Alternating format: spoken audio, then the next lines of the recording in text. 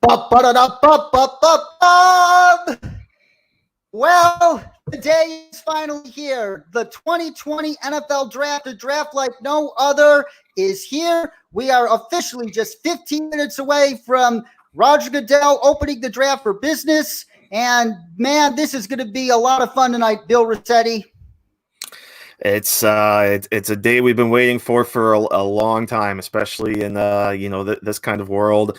We've all been stuck at home. We've been excited for just something to kind of divert us from everything else that's going on. So I think a lot of people are excited, not just for the draft itself, but to just kind of have something to get away from everything else for a couple hours tonight. So very excited to get through this draft, and excited to be here talking with you. So I think it's going to be a lot of fun.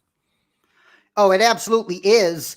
And before we begin, let me just say that this is the Sports Crutch with D. Crom 2020 NFL Draft First Round live stream. I am your host, David Cromwell, joined by my honorary co-host for this weekend, Mr. Bill Riccette of Pro Football Network, also is part of the Bengals Wire, which is a USA Today affiliated site for the Bengals, and the Panthers Wire, the USA Today fan affiliated site for the Carolina Panthers. And Bill, it's an honor to have a guy as versatile as you in this football reporting world on the program tonight to help us dig through all the buzz and analyze these prospects and what it means for each team. I appreciate that, man. Absolutely. Definitely excited to be here, and appreciate that warm welcome. I try to be as it's one thing I pride myself on a little bit, is to be as versatile as I can be. So yeah, it's a lot of stuff that I'm involved in for sure, but it's been a lot of fun, and this is going to be a fun weekend. Oh, it's going to be a lot of fun indeed. And given the conditions we are in with the COVID-19 pandemic and all the teams relegated to their homes to do the draft tonight, we could add the teams not getting access to enough information on a lot of these prospects. This could be a very, very unpredictable night. It really is. When we talked about this the other day when we kind of had our pre-show, like you mentioned, there's been no pro days. A lot of stuff got canceled because of COVID-19. So there was a lot more time just to focus on the film. So you really didn't get a lot of one-on-one with these players. And then, of course, all the GMs and everybody are at home, so they're not together in their war rooms like they usually are. So communication and technology has become of the utmost importance for this draft. So really excited, really interested to watch how communication with all these teams go, and how just the technology holds up, and how trades are going to get executed. There's a lot of questions that are going to be answered over these next couple hours. So I'm excited. Oh, I'm excited as well. Can't wait for all these conflicting reports and rumors to die down and finally get to the truth, which has been even more elusive than it is in years past. And at this time of year, teams do all they can to try to hide the truth from us. So we're almost ready to find out. But as we anticipated, as expected, before you and I went on the air, it was reported by Ian Rappaport that despite a last-minute Hail Mary attempt by the Dolphins to move up to the number one pick, that wasn't going to work anyways, but they did try. The Bengals said, nope, we are staying put at number one. And last night, team owner Mike Brown phoned Joe Burrow to welcome him to the Bengals, saying that he's looking forward to winning a lot of games and potentially a championship or two with him. And he mailed out some jerseys, Bengals jerseys with the name Burrow and the number 9 on the back. So as expected, Joe Burrow to the Bengals number 1 is in Sharpie officially, and the Redskins aren't moving out of 2 either. And although Joe C.D. Anderson said Ron Rivera also likes Isaiah Simmons, all sides point to them taking Chase Young. So the first 2 picks are pretty much set in stone even before they're announced. So the real fun begins at 3 with the Detroit Lions. And the Detroit Lions, they want to move out of 3, and 2 teams that have inquired are obviously the Miami Dolphins, and it was reported today that Jacksonville Jaguars. But the rumor is, what are they targeting? Are they targeting a quarterback or an offensive tackle? Ian Rappaport just mentioned that a potential target for Jacksonville 3 could be Andrew Thomas out of Georgia, and that could be who the Dolphins are targeting as well if they're not targeting a quarterback. But that said, the Dolphins, they have confused all of us. We truly it's so hard to get a read on what the Dolphins are going to do, whether they move up to 3 or not. And in the end, I think if Detroit trades down, it'll probably be with the Dolphins because I think they have much more capital than the Jaguars. Jaguars have a lot, but Dolphins have a lot more valuable capital. And plus the Lions, I don't think they're going to want to trade back 6 spots. They're going to just want to trade back 2 to assure themselves one or both of their main targets. So the Lions at 3. Do you think they would probably rather trade down with Miami than with Jacksonville? Yeah, I think so. And then, you know, Bob Quinn kind of, I think, alluded to this too. They don't want to trade back too far. I mean, number one, we heard the stat that Bob Quinn has never traded out of a pick ever in the first round. He's been stuck at his original pick. But if he does trade down, I think he wants to go as low as possible so that he could still have his choice between guys like Derek Brown, Isaiah Simmons, and of course Jeff Okudah. You trade back too far, you might not get all those guys. You trade down to 9, I think Okudah is going to be gone, because if Okudah is sitting there at 7 for the Panthers, I think they jump on him. So the Lions just want to be careful about, balancing, these trade offers versus how far and how much of this talent cost that they're willing to give up to trade trade back all these spots. So 5 to me, I think they're more likely to trade with Miami at 5 or the Chargers at 6 than they would with the Jags at 9, because at least if they even drop to the Chargers at 6, they're still going to have a good opportunity that Jeff Okudah is going to be there. Oh, by the way, sorry for that technical difficulty. I was literally copying and pasting the link to Twitter. My mistake, folks. You won't hear that again for the remainder of the evening, I promise. I am so sorry about that. And yes, if Jeff Okudah is there at 7, Panthers are going to absolutely pounce on Jeffrey Okudah, who could be, after Chase Young and Joe Burrow, the 3rd best prospect of the draft, period, if not the 2nd best. I wouldn't be surprised if some big boards around the league might have him and Chase Young, Jeff Okudah and Chase Young, 2 Ohio State teammates, ahead of Joe Burrow on their overall board. Yeah, that wouldn't be surprising either. Chase Young's definitely number 1 for me. He's just one of the safest picks, especially at the edge. Joe Burrow would probably be number 2, and then I think Jeff Okudah, he just has all those traits you look for in a cornerback. He just has that power. We of course will reference the clip real quick too about how he, doesn't play sloppy.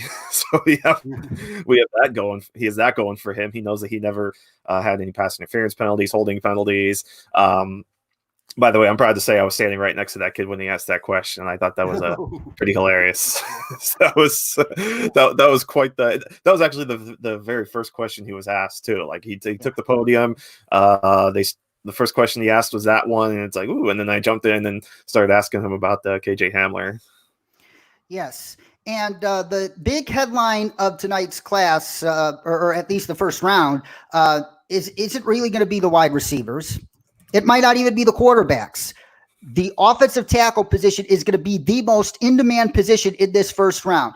The top 4 tackles, as has been widely reported for the past several days, Tristan Wirfs, Jedrick Wills, Andrew Thomas, and Mekhi Becton are likely to be gone within the top 11 or 12 picks. And that might make the next tier of tackles, Josh Jones, Ezra Cleveland, Austin Jackson, and perhaps even Isaiah Wilson, to be drafted higher than most of us anticipate, because the offensive lines are subpar across the board. In today's NFL, there's like a couple elite offensive lines in the NFL and everybody else, and teams always like to roll the dice on offensive tackles almost as much as roll the dice on quarterbacks to get that situation ironed out. So we could see 7 or 8 tackles this first round. There's been a lot of talk about the top of this tackle class, and like you said, they get pushed up a little bit. So I certainly wouldn't be surprised if we see that many. I mean, we have the top 4, and then Ezra Cleveland, I think, is starting to look very likely that he's going to go number 1 or in the first round. Isaiah Wilson definitely has a possibility, like you said. Austin Jackson is an intriguing factor. He's only 20 years old. I think he's the youngest player in this draft, so he's very raw, but certainly has some upside. So really curious. I think his draft value just has such a big range, I think. whether he can go kind of late first round, or if not, he might be in for a bit of a wait in round 2. So, and then Josh Jones, of course, again. So really, that's going to be another position to watch. We talked about the depth of the wide receiver class. Teams are going to wait on that. I think the offensive tackles might be the opposite, because after some of those top guys, there's a bit of a drop off till you get to guys like Lucas Niang, Prince Tega or Winogo. So it'll be fun to watch how these tackles are valued. Oh, absolutely, man. And you brought up Lucas Niang and Prince Tega, 2 guys to watch out for tomorrow night. Both guys have injury concerns, so there's a chance both could fall to day 3 because of the lack of the information that team doctors have due to COVID-19. Mm-hmm. Absolutely. I mean, I think I had them still both middle of the day 2 picks. I think I had Lucas Niang going to the Steelers in the middle of round 2. I think could be about where he goes. He maybe could go high in round 2, but he probably still is going to fall in round 2. Winogo, like you said, he's got the injury concerns, but I think he still gives you a little bit of upside in maybe round 3. So like, again, after all these top tackles, I think those are 2 of the other guys that you're kind of keeping your eye on how they're going to be valued. Yes, and just to let you know, we will be joined in just a couple minutes by a good friend of mine and a former colleague of mine when we wrote for a website called FirstStopFantasy.com around 7-8 years ago. His name is Andrew Weedman, and Andrew is the co-founder of Vegas Sports Daily, and he currently lives in Scranton, Pennsylvania. And Bill, you live in Hazleton, Pennsylvania. How far away are those 2 towns? Just curious. Only about an hour. Oh, interesting. He's about an hour up the road. Very, very fascinating stuff indeed. That? So got a Pennsylvania twosome on here tonight. But Andrew's a big Miami Dolphins fan and Philadelphia Eagles fan, and we got a lot to talk about the Dolphins. But before we talk about the Dolphins, let's talk about one of the players they've been linked to a lot throughout this process. That is Tua Tagovailoa. If Tua Tagovailoa falls past the Dolphins at 5, should they stay put, or past the Chargers at 6, he could be in for quite a fall. Where is the latest you could see him falling? That's a good question. I mean, you're looking at teams like maybe Jacksonville at 9 could be in play. The Raiders at 12, I think, would be if he's still on the board at 12. I think that presents a really interesting scenario for the Raiders, because we know they're probably in the market for a quarterback. They've been linked to Jordan Love a little bit, so the Raiders I would think the Raiders at 12, and if they pass, maybe 19. If the Dolphins choose not to take him at 18 or trade up, I mean, that becomes such a wild card, But I don't think I would say the mid-teens would probably be the lowest that he goes to. I saw a mock where he actually ended up lasting until number 20. I don't know if he lasts that long, but the mid-teens, like I said, is probably about the floor. But the Raiders would be so intriguing at number 12. You get a chance to sit behind Derek Carr and Marcus Mariota, developing John Gruden's system, and you take him at 12 and you pair him with a receiver at 19. Now you're starting to, build a little something. So, we talked about the Dolphins as such a controlling team. I think the Raiders absolutely are a team to watch too, with 12 and 19, again, especially if some of these quarterbacks fall, whether it's Tua, whether it's Herbert, or if they end up in play for Love. Oh, absolutely. And it's been reported for months by Vic Tafur, who covers the Raiders for The Athletic, that they really are interested in Love. Oh, hi, Garv. Thanks for joining in. Saying hi to an old friend of mine, big Ohio State fan, and big fan of any non-Chicago Bears team. So good to have you and everybody else joining in, and we thank you for joining us this early. But God, my mind's like a freight train right now. So many last minute rumors. I can't pick up where I just left off. Oh yeah, the Raiders. We have been rumored for months by Vic Tafur, who covers that team for The Athletic, and others. that they are in the market for a quarterback with one of their two first-round picks. They'll probably go wide receiver 12, but add Jordan Love at 19. That was reported like a month and a half ago or so. But if Tua falls there, Gruden could be screaming in Mayoc's ear, "I want him! I want him!" I mean, boy, what I don't know, man. That's going to be so intriguing. Like I said, if Tua is available there, because if they clear, if they think his hip clears out or checks out, I should say, and they really feel they can work with him, because that would be a pretty interesting offense. And, they've started to build weapons there, and again, if they get a receiver at 19, whether that's one of the big guys fall, or even if they take someone like Justin Jefferson or whatever the case may be, I mean, they could be building something. That would be a nice splash for them to start their run in Vegas. Oh, absolutely. Like if you got Henry Ruggs or Jerry Jeudy at 12 and Tua at 19, oh my freaking God. Wow. I mean, Bama Tucson. It'd be, yeah, imagine if they are able to pair Tua with his old buddy Jerry Jeudy in that offense, Ruggs, or even Henry Ruggs. Absolutely. Jeudy might make more sense if they want a one, though. Mm-hmm. Yeah, well, we'll talk about the receivers as soon as that area of the draft where they're expected to fly off the board comes. But we talked about Tua Tagovailoa and the Raiders at 19. They seem like a logistical floor for him as we speak. Mm-hmm. But another major rumor or whatever that we've been running into as today is and that I personally buy is the Tampa Bay Buccaneers at 14. They want to tackle for Tom Brady and that offense so badly, but there's a very, very, very good chance that those tackles aren't going to be available for them. They'll be gone by 11.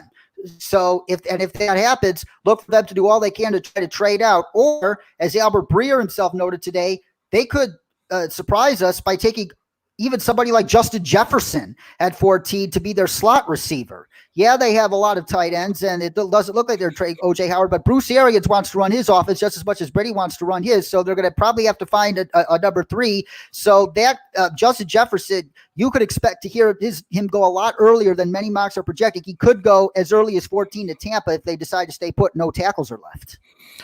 Boy, Justin Jefferson and that Buccaneers offense. You pair him with Mike Evans and Chris Godwin, and oh my goodness, good luck and then you still have O.J. Howard and Cameron Brate, and then imagine if they grab a running back in one of these middle rounds, and then you still got to address offensive tackle, I think, but you get all this talent.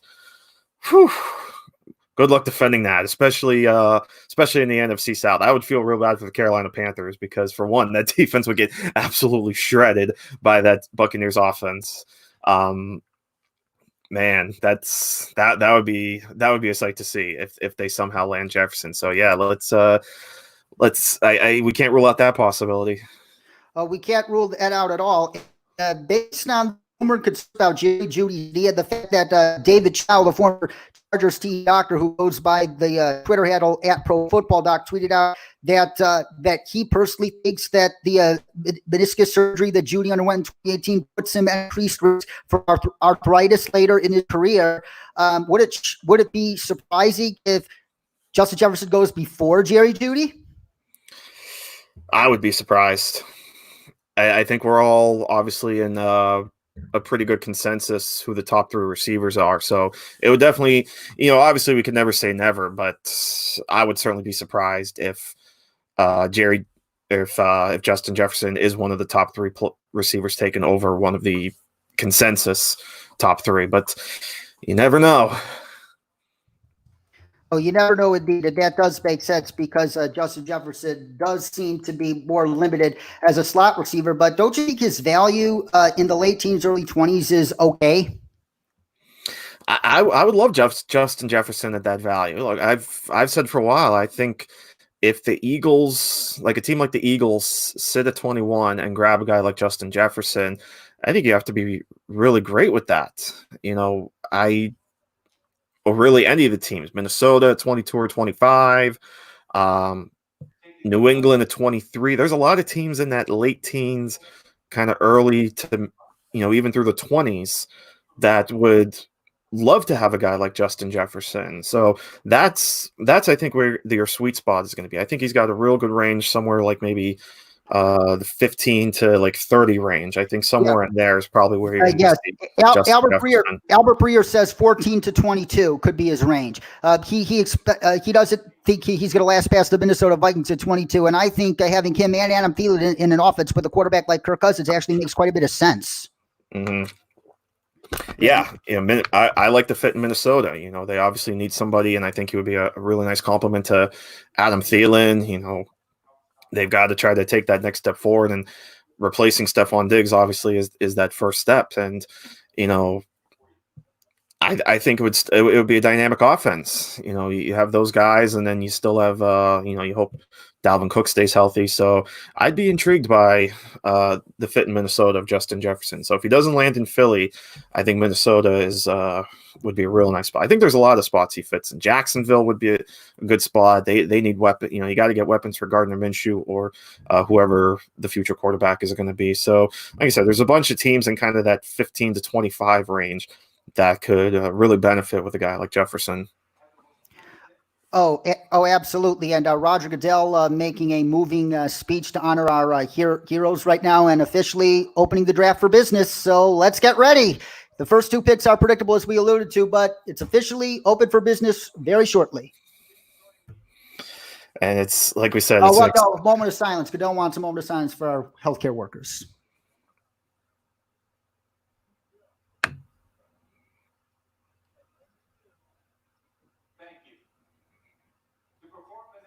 And now we're going to have Harry Connick Jr. sing the national anthem. But, we'll pause for the national anthem out of respect for our heroes and those. But if you disagree with me not pausing for the national anthem, you're entitled to your opinion, but decided.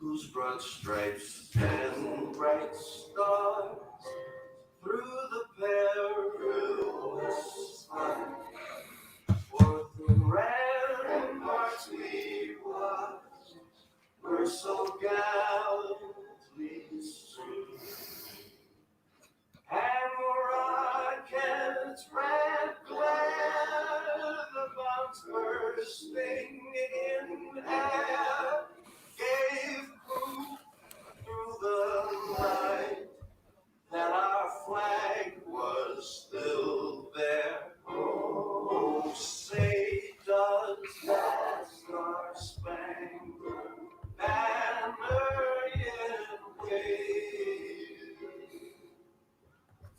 for the land of the free and the home of the brave.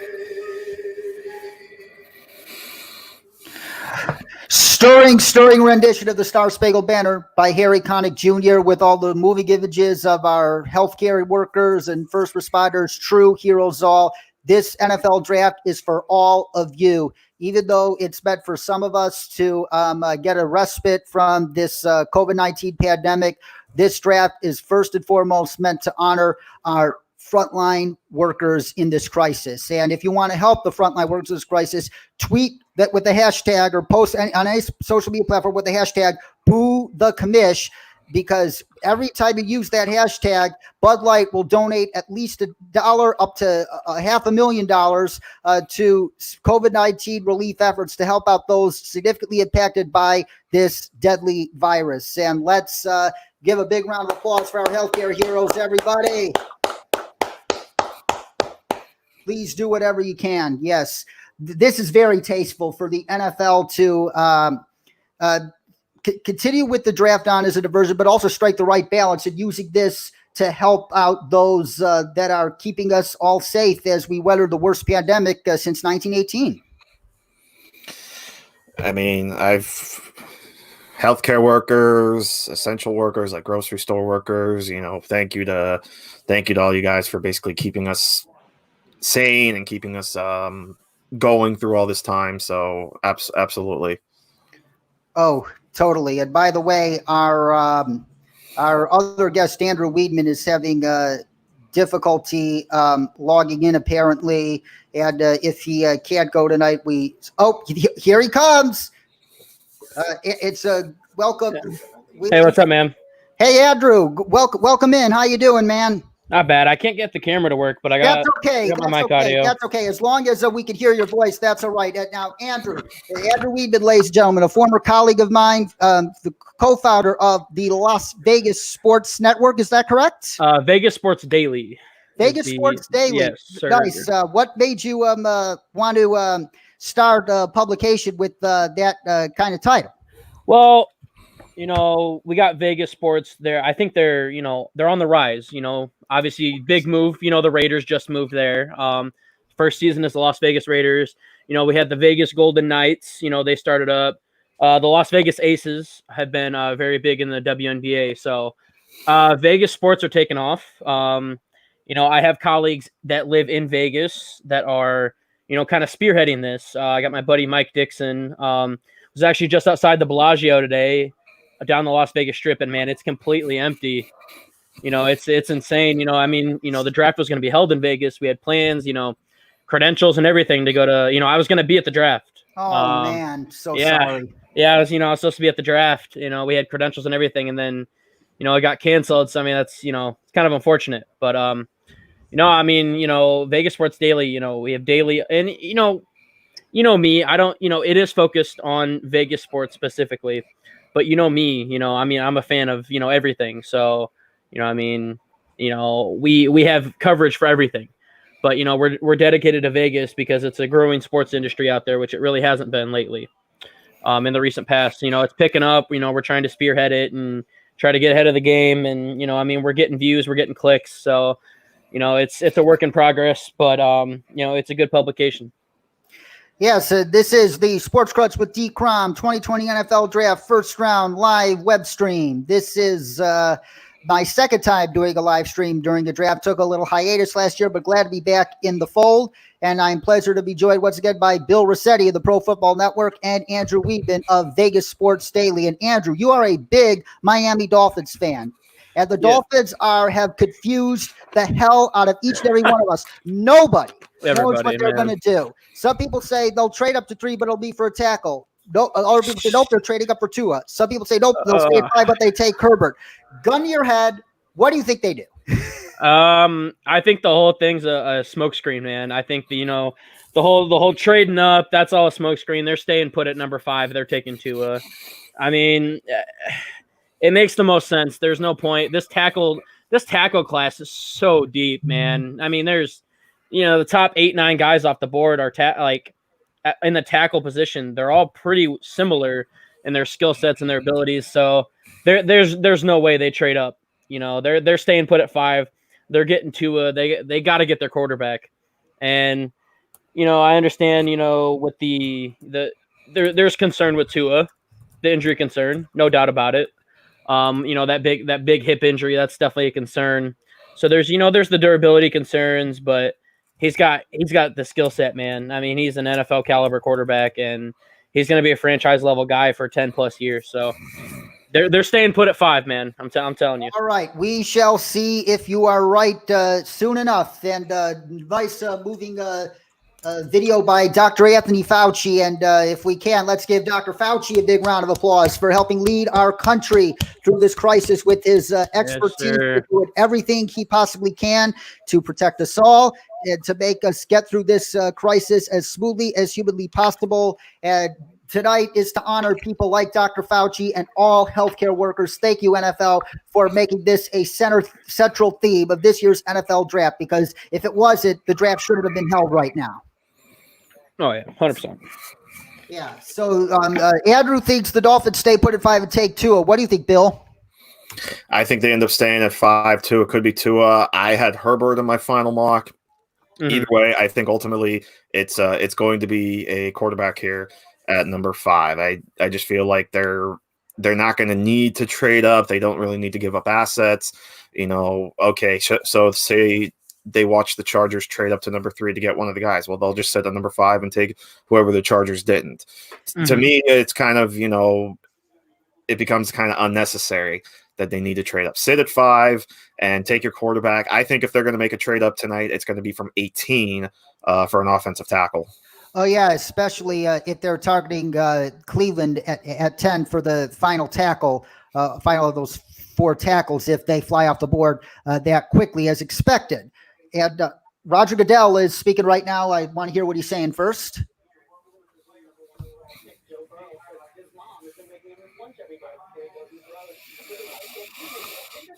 Roger Goodell's not announcing the picks right now. He's probably just putting the Bengals on the clock. They should be on the clock for about 10 seconds. Oh, of course. Yep. Which means they're going to take the whole 10 minutes. Burrow to the Bengals has been in Sharpie for months now. It's been for months. And he's calling fans to boo him. And if you boo him, get the right button. Let's boo him now. Boo! That's a theme, man. You got to boo him, man. Yeah, as I said, the late NBA Commissioner David Stern said in the final NBA draft he conducted almost 7 years ago that in America, the boo is a sign of respect. That come true tonight. 100%. So I love Andy Reid. I love Andy Reid still rocking the Hawaiian shirt, man. I tell you, that's a whole vibe from him. I love it.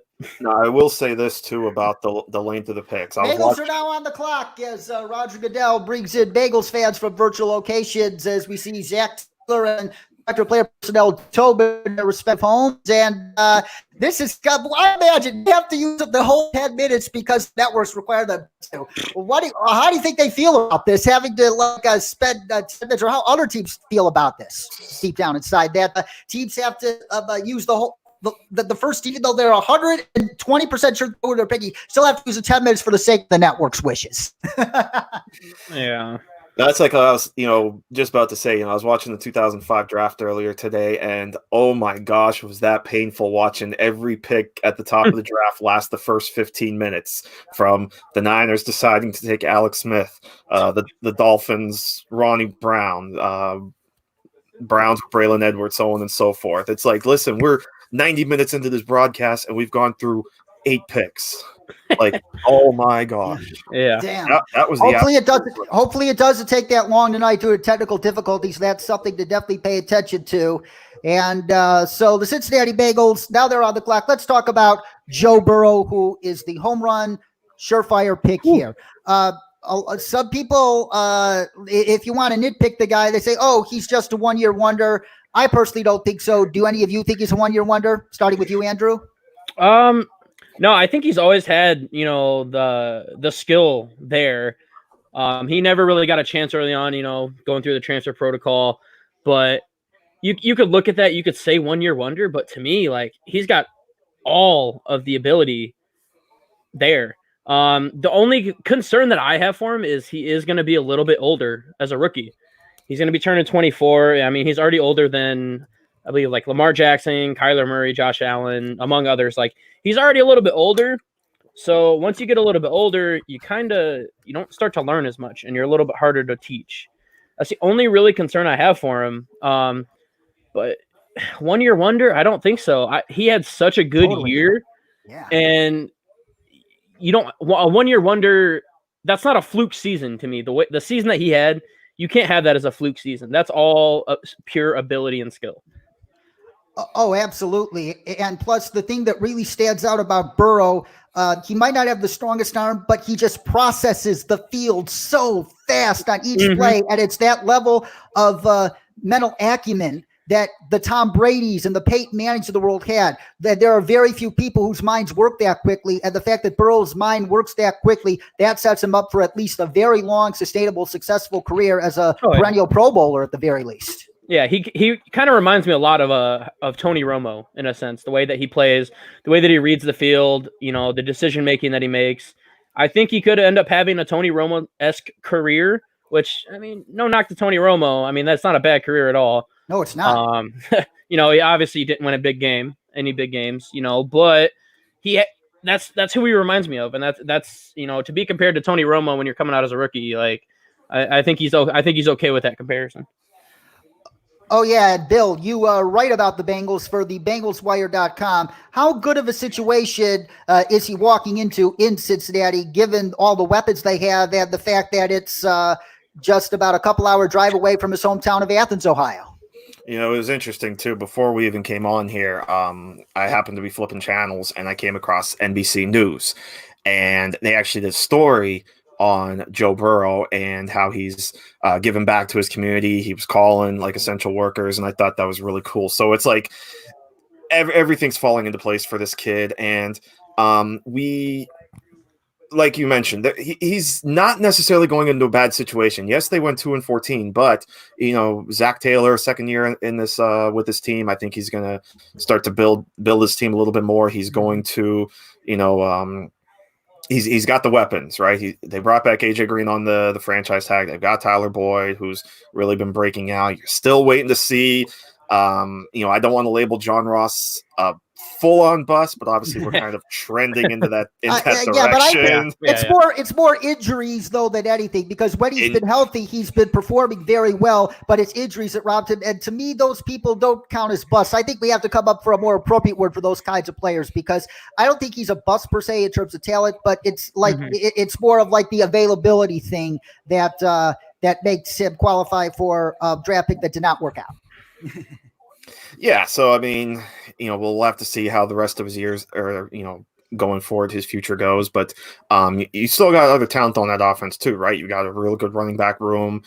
Joe Mixon, though he's entering a contract year, Gio Bernard, even Travion Williams, their 6th round pick, I'm pretty intrigued by. So they've got talent.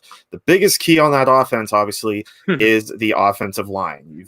You've got Jonah Williams coming back from injury, but you've got to get somebody on the other side of the line. You've got to ensure the middle of that offensive line, because the interior was pretty god awful last year. I mean, they can't figure out what they're going to do with Billy Price.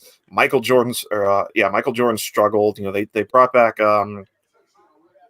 they brought back the center. They did lose John Miller, so you got to get some tweaks in there. They also brought in the name's slipping me for a moment. Xavier Su'a-Filo is that's a hard name to say. They brought him in to kind of give some depth. So you gotta improve that offensive line. But other than that, I think you're in a pretty good situation here if you're the Bengals and if you're Joe Burrow. So I think the future's still kind of bright for this franchise. It may not be immediate, but give him a couple years to develop. I think you're going to start seeing at least some competitive football out of the Cincinnati Bengals. And what do you say about all those rumors that he told people that he would be uncomfortable playing for the Bengals because they weren't a winning organization? That basically turned out to be a lie. That was all made up. Yeah, Carson Palmer himself refuted that. Yeah. So, and I was never. And look, he said what he needed to say at the scouting combine. He said the right things. He downplayed all those rumors. That was just dumb, I think, from the beginning for people to say, oh, he doesn't want to play in Cincinnati. I mean, the kid grew up in Ohio. He played at Ohio State. Why would he not want to play for his hometown Bengals? Why? Because they lost. They only won 2 games last year. Last I checked, this team has been one of the more successful franchises since the year 2000. This team went to the playoffs numerous times. They won numerous divisions. Yeah. And I think, given the competitive maniac he is, as Urban Meyer himself described him as, being that kind of guy, what a player like him would want to be the guy that uplifts the Bengals from their previous stretches of bad luck in the playoffs. He's going to want to be the guy that turned the ship around for his hometown and his home area. What better story is there than that? Exactly. Yes. Exactly. And man, they're using all the time, aren't they? Totally. And also, you knew it was coming.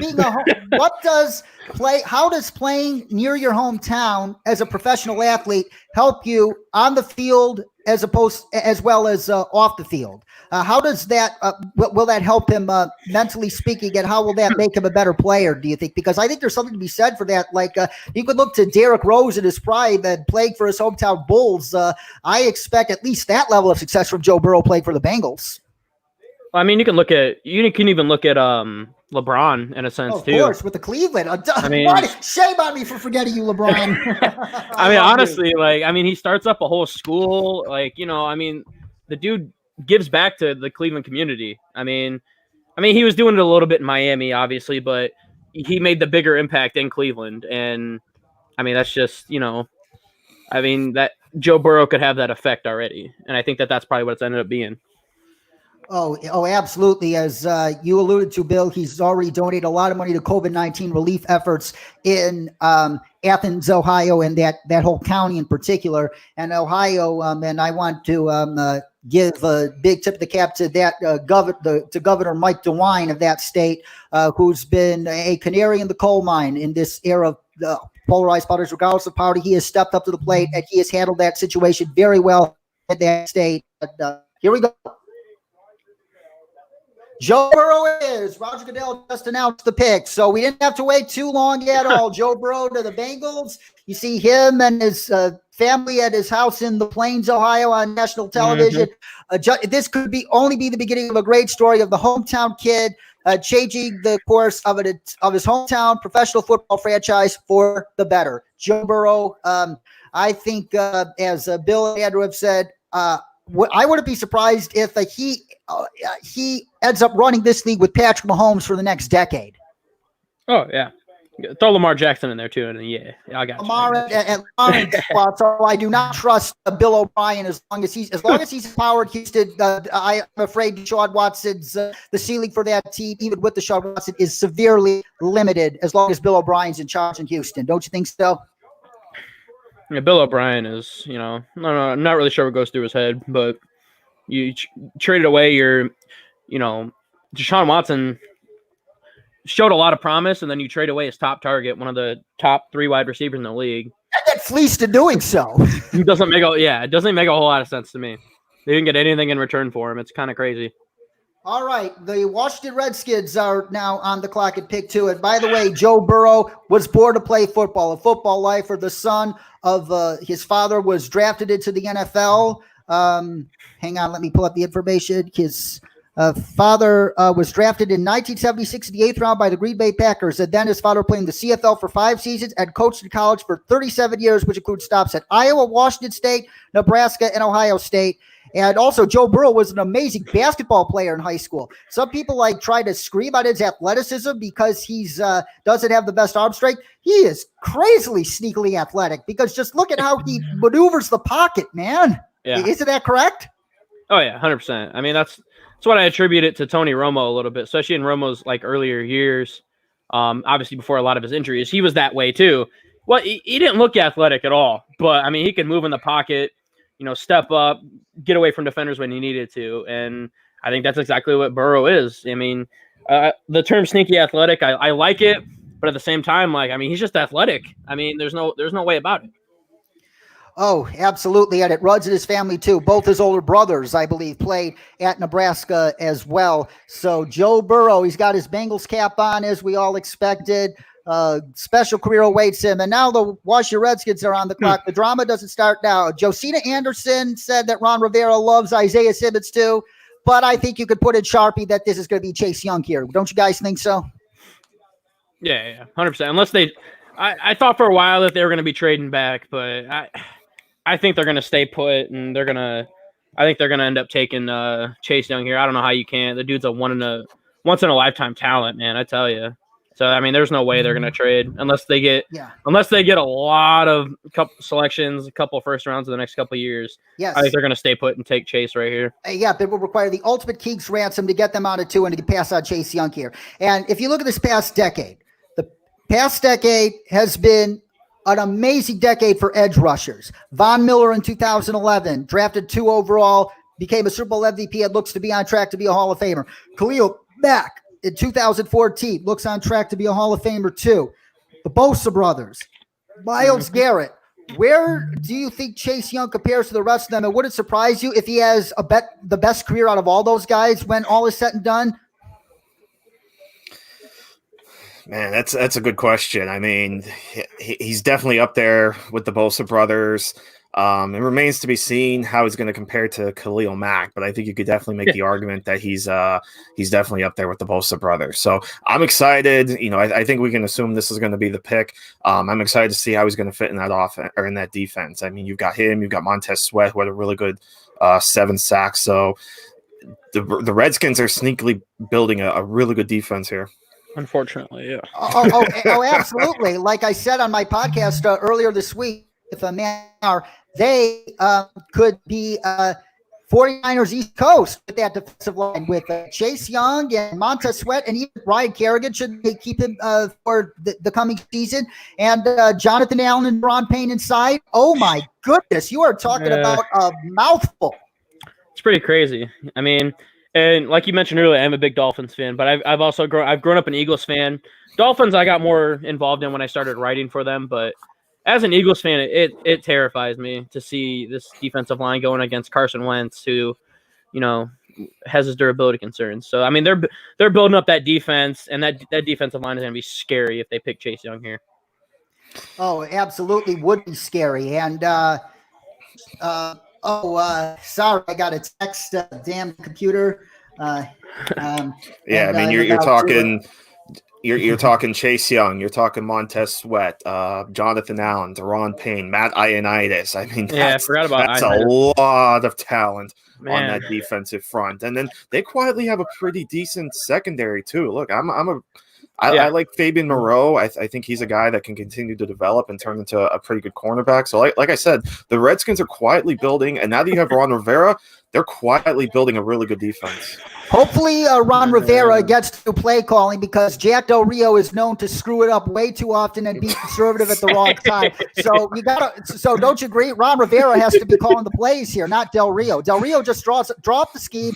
Let Ron Rivera call the damn plays, because he's going to be able to. Ron Rivera is going to say, take risk. I don't trust Del Rio to do that. Yeah, Del Rio's more of a, hey, you draw stuff up and give me some advice here and there about what you want. But ultimately, Ron Rivera is going to make the calls. There's no doubt about that. Yeah, the Redskins have turned their pick in, and that means the Lions are on the clock. And assuming the Redskins go with Chase Young as expected, should the Lions move back, Andrew, do you think it's more likely they move back with the Dolphins or with the Jaguars? I think they're going to move back. I want to say it's more likely that they do it for the Jags, or maybe Chargers bump up there, but Miami has been known to screw things up. So I think it's more likely that it'll probably be, I honestly could see LA trading up here, because I think that they're really high on Tua, and I think that they want to leapfrog the Dolphins. And ideally, it's going to be a trade. I don't think there's anything. If they stay put, they're probably taking Jeff Okudah. But I see the trade back. I don't see Jacksonville trading up, honestly. I think Jacksonville's going to stay put. ESPN, this was unnecessary. They're showing Chase Young on the phone with his parents at his Washington, D.C. home right now, man. But we knew it was going to be Chase Young all along, but that's called tipping the pick. Unnecessary, ESPN. Come on, be better. So when you look at Chase Young, he's even more athletic than the Bosa brothers. Would you say so? Mm-hmm. And they were tutored by one of the best defensive line coaches at any level of football, in Larry Johnson at Ohio State. So Chase Young, you're not talking about a freakish athlete. You're talking about a guy who is polished, man. Yes. And Chase, the Reds. Yeah. Sorry. Yeah. You can finish your thought after we. I got you. Roger Goodell.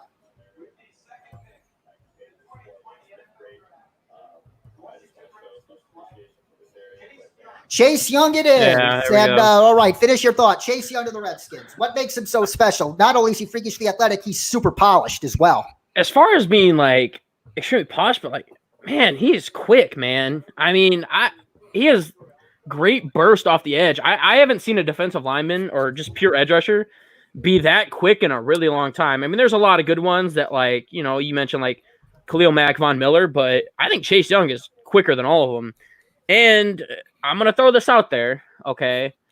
I'm going to compare him to a very young Michael Strahan. Because when Strahan first started, man, he was one of the quickest ones. He's blown by, Orlando Pace and, like perennial Hall of Fame tackles. And that's kind of who Chase Young kind of reminds me of early on. Granted, I mean, living up Strahan's to a Hall of Famer. Come on. Oh, yeah. Living up to Strahan standards, I'm not saying he's going to do that, but I mean, he very well could. I mean, the dude has everything working for him. He most certainly does. Chase Young, his father Greg, a former 6'8" college basketball player at Bowie State University in Maryland, and now a retired sheriff in Arlington County, Maryland. And so 2 homegrown boys go to their hometown teams. Joe Burrow of the Plains, Ohio, in the Athens area to the Bengals, and Chase Young of Upper Marlboro, Maryland, to the Washington Redskins. And even though he's not a quarterback, he plays the second most important position on the field. Even with Daniel Snyder still in the ownership, don't you think Chase Young could quietly make the Redskins, especially given the talent around him on that defense, more consistently competitive for at least wildcard playoff spots these next several years? I think they could. They got a lot to fix on the offensive side of the ball, though. I mean, it's all about Dwayne Haskins. All comes down to him. I mean, defense can only take you so far. But it's going to come down to Dwayne Haskins' development. Darius Guy staying healthy. The offensive line isn't the best. So I mean, it's possible, but the offensive line the offensive just side of the ball has a lot of work to do. It does. And now the Lions, they got 2 minutes and 40 seconds left on the clock, and it kind of looks like they're keeping a pick right now. At least they haven't mentioned a trade on television to my knowledge, but if the Lions stay here, rumor has it they also love Derek Brown in addition to Jeff Okudah, but I think they have to go Jeff Okudah here, especially after trading Darius Slay if they keep the pick. But do you have a case for Derek Brown over Jeff Okudah? Any of you just to play devil's advocate? I mean, the need's there. Yeah, the need is definitely there. They need interior help. They really need help along pretty much the entire defensive line. So if it's not Okudah, you can definitely make an argument for Derek Brown. You can definitely make an argument for Isaiah Simmons. I think Okudah, Brown, Simmons would probably be the order of the board for the Lions here.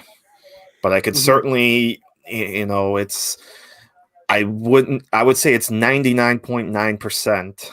Lions said they're picking no trade. Lions stayed put, no trade. So I think it has to be Okudah here. Plus, you definitely need. Andrew. Andrew got disconnected, so we're going to go to back to 2 for now. Jeffrey Okudah, what makes him arguably the best cornerback prospect in years? I mean, just his physical play, the way he just handles himself all across the line. He's just a great, real good size, 6'1", 200, really good body control, all that good stuff. Really good in man and zone. Really just gives you kind of everything you want out of the cornerback position. So, and I mean, he's got the Ohio State pipeline, which has produced so many great. So many great corners, yeah. So his athleticism, his speed, it's just such a great package for Jeffrey Okudah. Yeah, and Andrew, it's good to have you back. Yeah, my bad. Sorry about that. That's all right. So do you think Jeffrey Okudah is the pick here? Lions turn the pick in. Yeah, it's 100%. I mean, it makes the most sense. I mean, you look at their depth chart for corners. I mean, it's bad. Oh, here we go.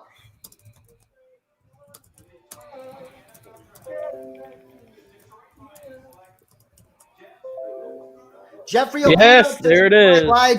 There it is. So the first 3 picks held to form. 3 for 3. The Bengals, Chase Young to the Redskins, and now Jeffrey Okudah to the Detroit Lions. And Jeffrey Okudah, according to my friend Jordan Reed of the Draft Network, he has a well-documented affinity for his family and representing his upbringing well. Both of his parents are of Nigerian descent, and he's from the Igbo tribe. And he mentions that the tribe stresses strong values, humbleness, and respect. And not only is this guy an elite shutdown corner, he seems exactly like the kind of culture guy Matt Patricia wants in Detroit, doesn't he? Yeah, he's a tough physical player. I mean, he's gonna make plays for a long time, man. I tell you, the thing that I like about him the most, I think, is he's not too much of a one-trick pony. I mean, he does really well in man schemes more and zone schemes. You know, you look at a lot of corners, they're either good in one aspect. They're good in zone or they're good in man. They're good in zone or they're good in man. He can play both. Honestly, I think Okuda can play both and he can play them extremely well. He doesn't really, my only knock on him is his tackling, but I mean, don't let him catch the ball and you want to tackle him. I mean, that's how I look at it. So I like him. He's a good pick. I think he's, you know, Detroit's, you know, they made the good selection here. I'm shocked. I'm still shocked they didn't trade. I really thought they were going to trade, but Yeah, you know, they stayed put. Looks like Bob Quinn didn't get a deal to his liking. And the New York Giants are now on the clock, and word has it that they want to trade back. And Dave Gettleman, keep in mind, he has never traded back in his history as a GM, but word has it Joe Judge has as much, or if not more, powers than him within that organization right now. So anything that can be ruled out. But as in recent days, the Giants earlier this month, if you were told me who they'd taken for, I would have said Isaiah Simmons, hands down. But based on all the hints in recent days and weeks, they're going offensive tackle here. And the tackle boards are mixed throughout the league. And you got 4 tackles that could help you on day one in this draft. Andrew Thomas of Georgia, Tristan Wirfs of Iowa, Jedrick Wills of Alabama, and Mekhi Becton of Louisville. Sorry, damn, Louisville. Got my L's mixed there. So if you were the Giants, which one of those 4 tackles would you take here if you decided to go in that direction? Well, I actually mocked Mekhi Becton to the Giants. I like him. I mean, you saw how freaking quick he was, man. He ran a 5.10 40 at 350 pounds. He's massive. I mean, he steps in. He can start in there right away. And the thing is he does need a little bit more polishing to be a left tackle. But they still got Nate Solder there, who is still, he's older, but he's still a formidable left tackle. They can put Becton over on the right side of the line, and then when it's time, for him to take over, Solder retires or whatever, he can slide over there and perform well. Obviously, with being that big of a player, you got to control your weight. We've seen that happen before. But I like Becton a lot more than the other tackles. I think he's the top. He's the top talented guy, and when it's all said and done, I think he's going to be the top tackle as far as production wise in his career out of these guys. What tackle should they go with, Bill? Should they decide to take a tackle here? I had Wills actually in my final mock, and I think the tipping point for me was the Alabama connection, right? Joe Judge, yep, exactly. Yeah. That to me was the tipping point. For a while, I thought it was Tristan Wirfs, but you really can't argue any of the 4, right? Andrew just made a great point on Mekhi Becton and the speed he has and the upside he has. Andrew Thomas is probably the most pro ready out of the 4. But I mean, you can't complain with any of the 4. It's honestly like a flip of the coin. Pick one, and I think you've got your left tackle. It's just a matter of, do you take the safer play and like Thomas or some of the others, or do you go with the upside of Becton? I think that's what it boils down. My man Scott right here, but I know, aka Buddha, brings up an excellent point here. Giants need so much. Take the best player available. It's hard to argue against that right now. Like you could get a trade up into the latter part of the first round to get a tackle. So make a case for passing on a tackle here. Any of you? No, I mean, ultimately, because of these 4 tackles being, pretty similar, I see the trade back coming. Because I think that would make sense, yes. Because there's going to be some team that sees, one person that's, going to be a better pick, so they're going to be bargaining up. And if, the Giants get back to like pick, 9, 10, 11, 12, somewhere around there, they're still going to take a tackle and they're not going to regret it at all. So I think that, you get a little bit in return here. Yeah, I think a trade down would definitely make a lot of sense here if they have no problems with the first 4 tackles. So they don't want to trade that far back anyways.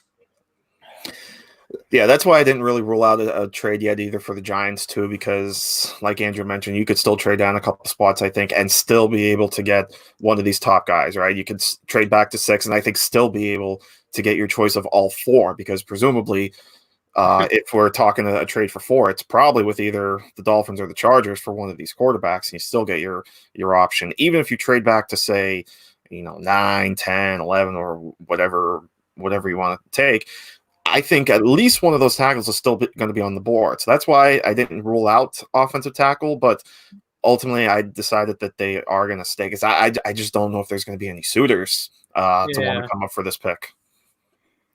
Neither do I. And plus, Gettleman is kind of a guy who wants a ransom to move down, and he doesn't want to trade back that further. And we haven't reached the territory yet for a team like the Atlanta Falcons, who are widely expected to move up just yet. So as we await what the New York Giants do, they got still 150 on the clock, pick not in yet, at least according to the ESPN ticker. Let's go back to these four attacks for a moment. As you said that scouting report, like if they go with Jedrick Wills through that connection, what are some of the strengths and weaknesses of his game? Wills, I mean, pretty good athletic guy. He has obviously all that experience in the SEC. Just a strong, violent guy. Real good hand usage. So, that like I said, I think that Alabama pedigree has to help a lot with having Nick Saban. Looking at even just kind of going off of Tony Pauline's scouting report here. Dominant run blocker with great power, but not a natural knee bender. Pick is in. Tony thinks he needs to sink his butt better. Can bend at the waist, but overall thinks he's a dominant right tackle guy. So that's the nice thing with Wills too. You don't have to throw him right into the left tackle spot with the Giants because you got Nate Solder, so you could still develop a little bit at right tackle before you eventually go to Nate Solder. Okay, the Giants have just turned in the pick, and despite the teams behind them that need a quarterback, looks like they didn't want to move up, and the Giants weren't going to take a quarterback anyway, so that's why they probably stayed put. And we are so with the Daniel Jones era now underway in earnest with the Giants. How much promise do you think he showed his rookie year? I think he showed as much promise as he could with the team that he had. Yeah. I mean, I think that's the best way to put it. Yeah, I mean, Giants aren't a great team. I mean, I'm being completely honest, not because I'm biased, but I mean, it's just not a good team. I mean, other than Saquon, I mean, they don't really have too many bright spots. Evan Ingram, he showed some flashes of, being decent. Obviously, you still got Golden Tate in there as a veteran, but he showed as much as he could with the team that he has and the coaching that he had. So I think, new coach, new scheme, Jason Garrett coming in there. I think he's got a lot of room for improvement, and this should be a very interesting year for him. Yep. As you see Joe Judge on your television screens now from his home headquarters right now, you don't see the dog, but and there's Dave Gettleman. It's kind of a minimalistic setup, but it seems to have worked for a guy who is apparently not tech savvy, but Brandon Beane said he was tech savvy, actually. So we are ready for the Goodell to announce the pick momentarily. So it's about to be a draft very, very soon. And let's go to Roger Goodell for the pick here.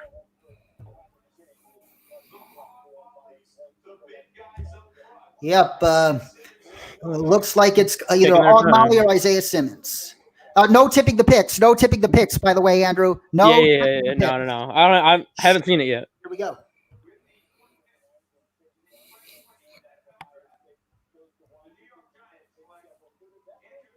Andrew Thomas. Wow, that is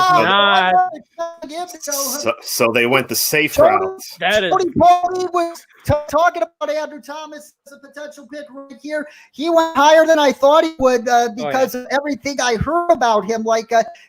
He's got a high floor, but does he have much room to grow? A lot of people think that he's maxed out. Do you think he's maxed out? Anybody?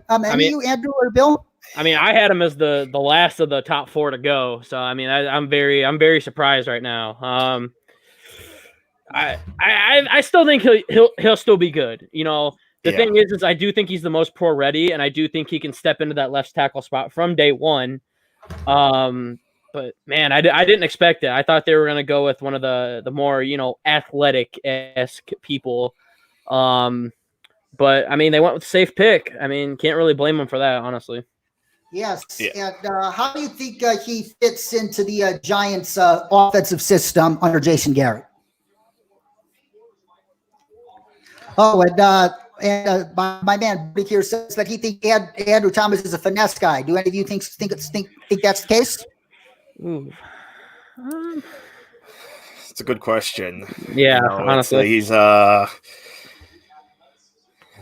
don't know. It's like we said, you know, he is the most pro ready, but yeah, there is some concern of is he maxed out, like you said? Is there room to grow? But this is the safe route, and you know you can't argue going the safe route with the 4th overall pick.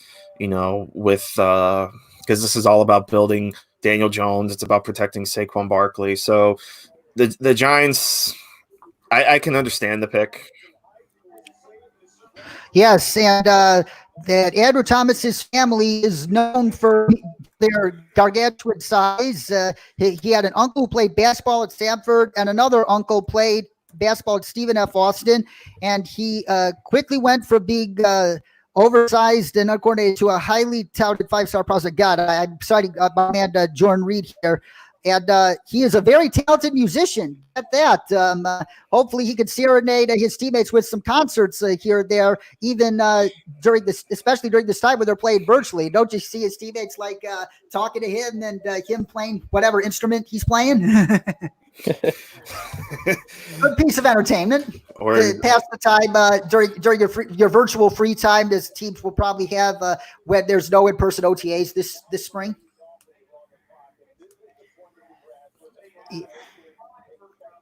Yeah. He was, and also Andrew Thomas was only the 4th true freshman to start a season opener at offensive tackle in the history of Georgia, and he has experience on the left and right side. So I think this was easily a high floor move by Dave Gettleman. Now the Miami Dolphins on the clock. Andrew, are you ready? Man, if it's not 2, I swear, man, I'm gonna get disconnected for real. All right, but Bill, why do you think it's Herbert? You apparently said it. You thought it was Herbert. I mean, I don't know. Maybe it was just kind of feeding into some of the buzz. You know, at the time I did my mock, it seemed like Herbert was going to be the guy, and then things yesterday started to flip back to Tua. So it can really go either way. It seems like they're pretty high on both. It really just boils down to how much do they trust Tua's hip? If they feel good about it, and the reports are that they gave him a passing grade, so if they feel good about the hip, I would not be surprised at all if this is Tua. You know, obviously we know Tua can sling the ball, and you can get it to Devontae Parker. Then you start building an offensive line. I mean, it's kind of like the offensive line guys, right? You know, it's kind of the upside of Tua versus kind of the, you know, where we're at with Justin Herbert here. Yeah, and we're at the Miami Dolphins like Andrew Thomas as well. But if they decide to go tackle here, do you think they go Wills or Wirfs here? I don't even want to think about them going tackle. But I think if they do, I think they're going to go Wirfs. He's the other guy. I liked him as the second guy off the board. I think he has some of the best body control out of all the tackles. He slides his feet well. He's not really gonna struggle against a lot of pass rushers. Only thing I really don't like about him is he does kind of struggle coming out of his stance. Sometimes he'll stand straight up. That can cause you to get knocked off balance.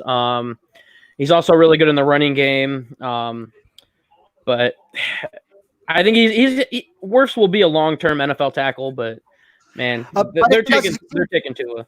If he doesn't succeed, he could kick in guard and be a very successful guard. Many people think as well. So it's not something to rule out. That is something very good possibility there, and that's what makes. And the same can be said for Wills too. And if it's a tackle, I fully expect it to be one of those two as opposed to Mekhi Becton. But it's Tua, Justin Herbert, one of those two tackles. The pick is in. Let's go. Come on, Roger Goodell. The draft officially began with Andrew Thomas. He's the first minor surprise of the night. This is where things could really turn. Oh, come on, man. And Well, man, God, it's kind of hard doing these live streams because you got to wait for the television to cue you. Yeah. Absolutely. So, but back to Tua Tagovailoa. Injuries aside, some teams say that Mark Brunell is more of a realistic career expectation for him as opposed to Steve Young or Drew Brees. Do any of you share that sentiment? Absolutely not. He's Drew Brees to a T. I don't agree with that sentiment at all. Yeah, Mark Brunell seems so low. I mean, Yeah, that's an extremely insulting. That's a little unfair to Tua. Yeah. Brunell wasn't anything, He was slightly above average. Tua's not going to be above average. He's going to be a good NFL quarterback. I compare him immensely to Drew Brees, especially with Drew Brees' early on durability All concerns. right. Here we go.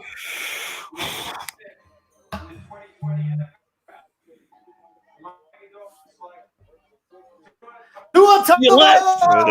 There you go. It is Tua. The Dolphins spun us around like a top. They had us all wondering what they were going to do. But at the end, they go with the quarterback that everybody thought they were aiming for when they started this rebuilding project last fall. Andrew, Oh my gosh. when I think of Tua Tagovailoa, I think of that national championship game that he was called into as a freshman to relieve Jalen Hurts to give them a better chance to win the game. On the first offensive play for the Crimson Tide in overtime, he gets sacked for a 20-yard loss, but on the next play throws the game-winning touchdown to bring another national championship to Tuscaloosa. That, I think, is Tua Tagovailoa in a nutshell, personally, because the way he just has the intangibles, in my opinion, to succeed in this league. Man, I'm extremely happy right now.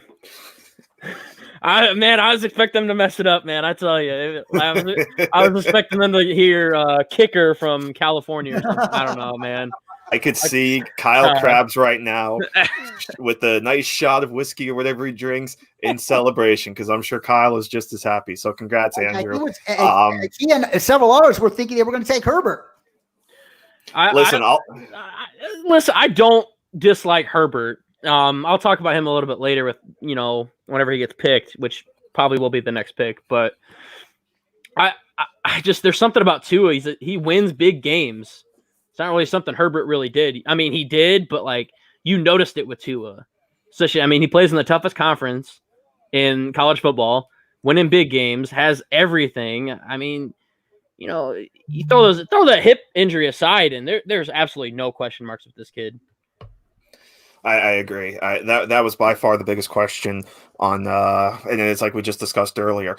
Teams seemingly, especially the Dolphins, have cleared his hip.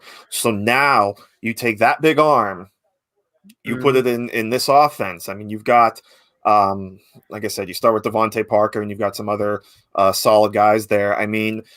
You're starting to, even with the mess of the roster that they had last season, right? Gosh, man. And they still found a way to win 5 games. And Ryan Fitzpatrick, whatever you think of him, he had a great season, he had a poor season, I don't know, depending who you talk to, but they still found a way to win 5 games. Now you've got a great quarterback to lead. And listen, you don't even have to throw Tua out there immediately, right? Exactly. Play for a year. You can let Tua rest that hip for a year. Absolutely. I'm glad to be. Listen, I'm glad to be wrong on this pick. I really like, that future is so bright now, and it's crazy to think it was all about tank for Tua, and which head coach did a better job than Brian Flores last year? Which head coach did a better job than Brian Flores? Listen, Brian Flores was my vote for Coach of the Year. Yeah. And I love that point that you made up. He does not have to go in there and start away. Ryan Fitzpatrick is going to be great for this kid. Fitzpatrick, he's one of the smartest quarterbacks in the league. Obviously, he doesn't, not going to have the strongest arm or whatever, but Ryan Fitzpatrick is one of the smartest quarterbacks in the league. And he's going to take Tua under his wing, and he's going to mentor this kid. And I love it. I love the situation that he's going into. And keep in mind, Dolphins still have 2 more selections in this round. Oh, and then an early absolutely. second-round selection. And they could easily package up the 2 they got up into a couple more picks to get a blindside protector for Tua, potentially, if they decide to go that route. But now you got the LA Chargers on the clock. and there are a couple of possibilities here. One is Justin Herbert, obviously, Mhm. but another is Jedrick Wills or Tristan Wirfs or even Mekhi Becton, because I kind of heard that Love the Chargers Mekhi like Becton as well. But I wouldn't be shocked on my shoes if this is Isaiah Simmons. A lot of people say, no, they have Derwin James. One of the cardinal sins of drafting is drafting for need instead of best player available. Yeah. That mentality is what made the Portland Trailblazers take Sam Bowie over Michael Jordan in the 1994 NBA draft. And, the Chargers, just imagine a defense with Isaiah Simmons and Derwin James. Plus, one of the main reasons Derwin James slid a couple years ago was because of his injury history. Mhm. And last year kind of showed that. So if he gets hurt, you have a guy that could go right in his stead. And if he stays healthy, you have guys that bring so much multiplicity to your defense that you can play whatever kind of defense you want depending on the opponent. Yeah, I mean, just look at the Chargers defense in and of itself is not bad at all. They have a good front. They have a good front four. They got Melvin Ingram, Joey Bosa, Linval Joseph up front.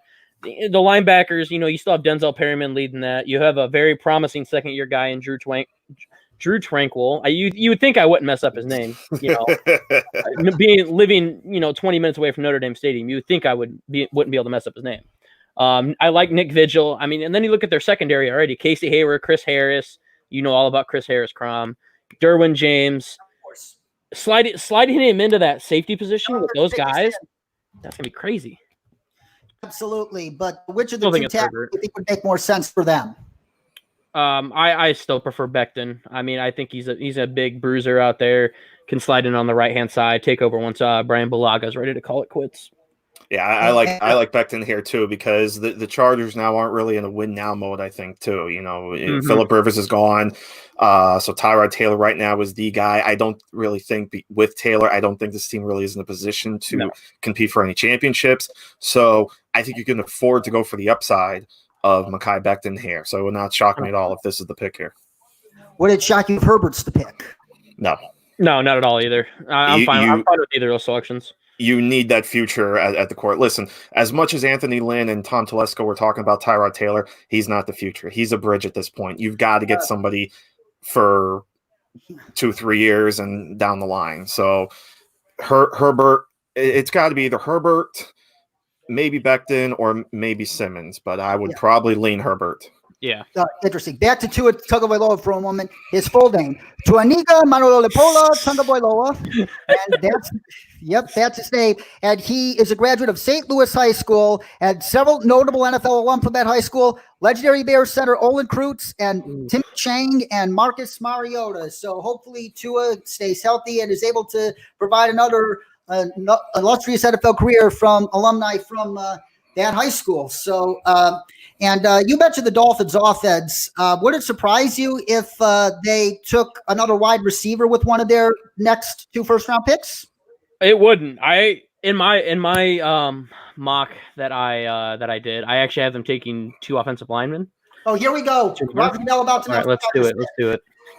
With the 6th pick in the 2020 NFL Draft, the Los Angeles Chargers select Justin There it is. Herbert! Okay. So, Justin Herbert. not to toot my own horn, but I've only missed 1 selection so far. This draft is pretty much holding to form so far. Honestly, it really is. Which With I mean, the exception of Andrew Thomas. yeah, like I messed up on what tackle they would pick, but I mean, I'm not saying it's a predictable draft so far, but and I mean I say that, and there's going to be some crazy selections coming up. Obviously, Listen, Carolina's going to mess it up here. Oh yeah. I think Arizona's gonna. I think Arizona might be another one. I mean, I think they could trade back. Trade out. They're a strong candidate to trade back, but the Carolina Panthers. But let's first talk about Justin Herbert. Yes. I spoke to quarterback guru Mark Schofield on my podcast about Herbert, and I asked him about a point that Jordan Reed from the Draft Network, my good friend, made. He thought that Justin Herbert was miscast in that Oregon offense because all that Oregon offense had him do was pretty much hand the ball off last year and throw screens. It didn't unleash to its fullest extent. Do you agree with that, any of you? Yeah, 100%. I think he's going to thrive well in kind of like okay, I'll throw you out my comparison to him already. I was going to save it a little bit, but I think he's going to be Carson Wentz-esque. And I think if you throw him in an offense like that with RPOs and just let him use his mobility, I think that's what he needs. I think he needs to go into an offense like that. And I mean, the Chargers are in, like you said, they're not in a win now mode. So I mean, he could sit a year, and they could revamp their offense for his future. Take this year to like change that offense around, give it something to where you're going to make him comfortable, because obviously you invested the number 6 overall pick into him. So he does need some work. His accuracy isn't the best, but I mean, he needs to work on his progressions. But I mean, you tailor that offense to him, I think he can do extremely well in that like RPO style offense. Yes. I think an even bigger issue for him is his mental processing. Yes, he's a very intelligent off the field biology major in college. Don't correct me if I'm wrong, but as Dane Brugler of The Athletic said, the great NFL draft analyst, he says that Justin Herbert is more that you want a Jeopardy contested quarterback as opposed to a Rhodes Scholar, if you know what I mean. You can't just be smart. You got to be fast, and that is a troublesome trait in his play that is going to be very hard for him to correct at this level. Do you think it's possible for him to correct it, or does history suggest the odds are dramatically against it, Bill? Look, I think Herbert's in a good position, right? We know he's like you said, he's a smart quarterback, and we know that the Chargers are looking to go to kind of a more spread offense. So maybe this is a little more. It feels like the offense he's going to with the Chargers now is going to be a little bit similar in a way to what he ran at Oregon, right? So I think he's in a position to succeed here, and it's like we just talked about with Tua. Herbert doesn't have to go right in and start right away. They're going to roll with Tyrod Taylor, and Anthony Lynn and that coaching staff are smart enough that I think they're going to tailor a little bit to Justin Herbert. So I like the fit here. Oh yeah, very good point. He doesn't have to come in well. Plus, he has great weapons around him in Keenan Allen and Hunter Henry, Mike Williams, Austin Eckler. He's going to have help early on. And Austin Eckler, one of my favorite dudes in the entire NFL. The pick is in for the Carolina Panthers, and Bill, they're going to mess it up. Carolina Panthers for the Panthers wire. And this is the first pick of the Matt Rule regime. And Matt Rule, as Mike Mayock would say, this is your first pick ever as a head coach. And even though Marty Hurney's still the GM right now, it's Matt Rule's show, because Marty Hurney might be on his way out after this draft anyway. So if you're Matt Rule, you want to pick what a Carolina Panther under your reign looks like, it spells like. And there are two options here, either Isaiah Simmons or Derek Brown. I think they go Isaiah Simmons, but would you be surprised if they go Derek Brown? I mean, not at all. And we talked about this a little bit in the kind of that pre-draft show we had. The Panthers got ransacked on the defensive line this offseason. They basically lost everybody. So, you have to look at rebuilding that defensive line, and Derek Brown would be a great spot to start that rebuild. Javon Kinlaw, very possible as well, too. We've touched on him a little bit. I would think probably Derek Brown might be a little bit higher. So it's got to be one of those three, I would think. Yeah, there has been some C.J. Henderson rumors, but that could have been to make the Falcons trade up further. I would rather them. I think they could still get a really good corner in round 2. Oh, yeah, 100%. Damon Arnett, Noah Igbenogany. Even if you wait till day 3, Cameron Dantzler. Christian Fulton, if he falls, or Fulton, yeah. I think they're going to mess this up. I mean, it's going to be some crazy pick. I wouldn't underestimate Matt Rule, people. I'm a big fan of Matt Rule, and I am bullish on his potential as head of the Panthers and in the NFL. He's been given a long leash by their forward-thinking owner, David Tepper. He's given him full control of the football aspect of the franchise. And based on Matt Rule's track record, I am a big believer in Matt Rule, and I fully expect him to make a very, very good pick here. I have them taking Simmons, so we'll see if it holds true. But Simmons is a great pick. He's a great pick, but for some reason, watch them go offensive tackle or something, man. I'm telling you. Come on. Or wide receiver, don't got anything else. Receiver, yeah. Biggest wild card of this night so far, and we could have the biggest surprise right here. But after the Panthers, we could see our first trade with the Arizona Cardinals. Beat writer from the ESPN beat writer, Josh Weinfist. Oh, hi, Zach Bellman. Oh, thank you. I appreciate it, Zach. Zach, what's up, man? One of our former colleagues at First Stop Fantasy for Andrew and I. I'm flattered. Yes. Yeah. Why they don't have Charles Davis on instead of Booger McFarland makes me wonder. They should. They should. Booker McFarland is so bad. And keep Lewis Riddick. I give the rest of his time to Lewis Riddick, man. Riddick knows what he's talking about. Booger does not. I love Lewis Riddick. Booger McFarland is terrible. I hope Lewis Riddick gets to be a general manager someday soon. I really do. Booger McFarland, Mr. Let's run a draw on 3rd and 10 with 2 minutes left in a playoff game. Yeah, absolutely. Do you think they go Isaiah Simmons here? Bill. Yeah, so you take that. I'm gonna keep quiet. I think it is. I think it's going to be Simmons. He makes the most sense. He can play. Weekly retiring. I mean, and he plays everywhere on defense. I mean, you can probably. I mean, they run a 3-4, so that's not going to work. But he could play any of those linebacker spots. He could play any secondary spot. I think he's going to be a great player. I wish he would fall, to like pick 2021 and the Eagles can take him, but that's not going to happen. But he kind of remember back in 2015 when Shaq Thompson was coming out and they said that he was going to be kind of that guy. But he's kind of got relegated to an inside linebacker role. I think Simmons is going to be that, but immensely better. I mean, he put him anywhere and he's going to do great. You can't even make an NFL comparison to him because there's really nobody like him. The Honey Badger is probably the closest one I can think of, but. Whoa, man! Get this. I mean, story of the pre-draft about how Burrow winked at him before an NFL game was. Well, Panthers making their pick. Hang on, here's Roger Goodell.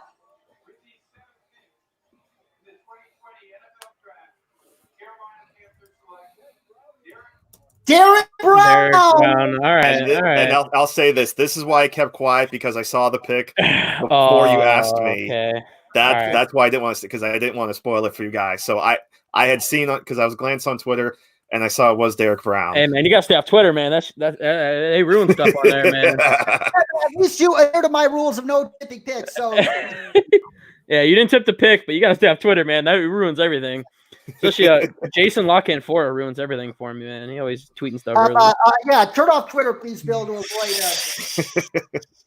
All right, so Derek Brown, but this pick isn't really a surprise because he is a Matt Rule type player because he's a team captain, he's a leader, works just as hard in the weight room as he does on the field, and he's a good person in the community as well. This is a definite culture pick, and I think it does make a lot of sense. Yeah, I think it does. Oh, go ahead. You're good.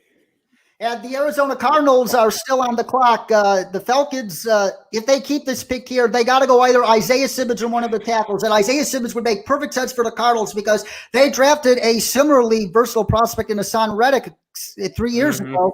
And Reddick is pretty much a bust at this point. And Simmons has a significantly higher floor. And in that Vance Joseph defense, if you don't have a linebacker to cover the middle of the field, good freaking luck because you can't even cover freaking tight ends. So even though I trust Vance Joseph with Isaiah Simmons, I think makes perfect sense here. And if he falls past state, I don't know what's happening. Yeah, I mean, I had them, originally taking Tristan Wirfs here, but I don't think there's a way they can pass up on Simmons now. I mean, dude's gonna, like I said earlier, he's gonna be a playmaker all the way over, and I don't think they'll pass him up here. But I mean, they could elect to go tackle because they need a tackle. They have Marcus Gilbert, obviously, but they need that left tackle. But they're not going to let Simmons slip by here, I don't think. But you never know anymore. Cardinals turned their pick in, no trade, and the Jaguars, it looks like, no trades yet. Might be the next trade candidate. No trades yet. Incredible. Well, it's going to depend. If the Cardinals take a tackle, I see Jacksonville taking Simmons. But if the Cardinals take Simmons, I could easily see Jacksonville trading down. Do you? This is where I had my first trade in my mock was Tampa coming up to number 9. So I could see this as a trade possibility. Tampa, man. They should lose a pick for tampering. Gronkowski. Gosh, man. That's incredible. Now Percy Harvin wants to come back and play for him.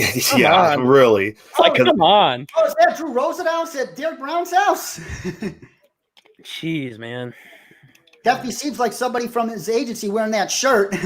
For real. Nails on a proud papa right now. Do we think there's a possibility Arizona goes wide receiver here? Yes. Kyler Murray has been lobbying for them to draft CeeDee Lamb even since they trade for DeAndre Hopkins. And according to Chris Sportson today, nobody in the NFL would be surprised if he was the pick here. I would not be surprised either. So CeeDee Lamb, one of the offensive tackles, or Isaiah Simmons has to be the pick here. Yeah, I don't want them to take one this early. I mean, they could, because they don't need a number one, and there's plenty of day 2 prospects that they can get that can transform into a second or third guy option. Because Christian Kirk isn't a slouch either. I mean, he's a great slot receiver. They still have DeAndre Hopkins. Obviously, Larry Fitzgerald's going to play till he's like 60. I mean, it's not a need at all, and I think that they do need a draft for a need because I think that they have tons of potential to be a good team. I think they need to address their biggest needs first. All right, here we go. Cardinals. Here we go. Roger Goodell. Let's go. With the 8th pick in the 2020 NFL Draft, the Arizona Cardinals select Isaiah Simmons. There There it is. There you go. The unicorn Makes the most sense. Isaiah Simmons to the Arizona Cardinals. He's going to be really good for that defense. Yes, love but the problem is, I'm a little scared about Vance Joseph having a good plan for him because I personally am not trustworthy of Vance Joseph. They're going to take a punter. It's okay. They're going to take a punter.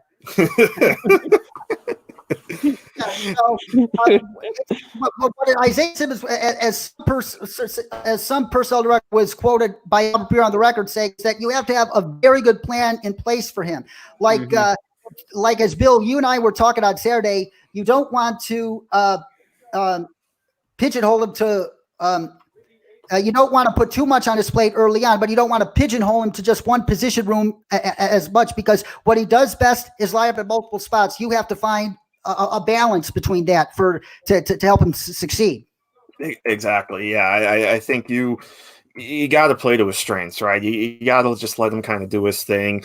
You know, we talked about guys like Tyrann Mathieu and how, you know, there's precedent of these positionless players that you can still win with and not necessarily fix. I mean, Tyrann Mathieu has played, it feels like, a million positions. He's almost all over the field. Isaiah Simmons can be that guy. It's almost like getting Tyrann Mathieu over again, right? If you're the Arizona Cardinals, because you've had Mathieu and now he's gone. It's almost like having him again.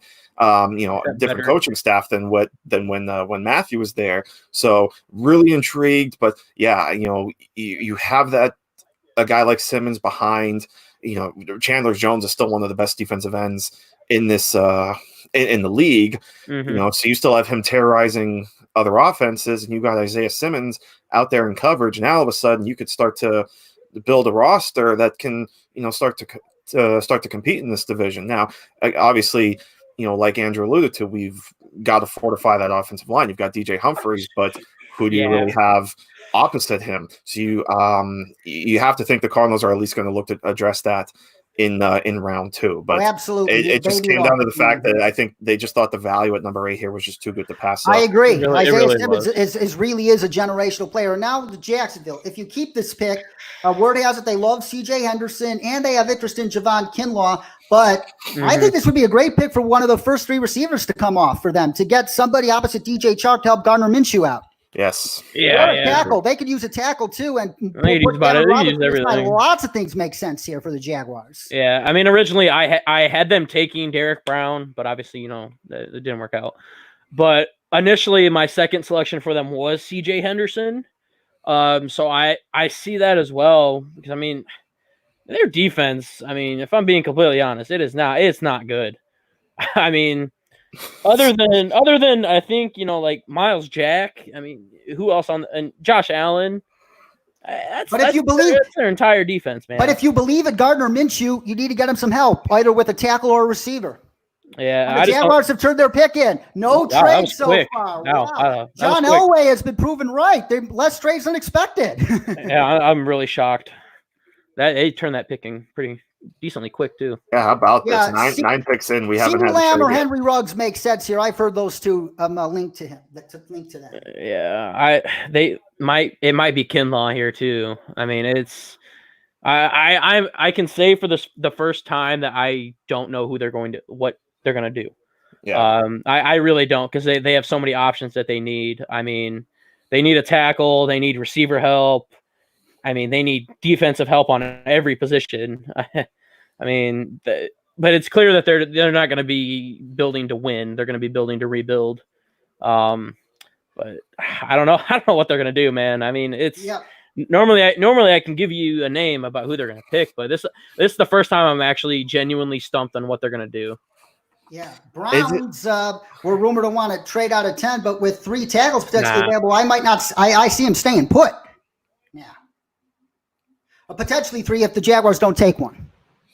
Isn't it crazy too that we're sitting here just like 2 years ago about how elite the Jaguars defense was, and how close they were to winning a Super Bowl, and now look at them.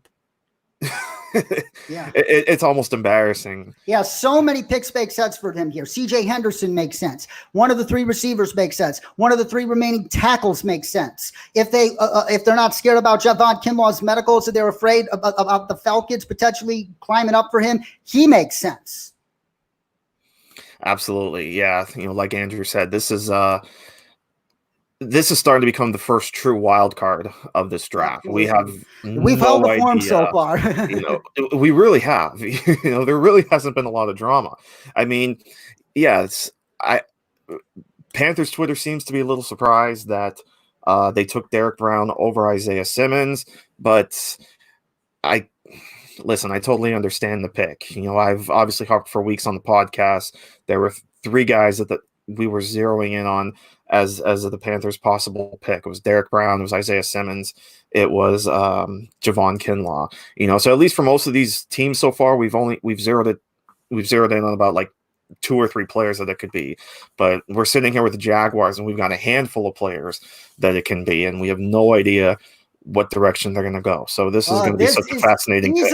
Easily the first true most dramatic moment of the night since the Dolphins, but the Dolphins, it turned out they fooled us all, and they went with the guy who we expected them to go with since September.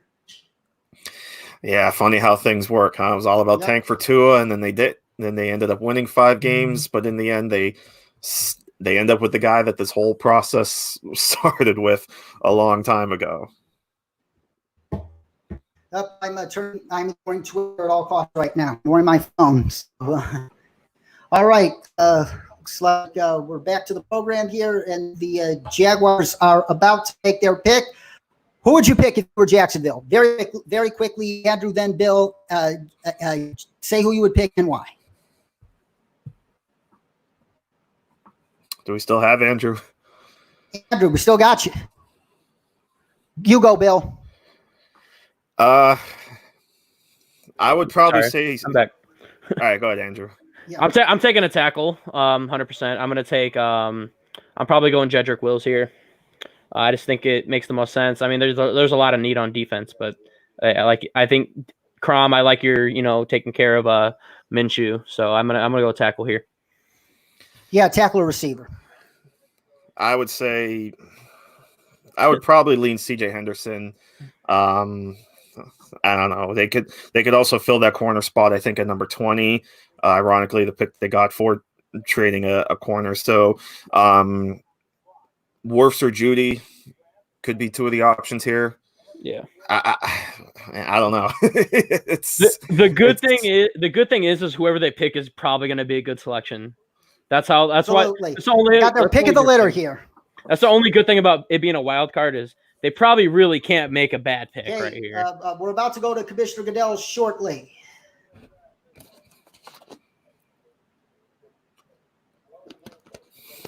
Here we go. With the 9th pick, the 2020 NFL Draft, Jacksonville Jaguars select CJ Henderson. CJ Henderson. All right. So the Falcons miss out on their target. CJ Henderson to the Jacksonville Jaguars. Now, CJ Henderson, when you look at him, he's got There are a lot of components to his game that are very good, but he's just an exceptionally bad tackler. But for some reason, a lot of teams in the NFL had him ranked higher than Jeffrey Okudah. Why is he worth a pick this high? Man, I tell you, I think he's, like I mentioned earlier, Okudah does everything well. He's good in zone, good in man, but CJ Henderson is impeccable in man coverage. He struggles in zone coverage for sure, but he's patient in his press coverage. He turns around great. He's not going to get beat. I mean, obviously every corner gets beat at some point, but he's not going to get beat often. And obviously, like you said, he's a bad tackler. I still think Okudah is the better player, but there's nothing wrong with taking Henderson here.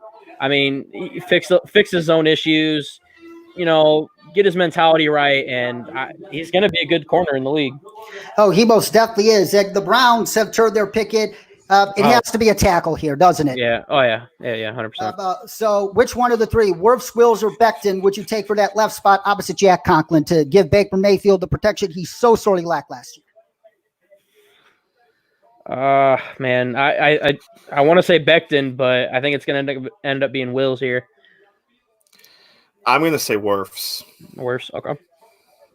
Yeah, we could see two tackles in these next two picks with the Browns and the Jets at 11. I'm a little surprised the Browns stayed, though, too, because it has to be a tackle they like. It has to be a tackle they like. They might not have been expecting this guy to fall, but he did due to the quarterback run and the C.J. Henderson and the Isaiah Simmons, Derek Brown thing. Nobody's trading back, man. This is weird. This is really weird. John, I rarely compliment John Elway's GM moves, and I'm a Broncos fan, but he was spot on. Less trades than normal. Wow. Man. It's just because the talent pool is so high that I don't really think people are too eager to trade.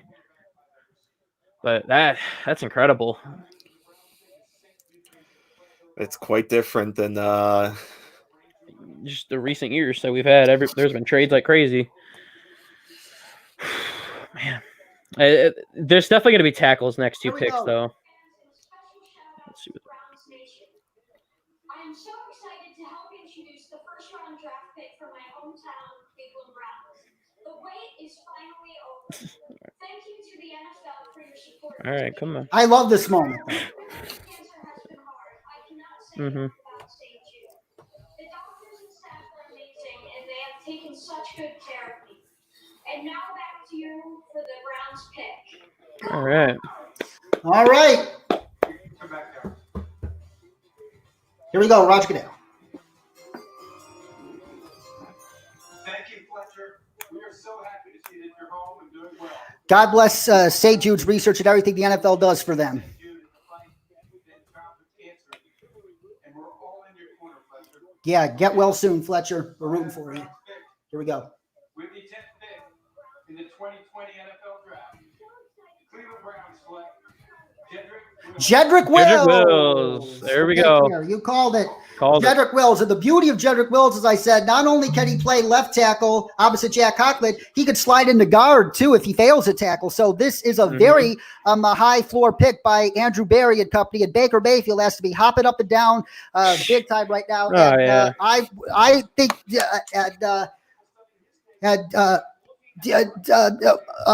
did any of you have Wirfs ahead of Wills? I believe I did have Wirfs ahead of Wills in my initial selections, but I think Wills makes the most sense because I think he's more capable of sliding in to play guard, which I think is what they need right now. Because I'm trying to starting like right guard is like Wyatt Teller or something. I mean, he can slide in there right guard, pair him next to Jack Conklin. Then they got J.C. Treader, Joel Bitonio, however you say his name. Bitonio, yeah. Yeah, that's a decent four. Obviously, left tackle still a little bit of a concern. But even with Wills, yeah, he hasn't played left tackle. You're right. Exactly. Yeah. So I like him slide. I like the pick. I like him playing guard. And at this point now, they got Baker's protection. Now he just needs to perform. Absolutely. Yep. And a similar quarterback is going to be a very happy man soon in Sam Darnold at 11. Would you take Tristan Wirfs or Mekhi Becton here if you were the Jets, or would you go for a wide receiver here? Both equally pressing needs. They gotta stay put. I mean, not stay put, but they gotta take. I believe it's gonna be Becton because I think he's gonna be the better upside selection. I think he has the tools to be a better player, but they could elect wide receiver, but I think their wide receivers are good enough now to where they can wait a little bit, wait till second round. All they have is Brashad Perriman and Jamison Crowder and a bunch of other guys. I like Quincy Enunwa if he can stay healthy. I do. Big question mark. This is a tougher choice than you think it is. I think Yeah. I think it boils down to that the Jets are probably going to have a good amount of options when they get back on the clock in round 2. And to me, I think that might be the deciding factor here. That's why I probably lean offensive tackle here too. And I think I agree with Andrew. I would. Yeah, if you're high on one of these tackles, gotta protect Sam Darnold. You could still or trade back into the first with those 2/3 you have. Trade back into the first to get like a Denzel Mims or a Jalen Rager. That won't hurt either. Because I believe Sam Darnold will get the most out of either of those two. The Jets obviously signed a lot of offensive linemen, but not good ones. None of them really play. The Jets' offensive line. They're pretty solid right interior. I like Connor McGovern. The Jets' offensive line is constructed right now is probably going to get Sam Darnold killed. Yeah, and not even Sam Darnold, but I mean, you're not giving Le'Veon Bell anything, man. I mean, he definitely has not produced how he should, and it's due in large part to that offensive line. I mean, there's no running lanes at all. So you take a tackle, you're going to make not only your young quarterback happy, but you're going to make your running back happy as well. Most definitely. And I don't see the Jets trading out 11. I do not see Vegas trading out 12. The best possible trade out candidate is San Francisco at 13. They want more picks. And let me try and think of several teams that could try to trade. I wouldn't be surprised if Miami trades with San Francisco from 18 to 13 so they could jump Tampa for that tackle. Philadelphia as well. I believe that they could trade up. Philadelphia for a wide receiver, absolutely. Yeah. Or Denver. With the close relationship John Elway and John Lynch have. To get Jerry Jeudy, I think, the Eagles could take the gamble and trade up. Yes, but don't forget the Broncos as well. And I think you're also starting to get to the point where the Eagles might not have to trade too much. I thought if they had to move from 21 to 10, it might require their first-round pick next year. Now I think you're starting to get into the area where you might not have to go, maybe a second round next year. It'll probably be San Francisco is the most likely trade-down candidate, followed by Tampa and then Denver. 13, 14, 15. I do not see the Jets or Vegas trading out. Packers supposedly want to trade up too, but it's going to cost a fortune to go from 30 all the way to here. Yeah. Good luck with that. See, I hadn't even heard any rumors at all about the Packers. Yeah, I've heard about the Packers. Said that today, but a lot of teams express interest. Yeah. Oh, everybody's expressing interest, but nobody's pulling the trigger. I mean, listen, the 2 days before the draft, I could sum up, I'll sum up the reports of the last 2 days before next year's draft. 32 teams want to move up. 32 teams want to trade down. Basically. And so far, no takers. We've gone through, Schefter just tweeted, this is the first time since 2015 that there were no trades in the first 10 picks. Really? Wow. 2015, that was just 5 years ago, so not too long ago, but thank you, coronavirus. Fuck you, coronavirus. You're taking away from all our trades. Yeah, I really see the Eagles trading up here. I have a feeling because they need a wide receiver. I see them trading up too. I see the Eagles with San Francisco. Yes, 100%. Eagles trading with San Francisco for one of the wide receivers. The Denver could stay, and that will make the final tackle fall to Tampa. And the Broncos would be glad to stay put at 15 and take whatever wide receiver is left. Probably Ruggs, I would say, or Judy, or whoever. Mm-hmm. It feels like Ruggs has been the most connected to. Well, Judy's been the biggest one in recent days. But we shall see. The New York Jets have made their pick.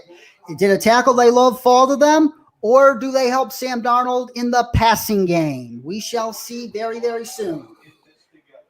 And also be sure you're doing whatever you can to help the NFL's Draft-a-thon to raise money for COVID-19 funds. Go to NFL.com/relief to help. Tweet Boo the Commish to help. Do whatever you can. Our frontline workers need our help right now. They sacrifice so much for us. Let's use this to sacrifice for them, folks. So keep it coming. We take a look at Mel's best available, brought to you by Lowe's, Mel. See, Jerry Jeudy, no receiver has come off the board yet. They're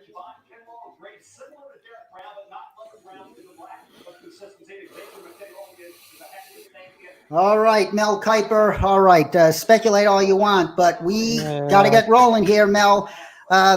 Did you guys? I respect Mel Kiper for what he's done, but I know you're with me on this, Bill. But Andrew, I can't wait till Mel Kiper retires because even though he's made the draft what it is, I'm ready for somebody else. I'm ready for somebody else to take all the accolades that he still gets. I like Todd McShay a lot McShay's better. I like McShay better. I like Jeremiah better than both.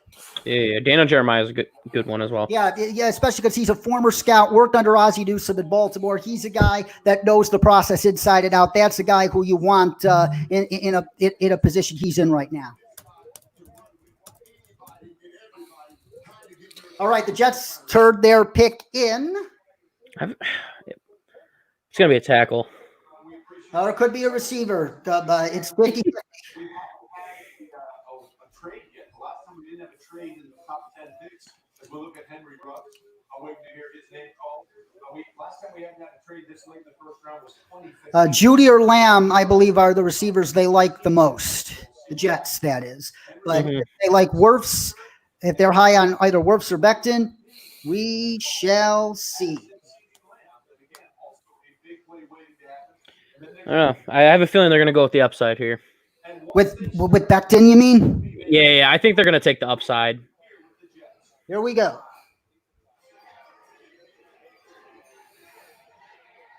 With the 11th pick in the 2020 NFL Draft, the New York Jets select Mekhi There Becton. it You is. called it, Andrew. Mekhi There it Becton, is. the big Wow. man from Louisville, the athletic freak, goes to the New York Jets at 11. And that leaves the Las Vegas Raiders with their pick of the litter amongst the first 3 wide receivers. Oh yeah, it's crazy. You're gonna get have your pick of the litter of the wide receivers. You didn't have to trade up to get any of them, like we all thought. It's incredible.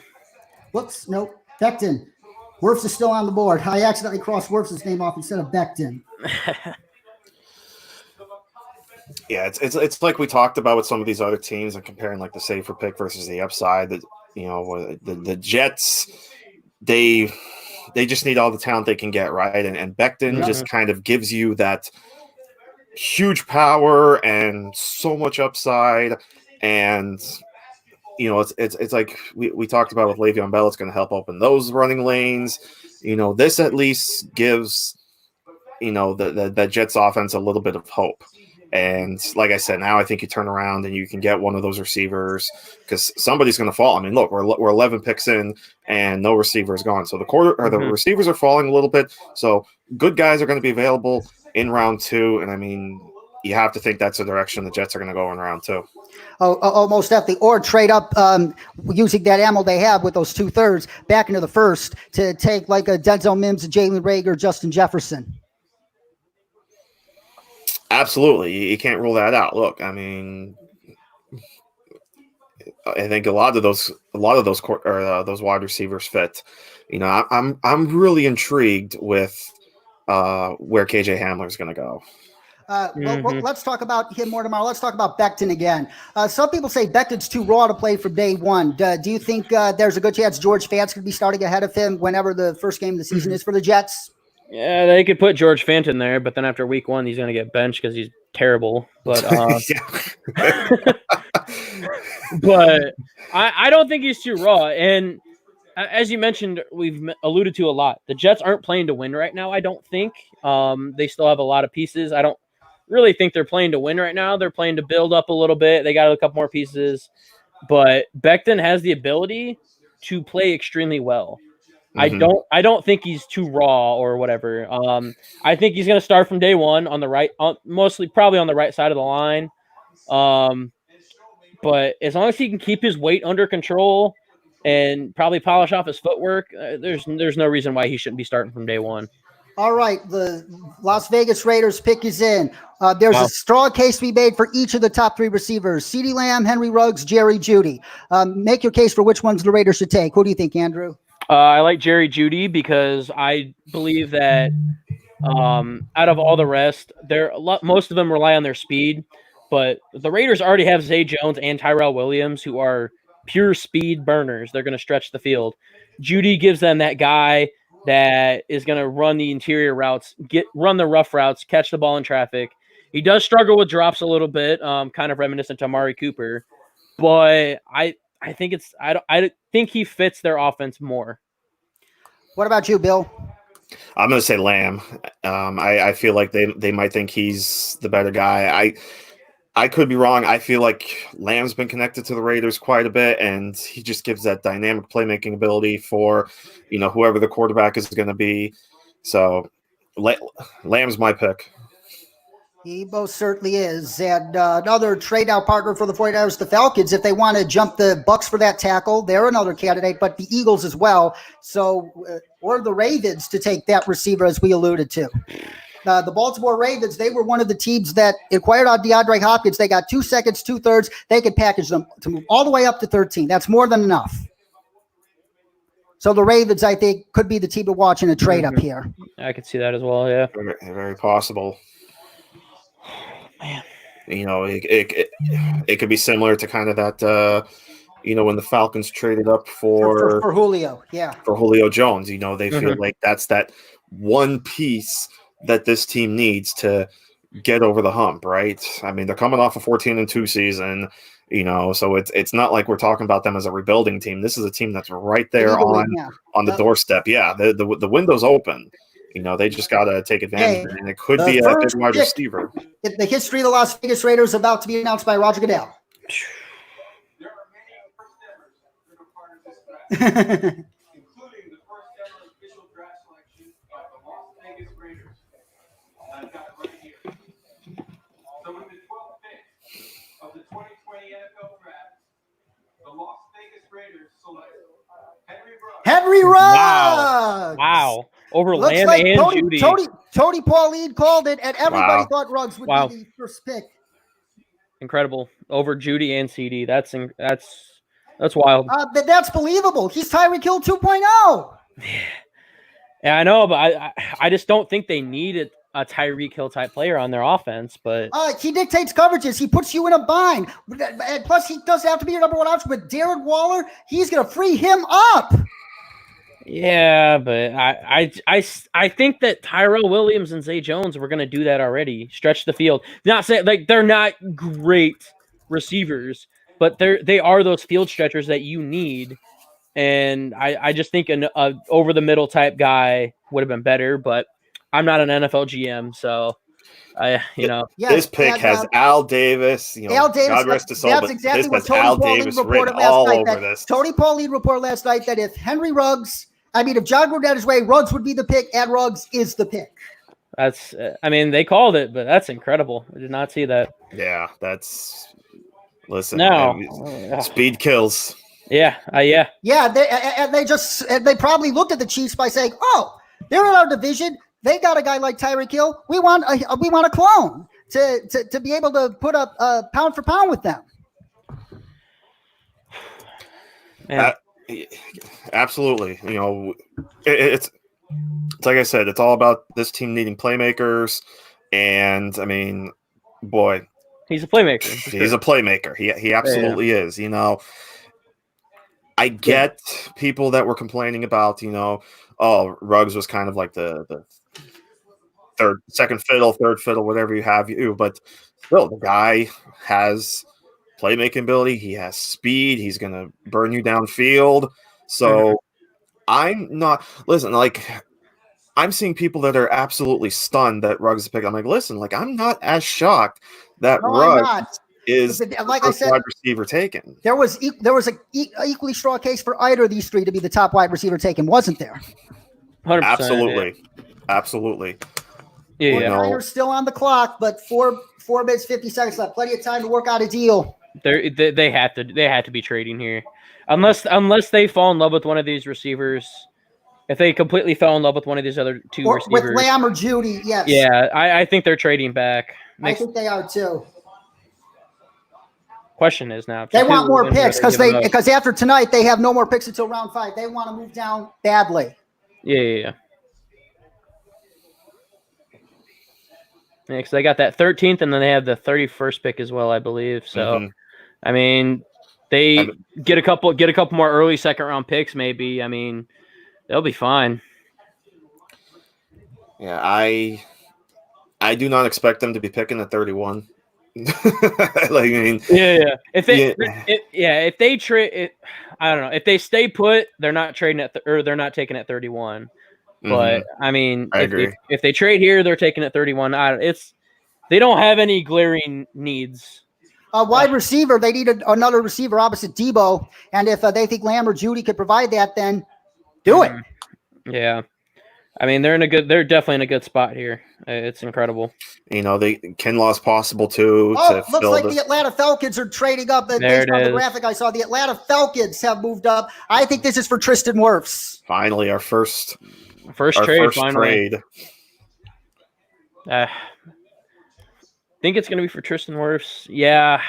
It makes sense. Yeah, who's on the board here that can help the Falcons? Yeah, they definitely need offensive tackle help. They need corner help, but they don't need to. The graphic still has the Niners on the clock, but they almost put the Falcons in their spot. Yeah, I'm trying to see who's even on the board. I mean, Chason. Could they be insuring Chason? Yeah. I mean, no, Wirfs. They were looking for a tackle, as Ian Rappaport suggested. I mean, they wouldn't even be bad to take Xavier McKinney here, honestly. I don't think they would have needed to trade up for him, but I don't know. I'm glad there's finally a trade. I mean, it could be offensive tackle because, you know, they're moving here to 13 and ahead of Tampa Bay. So offensive tackle does make sense. Yeah. You know, because you've only got one left now. Wirfs is the only guy left, so maybe they want to swipe Wirfs from Tampa. All right, here's Schefter. We are 12 picks into this draft, and we have yet to see a single trade. Not one team has traded out of its draft slot. We had Detroit at number 3 taking calls, but no team ever made an offer for them. Miami didn't make an offer. The Chargers didn't make an offer. Same thing with the Giants at number 4. We thought there would be other teams that would move. No one did in the top 10 picks for the first time since 2015. We're now at a pick right now where the 49ers. It's not Atlanta. They're going to trade with the Tampa Bay Buccaneers. It's Tampa. Tampa. Wow, incredible. Tampa probably trying to preempt Atlanta from going Wirfs. They're taking Wirfs easily. It's got to be Wirfs. I don't want to tip it, but I saw. Oh my God. It's got to be Wirfs. It has to be Wirfs. I mean, it's got to be Wirfs. San Francisco and Tampa have swapped picks. And that means I think we see back-to-back wide receivers for both Niners and Broncos at 14 and 15. Yeah, it's got to be. I mean, look, this was the one position that we pegged Tampa Bay so hard for a long time was offensive tackle because they're obviously in a win now mode. They need to protect Tom Brady, and like we said, he's the only guy left. I mean, of the big four, you know, and that's been their target, was one of these big four. I don't think they were going to sit here and target Josh Jones or Austin Jackson or whatever. They wanted one of those top four. Yeah, they're both in win now moves. The Tampa Bay Buccaneers. Oh, I got that mixed up with Louis Riddick's, the helmet of Louis Riddick's bookcase. I got that mixed up because the helmet literally right appears next to the team on the ticker. So I kind of thought that they were trying to. It might have been an error. I mistook it for something in Louis Riddick's house. Oh my god! Oh my gosh, man. Or I wouldn't be shocked out of my shoes if they go Judy here. Oh, man, there's no way they're going to trade up for Judy. No way. Yeah, it has to be Wirfs. It's ought to be protected Tom Brady. He got the weapons. Get him protection. Man, they don't need any more weapons. They're done. They don't need any more. Schefter just tweeted the trade details. So what's the trade details? What is it, Bill? So Tampa trades 14 and 117 for 13 and their last 7th round pick, which was 245. Oh wow, they got a San Francisco got kind of hosed. Yeah, they might trade down again. Jeez, I don't think San Francisco got enough in return for that. Yeah, they got to trade down again. 49ers have to trade down again. Yeah, so that's. Yeah, Tristan Wirfs I think has to be the pick here. I mean, I guess we figure we're only going up one spot from 14 to 13, so it's not a huge. I mean, if we look at the Rich Hill trade value model and we look at 14 and 13, I mean, that's a difference of 10 points. 117 from Tampa Bay is worth 24 points, and then 245 is 1 point. So if you're moving from 14 to 13, it wasn't going to cost them much. So they pick up a 4th round pick. So now San Francisco is in a spot where they're sitting at 31, and now their next pick is going to be at 117. 117, which is the 4th round. They have to trade out of 31 as well. Oh yeah. I still think they're 14 to take Lamb or Judy if both are available. They could take one of them at 14, as I think they should, because you need a complement to Deebo Samuel. Listen, I would love to see a receiver with Deebo Samuel. I think that'd be great. Man, definitely thought they would stay. I think they might stay put in 31 for that reason, but we'll see. Well, if they're content with no day 2 picks, then we shall see. Only they know what their board is. So Tampa has turned their pick in, which we all expect to be Tristan Wirfs. But if it is a wide receiver, I will applaud Jason Light from the bottom of my heart, even though it hurts my Broncos. Could be a corner here too. Don't think it's a corner. Yeah. I originally had them taking Henderson, so Yeah. But Pick is it. Here's Roger Goodell. And thank you to all of our service members for your courage and sacrifice on behalf of our country. The San Francisco 49ers have traded the 13th pick to the Tampa Bay Buccaneers. With the 13th pick in the 2020 NFL Draft, the Tampa Bay Buccaneers select Tristan Wirfs it is, as we Yeah. all expected. Tom Brady gets they got one of the 4 tackles they wanted. And it's amazing. Why do you think Tristan Wirfs fell this far, Bill? Probably, he's among the 4, the guy that maybe people don't feel is the most surefire tackle, I guess we can say. There are some people like you alluded to earlier that maybe could kick him inside the guard. So, there's still some development to work there. He's not quite at the level to be a right tackle or a left tackle yet, excuse me. So he's going to jump right in at right tackle. But I still think this is, pretty good value. I mean, I had him going 8th overall to the Cardinals.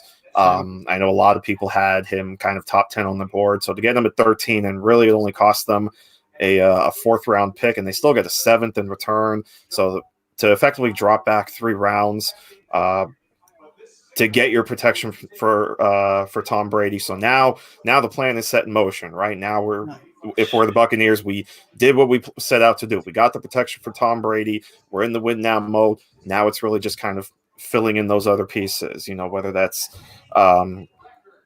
adding to the defensive end position, or maybe getting another receiver with Godwin and Evans. And then of course the question becomes, what do they do with OJ Howard? Because that's a crowded tight end group. Yeah, Like, you gotta, by the way, we've got Rob one of them. Gronkowski now. You have to shop one of them. even Cameron Brate, honestly, that's crowded. It's crowded in there. Yeah. Tristan Wirfs played baseball and track, and he was a 2-time state champion as a discus thrower and a 3-time winner in the shot put. And he was the first to win 3 consecutive titles since the 1950s. And Tristan Wirfs won the 2A state title as a wrestler in the 285-pound division. This is what you call a freak athlete, isn't it? Yeah. 100%. Tell you what, though, man. He tore up the combine too. Now, if the 49ers stay here, which of the 2 receivers do you think was the best possible complement to Deebo Samuel? CeeDee Lamb or Jerry Jeudy? I still prefer Judy just because I think it'll open up the field a lot more. Because I think it'll give Deebo a lot of times. Deebo was getting double teamed. They always had a safety up top over him. I think if you throw Judy in there, I think it gives them that possession guy over the middle. Also opens up George Kittle a lot. And I mean the 49ers got weapons all the way over. They got 5 running backs that they could be starting every week. I mean, it's probably 4. I don't think Jeff Wilson's a starter, but I mean they have weapons. And they also have Marquise Goodwin, who's another field stretcher. Kendrick Bourne plays good over the middle. I think throwing Judy in there, I think that completes a really solid wide receiver core for Jimmy. What about you, Bill? I mean, I think he brought up a lot of great points. He really can't go wrong with Judy, can't go wrong with Lamb. I think if they settle on wide receiver, it's hard to argue either one. But I thought Andrew brought up a lot of great points on how Judy really fits with a guy like Samuel and some of the other guys. So absolutely, and Kyle Shanahan wants route technicians, and Judy's the best route technician in this class. 100%. Oh yeah, 100%. His route running is impeccable. I mean, yeah, I just think it makes the most sense. I wouldn't be surprised if they did go Lamb, obviously. Or trade back with the Eagles. Hey, I can hope and dream, man.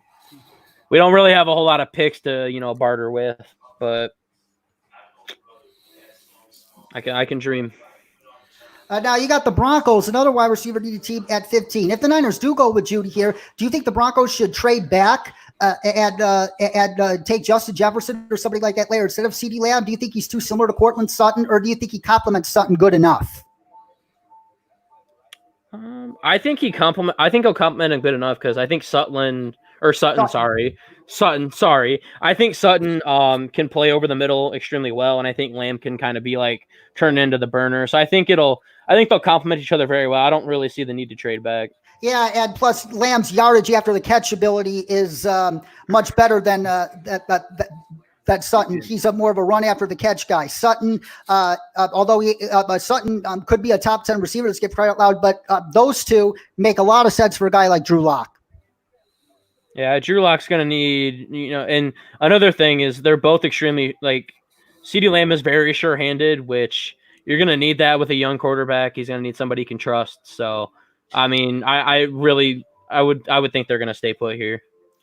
We're talking about the Niners here. Talking about the Niners now. Okay.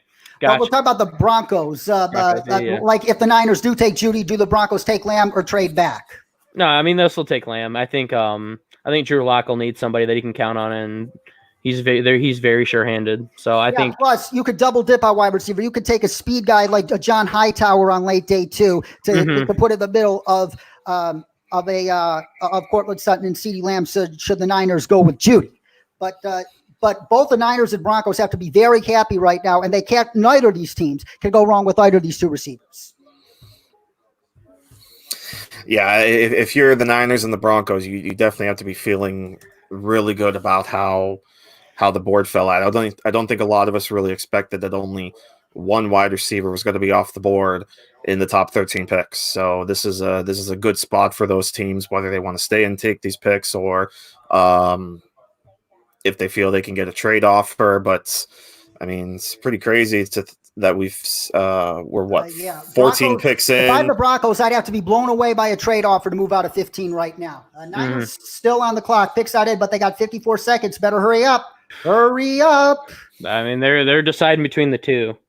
So that makes sense. Or they probably already decided now, and maybe it's just a technical difficulty that the clock, they're just still showing the clock.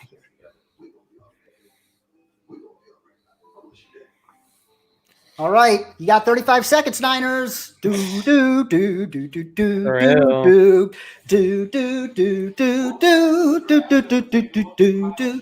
Looks like they made a pick. Kyle Shanahan looks like a happy man. There's this. You got him and his kids. And I love how coaches I said that they love being with their families. Yeah, their pick is it. I fully expect one of the two wide receivers here, but a curveball here could be Javon Kinlaw to help replace DeForest Buckner. That's what I was kind of saying. Yeah. That could be the curveball here. And I mean, you add Kinlaw to that defensive line. Whew.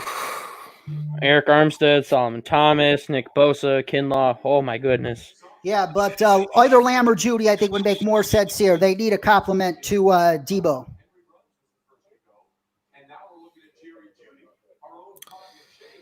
About to find out.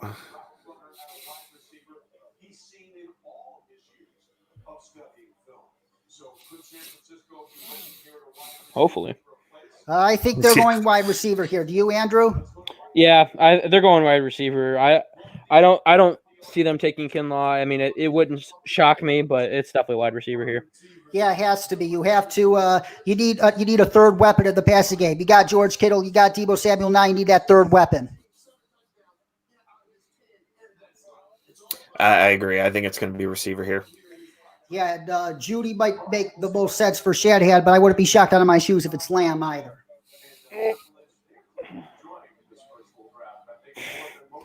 All right, so if you're the Broncos at 15, you'd probably have to be blown away by a trade offer to move down, wouldn't you? I think so. You know, it's right. Here's the Niners with their pick at 14 overall by Amy Dunn.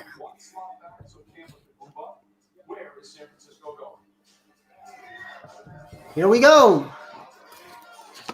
With the 14th pick in the 2020 NFL Draft, the San Francisco 49ers select Javon Wow. Whoa! It was a curveball. They did select Javon Kinlaw. Ooh, baby.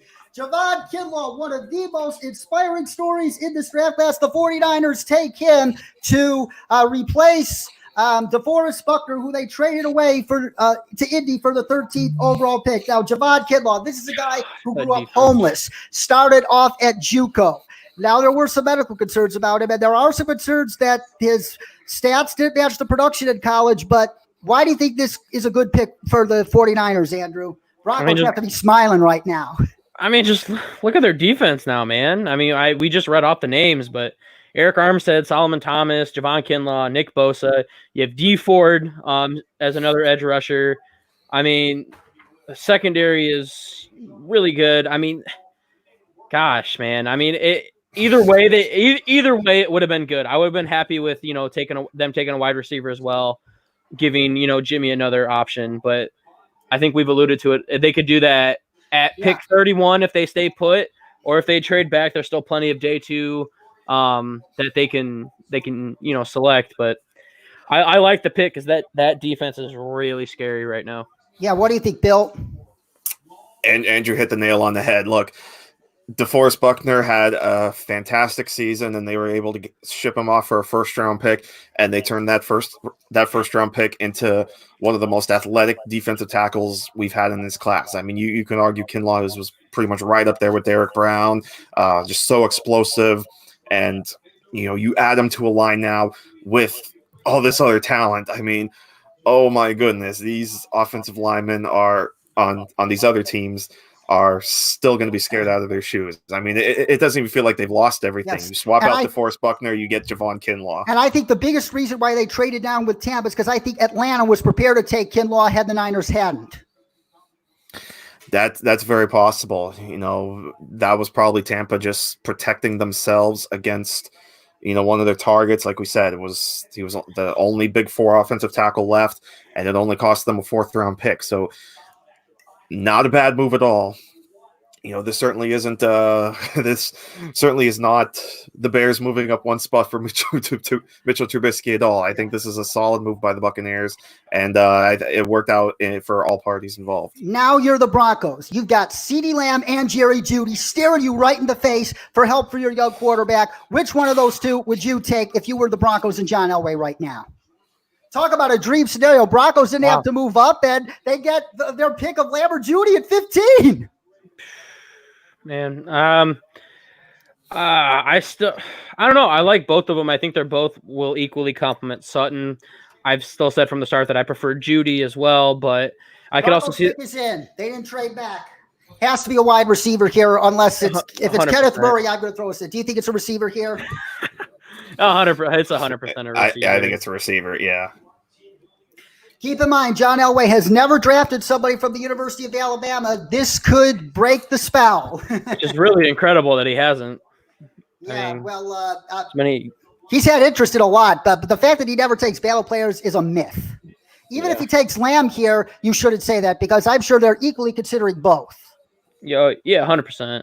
It's just going to be about who they think will complement Sutton more. And oh my God, it's interesting how these receivers have fallen further than I expected. Why do you think they've fallen further? Jeudy with his knee potential limitation to the slot. Lamb, what do you think it is with Lamb?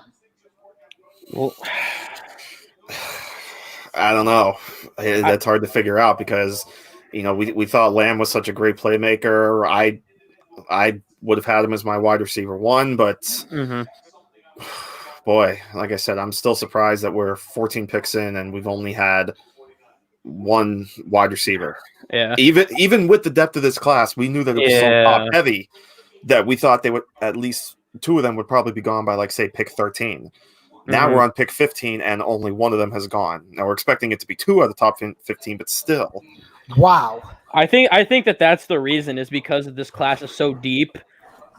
There's a lot of day 2 guys that I think teams are extremely high on, and I think that may be the reason, they're trying to address bigger needs. I think that's the only logical thing that makes sense, honestly.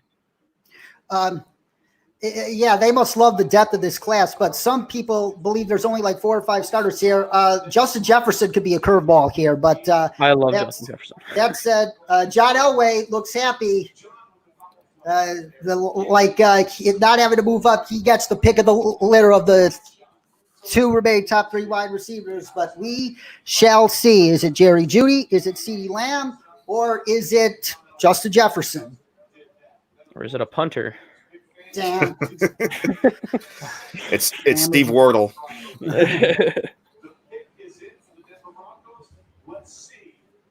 Roger Goodell with the Broncos pick. Save me, guys.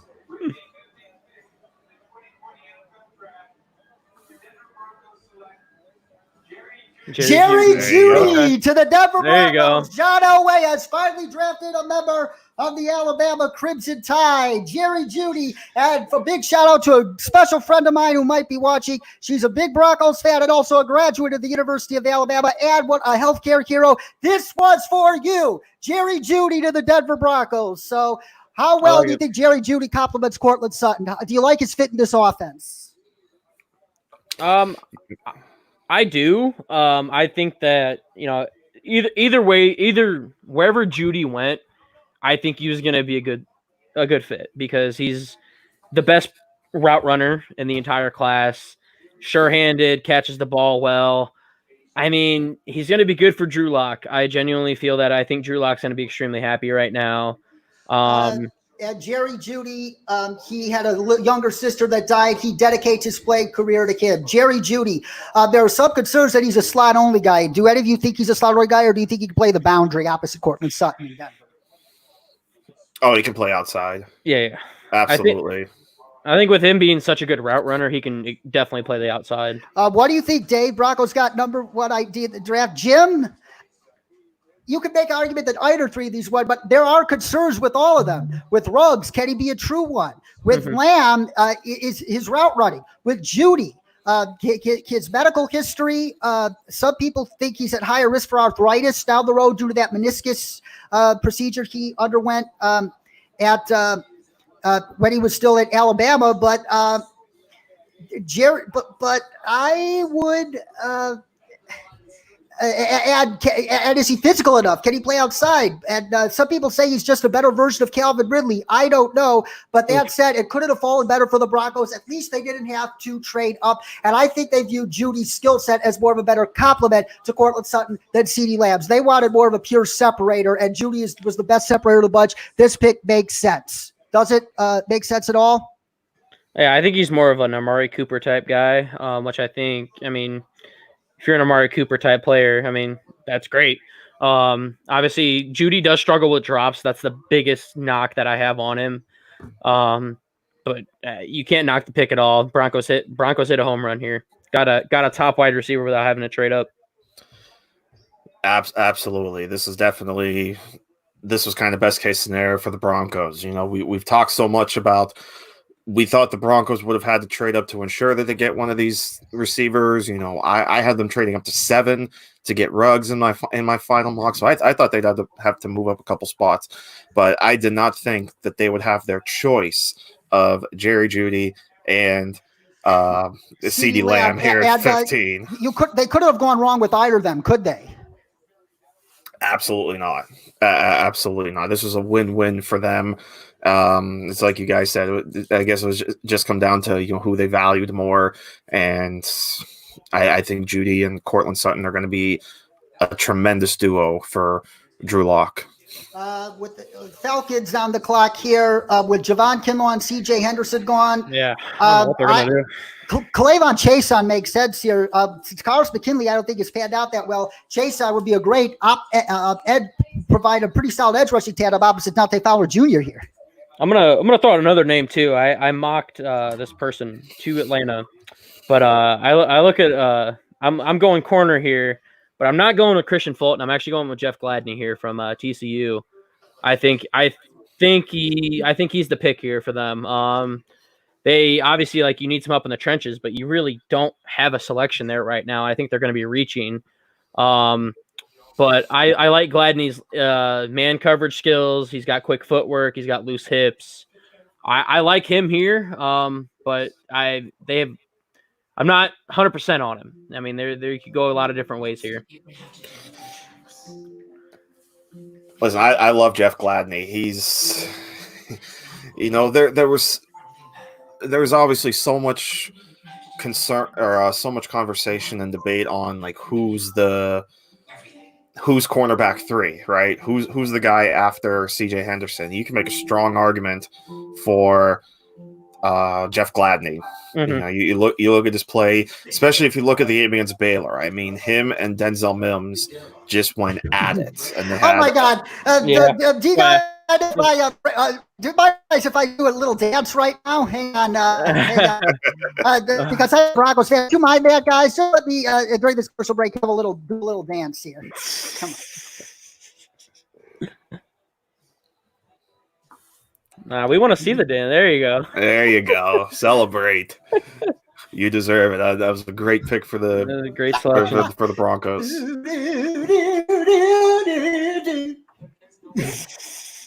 That's awesome.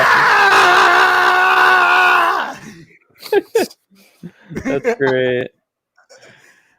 Yeah, I do like Jeff Gladney. Jim, I do think corner or a versatile hybrid defensive back. Vic Fangio likes next for Broncos on day 2. Wouldn't you say so?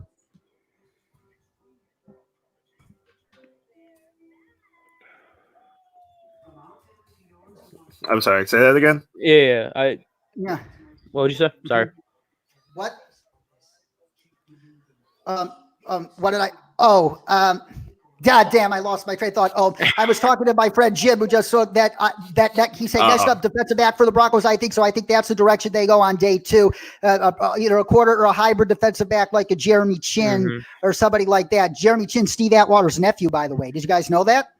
Yeah, I actually just heard about that a couple days ago. I did not know that, actually. And saw it on Twitter. Getting older, it wouldn't hurt to take CeeDee Lamb here with Julio Jones, 31. He's a little long in the tooth. Got to be prepared for life after Julio. And him and CeeDee Lamb, Calvin Ridley in the slot. I wouldn't mind that. Would you? Oh, no, not at all. But I think it's going to be corner here. I don't think there's a way that they corner or edge with K'Lavon Chason, because I'm not sure. It depends on if they don't feel good about Takk McKinley. Chason makes sense here. Yeah, I will give you Crom. I will give you $1 if you can name a corner on their roster without looking it up. Oh yeah, after they no Ricardo Allen safety. Yeah, Ricardo Allen's a safety. Isaiah Oliver. Isaiah Oliver. Oh yeah, I forgot Isaiah Oliver. That's literally the only one that you will maybe be able to name. Like it's insane. They have nobody on that roster that it's a good corner. I mean, they got a lot of good like nickel and dime corners, but I mean, God, they need a lot of work. Yeah. By the way, I gave don't they have Blake Wilson too? Never mind. Oh, God, yes, they do. He's just a guy. He's just a guy. He's literally just a guy. Which corner would make sense here? Gladney or who else? I like Gladney. Obviously, Gladney I think makes the most sense. Christian Fulton's obvious in play. There's also AJ Terrell, but I think if they take Terrell, they're going to be reaching way too high. I think he's the guy they get round 2. Here we go.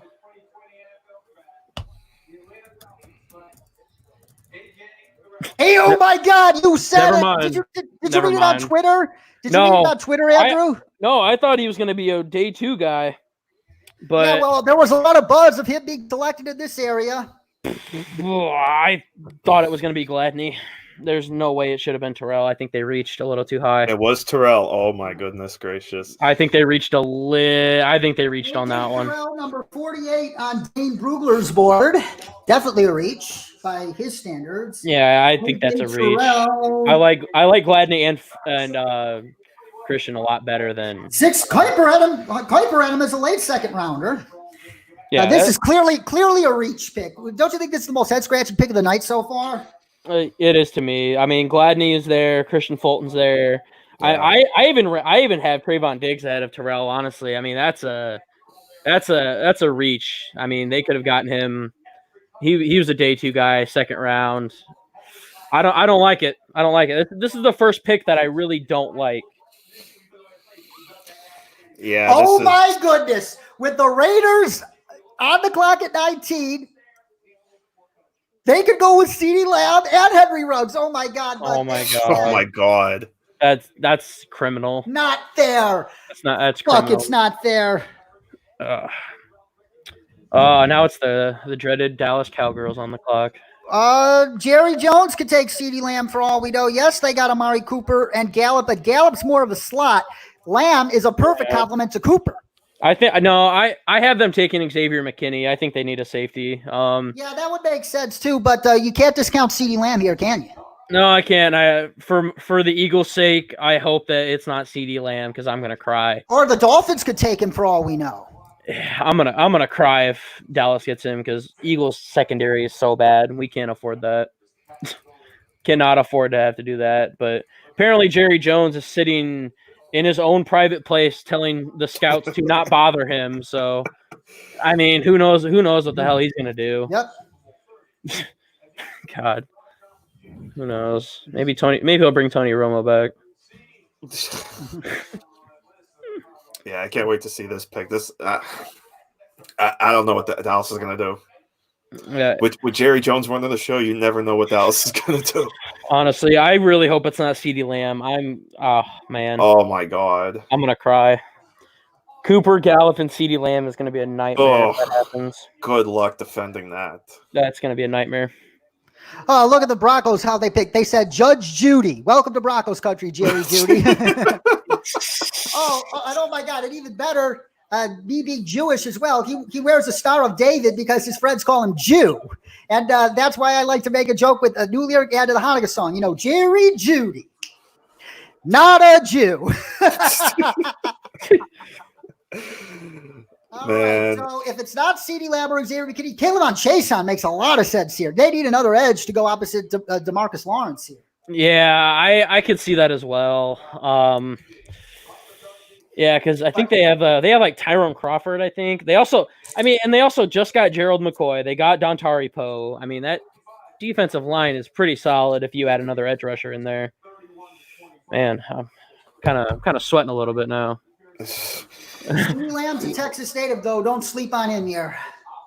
Wonder why he's falling. God.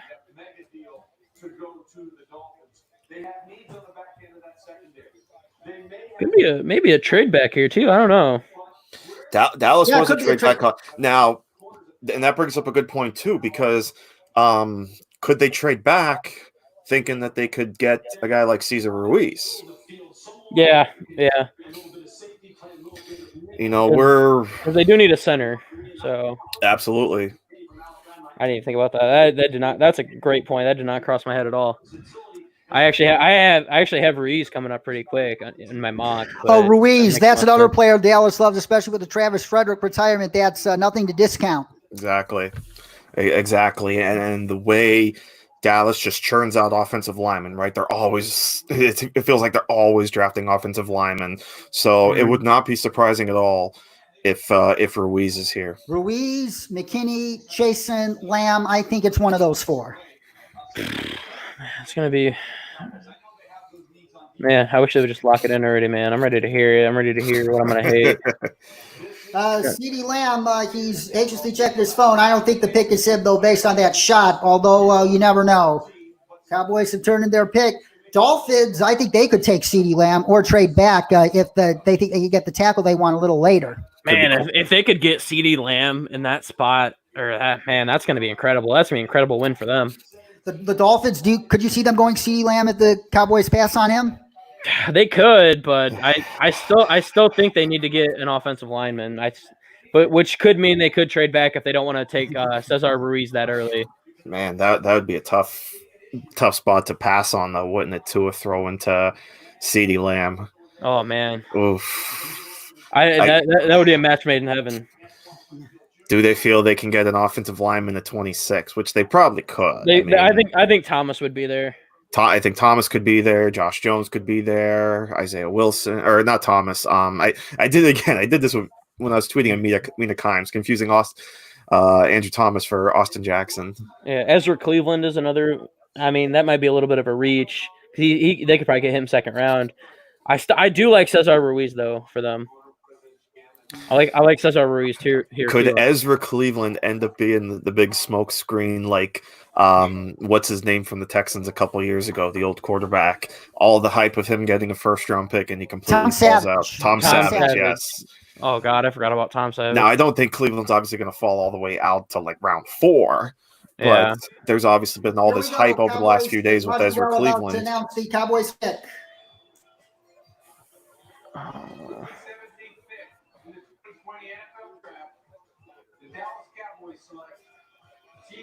CeeDee Lamb to the Cowboys! No! Oh my gosh, I'm gonna cry. That's gonna make Dak Prescott smile because it makes perfect sense. You work to extend him. Thank you, Cowboys, by the way, for not letting the Raiders take him. Sorry, Andrew. Not all things can go your way. Go everybody's way tonight. CeeDee Lamb, him. Like I said, it's perfect sense. Him. Amari Cooper, Michael Gallup in the slot. This Cowboys they wanted to send a message to Dak Prescott, who is franchise tag, that we want you here long term and we're going to make you happy and give you what you want. I think this was the smartest move possible for them, despite their needs elsewhere, because given the situation they're in with Dak Prescott right now, they need to send the biggest signal to him that we want you and we're doing everything we can to help you succeed. Fuck Dallas. God, man, I'm really upset right now. A great pick, obviously. Like that's incredible. I mean, I really thought Jerry Jones was going to do something insanely dumb because he's Jerry Jones, but man, CeeDee Lamb, Amari Cooper, Michael Gallup. Oh man, I'm already dreading.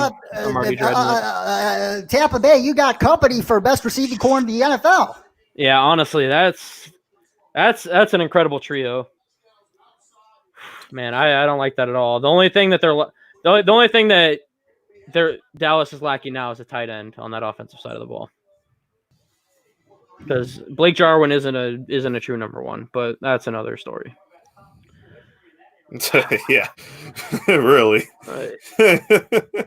Gosh, man, I'm sick.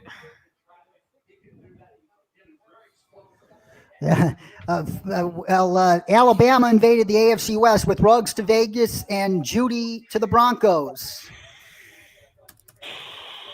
Man, I'm glad my camera ain't working. All right, with the Dolphins here at 18, do you take the next of the 4 tackles, Ezra Cleveland, Austin Jackson, or Austin Jackson, Josh Jones, or Isaiah Wilson here, or do you get to another weapon? Or do you help your defense out with Clavon Chason? I still like Cesar Ruiz here. That makes sense here. Yeah, I still do. I still love Cesar Ruiz here. I mocked him originally. You know, people are telling me it's a little bit too high, but I think it makes the most sense because the tackles on Miami's roster, be it a very small margin, are a little bit better than what they have inside. And interior linemen are really good. Interior linemen, true interior linemen, are very hard to find. So I really like Ruiz here, but I wouldn't be, if they took, Josh Jones or Ezra Cleveland, wouldn't shock me either. I think Josh Jones is a really nice player. Same thing with Cleveland. Even, Lloyd Cushenberry's not bad either. Okay. If you had to, we're more than halfway through the first round now. Let's pick 2 early winners. Who would be the 2 early winners in your opinion? I think Dallas is a winner right now. I mean, yeah, I think that they got that pick. I mean, Dallas and Miami are my winners right now because they both stayed put. They got what they wanted. They didn't need to trade up to get anything. I think Jerry Jones was extremely shocked when he got the opportunity to pick CeeDee Lamb. So. Oh, absolutely. And you could add in Denver as well, because I thought they would have to trade up personally. They did have to trade up better, so we got a nice threesome there. I don't mean to brag about my Broncos just now, but That's okay. But but the Broncos, Dolphins, and Cowboys, definitely three of the biggest winners so far tonight. I'd say they get their guy without having to trade up. For sure. Absolutely. I mean, listen, I'm looking at all these picks. I really don't see a pick that I don't like, except AJ Terrell for the Falcons at 16. Yeah, that's the only one that I speaks to the depth of this class. I'm still scratching my head at that pick. I don't understand it, but maybe I'll be wrong, but I'm still scratching my head on it. Yeah, hopefully he proves us all wrong. But I mean, I don't know. But other than that, I mean, I can't argue these picks. Exactly. I don't hate any pick, which is incredible that I don't, because I like to hate draft. I like to. I know. That's why we're here on this live stream, right? We're supposed to be bashing these people. No, I'm kidding. My favorite. Listen, I don't know if any of you guys have ever seen this, but one of my favorite draft stream memories was you guys know Shane Hallam, right? Yes. Remember the year the Seahawks drafted Bruce Irvin? Yeah. He went in on the Seahawks. He hated the pick of Bruce Irvin. He tore them a new one. Wow. It is the greatest. It might be the greatest draft rant I have ever seen. Was how much Shane hated the Seahawks drafting Bruce Irvin. Incredible. Absolutely. Dolphins. But we haven't gotten to do this yet. Just one trade at 18 picks. Again, John Elway is turning out to what John Elway said was true. He expected this to be more predictable, yet there's been some unpredictable surprises, like CeeDee Lamb falling to 17 for crying out loud. But what to say, this has pretty much held the form.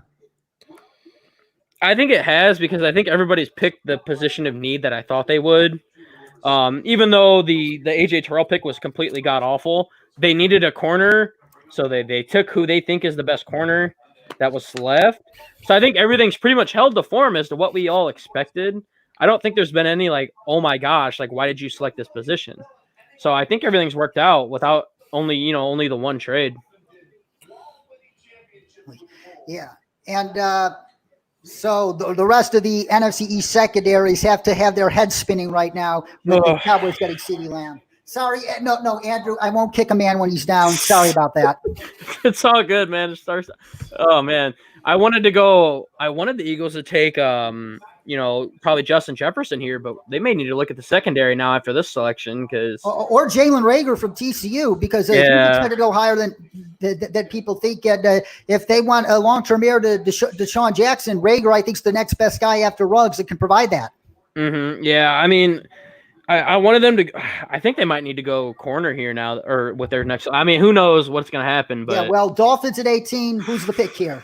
Who should the pick be? Tackle or Cesar Ruiz? I'm sticking with Ruiz. What do you think, Bill? I think he makes a good argument for Ruiz. I actually mocked Ruiz to the Dolphins later in the first round, so I think Ruiz makes a lot of sense, because you've got to shore up basically all of the offensive line. Yeah, plus you could get one of the tackles at 26. You could double dip. Yeah. Nope, no harm in that. Yeah, Josh Jones should be there. Austin Jackson should be there. Isaiah Wilson. Yeah. They all should be there at 26. That's what I did. Is I actually had them double dipping. I have them taking Josh Jones a little bit later. So I think that's the play here, is selecting Ruiz, because I think Ruiz is the more interesting target for a lot of other teams. That he could be picked first. Yeah, we thought Dallas was going to be in play here at either 17 or maybe trading down to target him. Probably offensive line here, or if they go defense, K'Lavon Chasen makes a lot of sense for that defense. He's a multifaceted pass rusher, and Bill Belichick and Brian Flores, they love those multifaceted edge rushers like Chasen. Wouldn't you say so, Bill? Absolutely. So, I mean, they definitely the pick. Hang on. Sorry, Bill. Don't mean to cut in. No, you're good.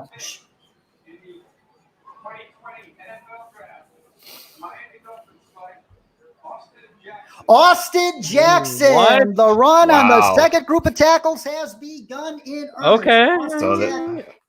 Does he have to start? He doesn't sound like a guy who's that ready to play. I don't like that pick. Yeah. If I'm being honest. I think that sorry, my mic keeps cutting out. I'm not sold on that pick because I like Jones and Cleveland ahead of Jackson, but I mean we'll see. I've seen Jackson play in person at USC because I've been to a few Notre Dame games against playing USC, and he's a good player, not arguing, but like I don't think that was the play here. Yeah, this is a little surprising. I mean, we talked about how raw Austin Jackson is, and there's a lot of development that needs to be done. I wouldn't have had a problem with their third first-round pick at 26, but this is a little bit of a gamble in the top 20. I'm not hating it. The fit is fine. Yeah, I just would have waited until 26 or even their first pick in the second round. I think they have wasn't.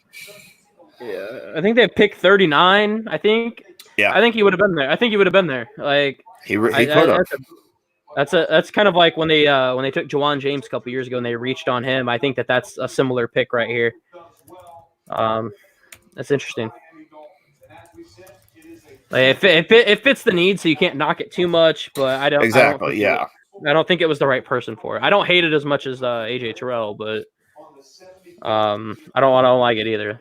Yeah, I agree. Like I said, I think 26 might have been maybe a better spot for Austin Jackson, but they might be anticipating another tackle run behind them, so that's probably why they took it here. They have to be anticipating some of the other tackles starting to fly off here. Keep in mind, the Vikings are one of the teams that love Ezra Cleveland. Yeah, that's fair. The Jaguars still need a tackle. If you're the Raiders are picking at IT, this could be Jordan Love right here. Do you think Jordan Love makes sense for the Raiders here? No. I'm gonna go with a big no on that one. Just because I could say yes if they didn't sign Mariota, but they went out and signed Mariota. I don't think that they were gonna waste the money, not too much money, but I don't think they would have went out and got Mariota if they plan on taking a quarterback this early in the draft. Yeah, we talked about the possibility of Jordan Love here and developing, but I think cornerback definitely is a spot here because they've obviously already attacked the wide receiver spot. They took Ruggs, and we look at the guys that are on the board, like Christian Fulton obviously is still available, Trayvon Diggs. Yeah, secondary has to be the pick here. Jalen Johnson. I mean, cornerback is a huge hole for this team, especially after the Eli Apple deal fell through. Yeah. So they have to. I think they have to address corner here. So McKinney wouldn't shock me either. McKinney would not be a bad pick either. McKinney, especially with Jonathan Abrams' injury history, and play style, that makes a lot of sense. But I would not be surprised if they go like Fulton or Gladney or whoever they think the best corner on their board is here, or what's another possibility that they could go? They could go. They signed Corey Littleton and Nick Witkowski, but only one of them is a surefire starter at linebacker. They could go Patrick Queen here for all we know. Yeah. I honestly forget at linebackers. Linebackers just I like Kenneth Murray as well. I think I like him a little bit more than Patrick Queen just because I think Murray's a better coverage guy, but man, I don't know what they're gonna do here. That's the only thing. I think the only thing that keeps me from them picking a linebacker is. Sorry, Bill. Okay. Here we go. As you may know, we are scheduled to host the draft in Vegas this year. And we thank so many for the effort they put forth. I think Adele's going to announce that the 2022 draft is going to be held in Vegas. Makes sense. Yep, there it is. Tonight, the Las Vegas Raiders will host the 2020 NFL Draft. The 2021? I think you spoke there, Raj. You might have misspoke there, Roger. Yeah, he said 2020 again, didn't he? Yeah. Okay. He probably misspoke. Yeah, Schefter will clarify it momentarily. The Las Vegas Raiders Whoa! What? Another Mike Mayock curveball. Oh. Arnett in Farrell round. last year and Damon Arnett this year. What? Character concerns galore. This sounds more like a Gruden pick than a Mayock pick, given the Arnett's character red God. flags, doesn't it? Doesn't it? Jeez, man. He's not even.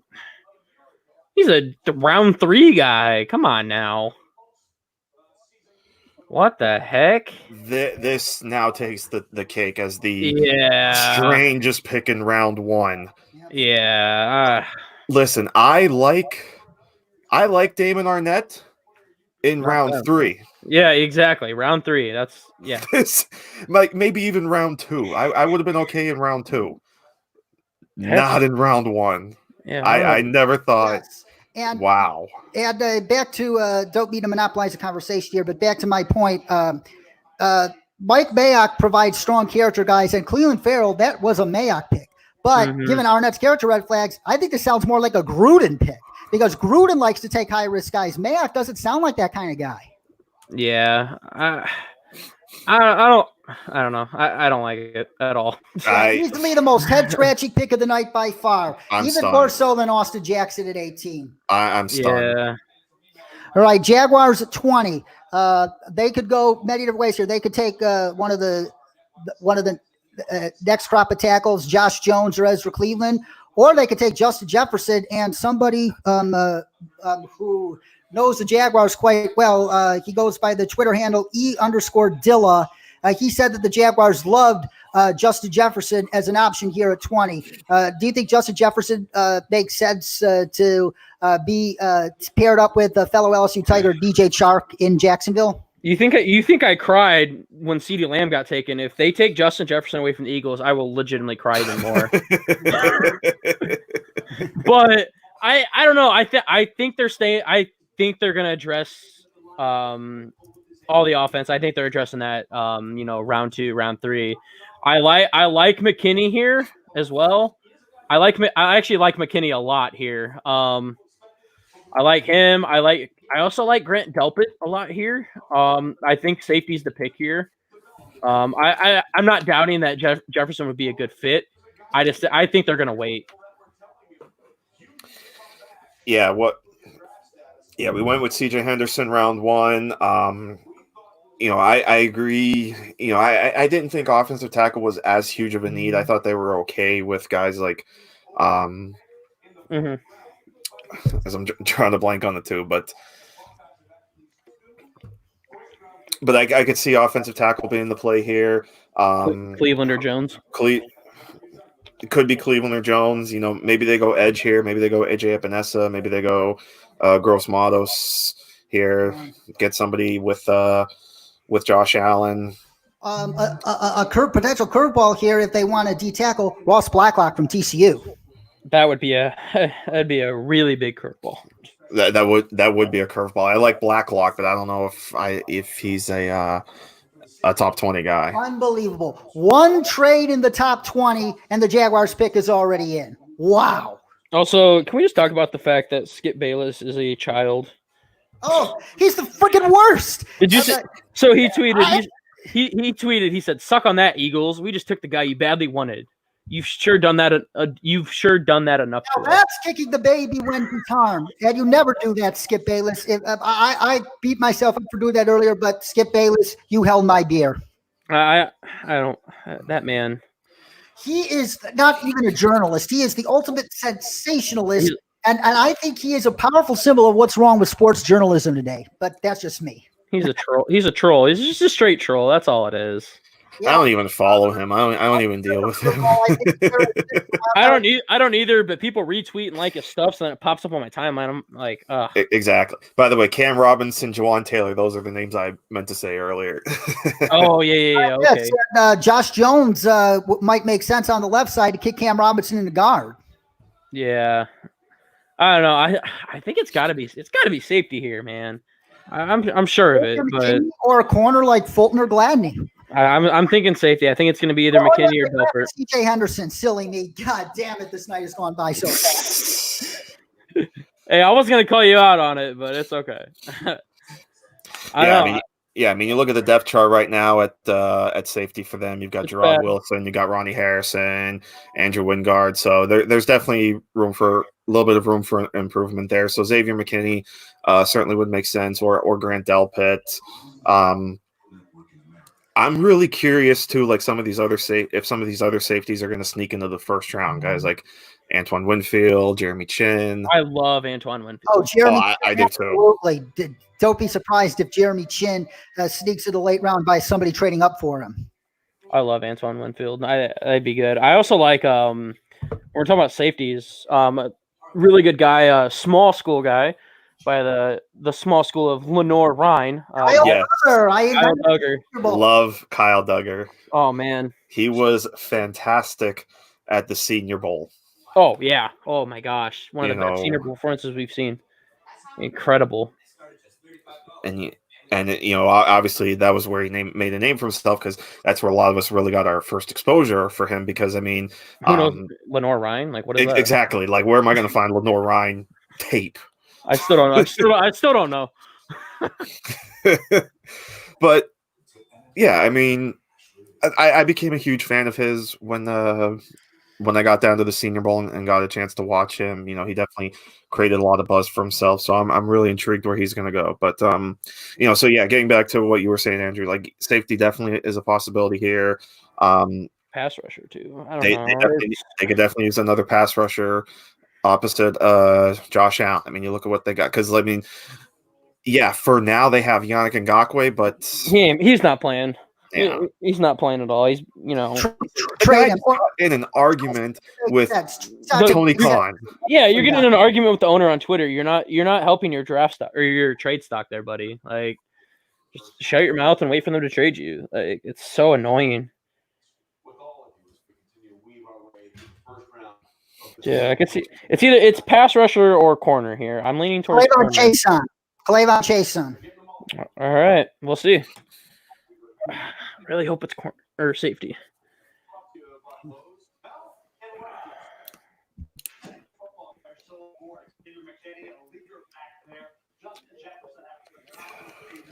Man, if they take Justin Jefferson, come on now. Do we think linebackers in play here too?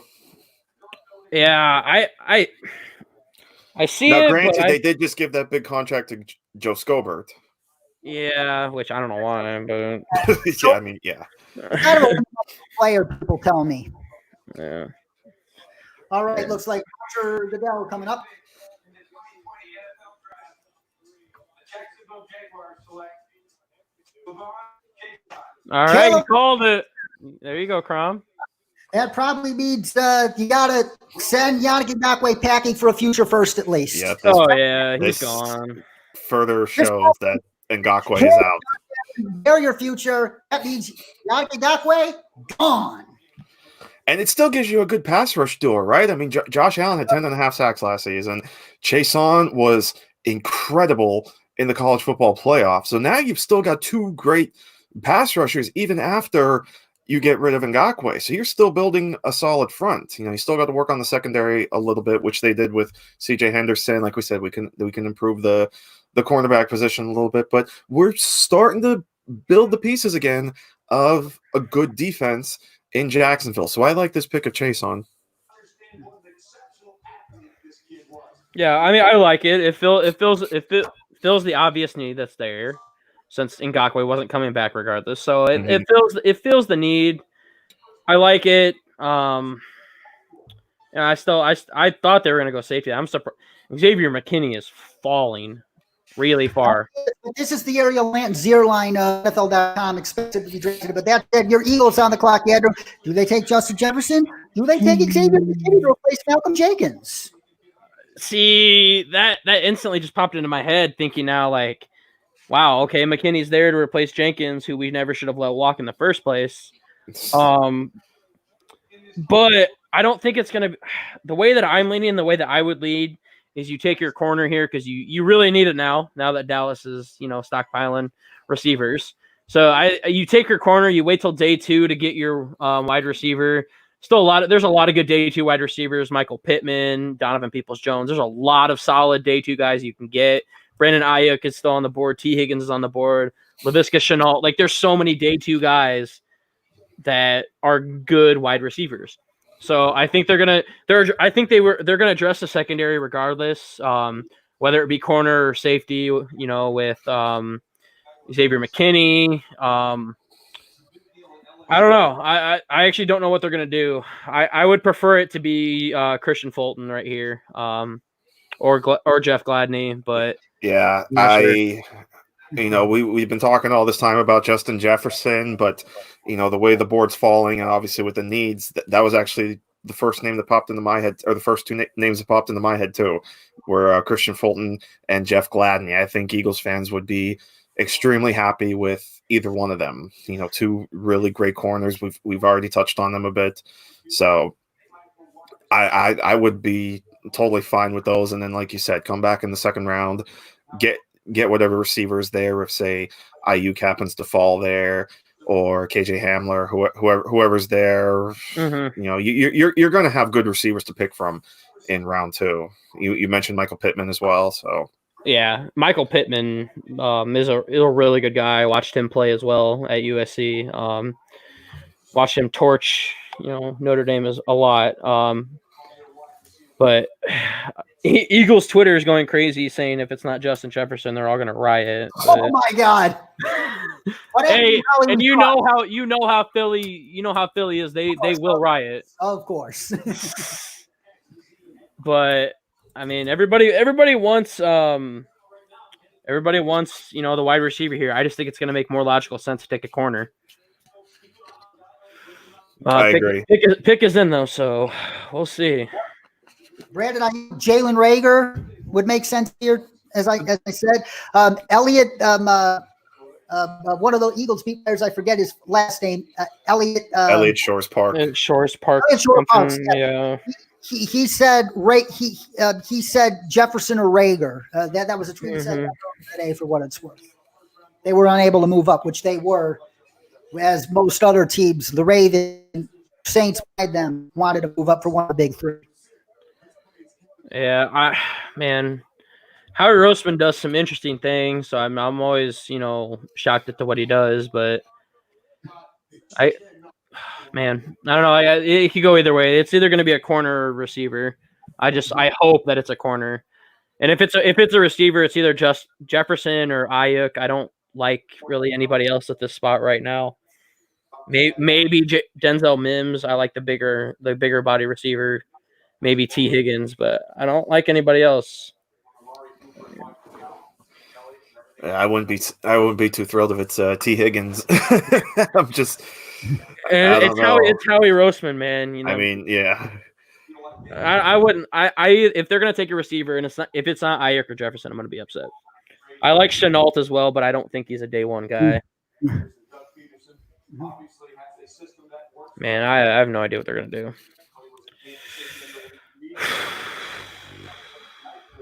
What the Eagles have done here. Again, we've only had those top 3 wide receivers come up. ESPN is already posting pictures of the Dallas Cowboys offense. Come on. Of course. Oh man. So the offense in Dallas is looking elite in all caps. Oh man. All of these people are first-round grades of wide receiver. But we're hearing the pick is in. Let's see if they do it. Eagles. Here you go, Andrew. Eagles selection. I want to personally thank our fans for your contributions. Come on, just get to it. No, let Roger do what he has to. .com/relief to contribute to those most in need. And we thank you again for your support. With the 21st pick in the 2020 NFL Draft, the Philadelphia Eagles select Jalen Rager. You gotta be kidding me. What? Why? Elliott Shores Park. No. Now get this. Marcus Mosher the best NFL draft analyst out there was on the podcast several weeks ago. He thinks Jalen Rager's going to have a better career than Henry Ruggs. I wouldn't be too mopey No. about this. This guy has as high a ceiling as any receiver in this class. Rager could be more than Deshaun Jackson. He could be a smaller Stephon Diggs, for crying out loud. Bill, I don't fault them for taking Rager over Jefferson, because I think the reason why he ran that way at the combine was because that additional weight. And as he showed you when he tore that weight off, he ran more fat. He ran more closer to his original time speed at TCU. Rager, and plus he plays much bigger than his size. I think this pick makes sense. To he could be Deshaun Jackson and then some. Yeah, I mean the thing with Rager is, the concern was his limited route tree, but that wasn't necessarily a knock on him. That's just kind of, the offense that TC ran. But we know Rager definitely has the speed, so it's an interesting pick, to say the least. Like I like Rager. I thought he was going to last a little bit more, but I guess it's just kind of, what's your cup of tea between Rager and Justin Jefferson. But Jalen Rager definitely feels like he can kind of take over that Deshaun Jackson role at some point. Yeah. So he doesn't have to be the primary option right away with Zach Ertz and Dallas Goedert in the fold. He could be your third option.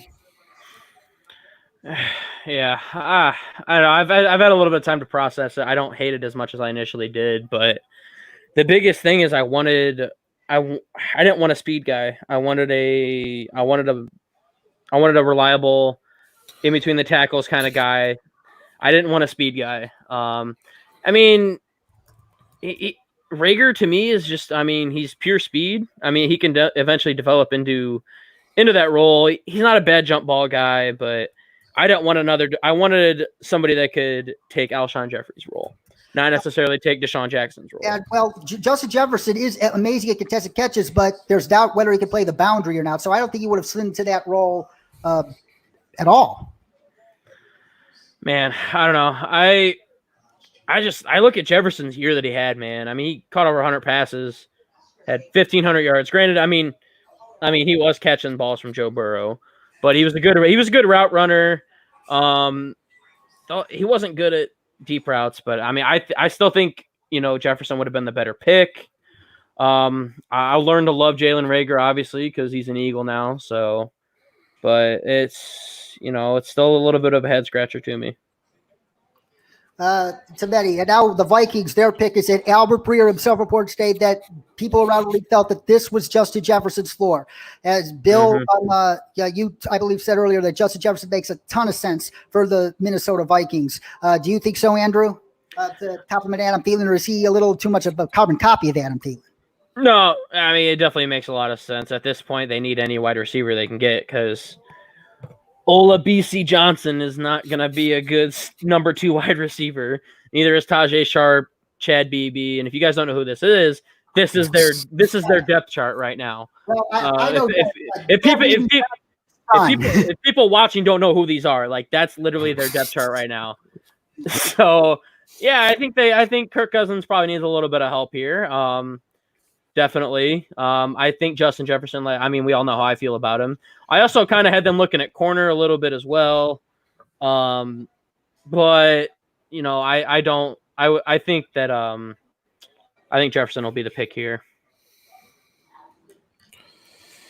Yeah, Tajay Sharp isn't going to get it done as your wide receiver too. So you need to improve on that as quickly as you can. This did from Rappaport. The Vikings have made their pick, but the Patriots are trading back with the Chargers. And I think the Chargers are targeting a tackle here. It has to be a tackle. Don't you think so? Really? Wow, yeah. Like Ezra Cleveland. Tony Pauline said that they love Ezra Cleveland at the Combine as well as the Browns did. So Ezra Cleveland or Josh Jones, I think, is who they were trading up for. Interesting. At least we finally have another trade. My goodness. Yeah. Only the second trade, and it's pick 23. Yeah, that's incredible. I also did it, and I just noticed in my initial mock, I did have Christian Fulton going to Minnesota. So we'll see if it's either corner or receiver. I know I said that for the Eagles as well, but it just makes the most sense. Yeah, and especially with the way Minnesota got rated, they basically lost like all their corners in free agency. I mean, they have Mike Hughes left. I think that's it. Exactly. Yeah. Who was Trey Waynes? Trey Waynes and Mackenzie Alexander both in Cincinnati, and then Xavier Rhodes. That's it. The next guy that makes sense for them here, aside from Justin Jefferson, is Jeff Gladney. Many people were telling me that Gladney is the ideal Mike Zimmer corner because of his versatility of playing zone as well as man and his tackling ability. Like guys like Vic Fangio, Mike Zimmer's a similar type of guy. My corners must tackle at all costs. It's non-negotiable. Do you think Gladney would make sense here? I do, because Gladney is definitely the better tackler, and I think he'll play the run game a little bit better than Fulton.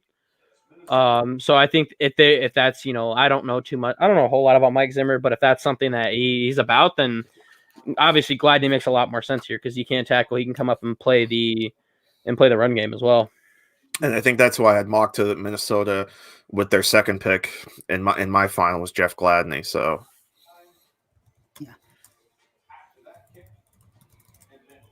Yeah, I said the Chargers gave up their second, third round picks. Second and third. They gave up their second, third to move up. And as we'll talk about the Chargers in just a second, but if you had your pick between Justin Jefferson and Jeff Gladney, who would the pick be? Man, I think for me, I still think for me it's Gladney because I favor a lot of the, I favor a lot of day two wide receivers still. So I'm going with Gladney here because I think that they can pick up because the Vikings don't need a number one guy. They already have Thielen. So there's plenty of number two guys out there in round two. Yeah, it's a toss up for me. I would I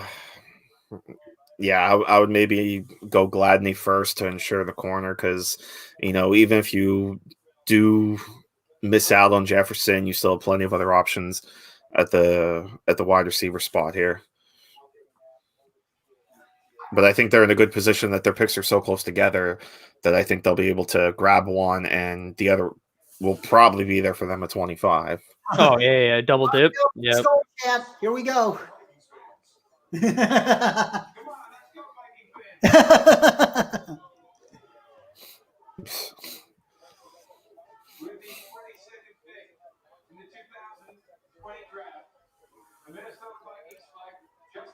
Justin Jefferson to the Vikings. Okay. I mean, that's, I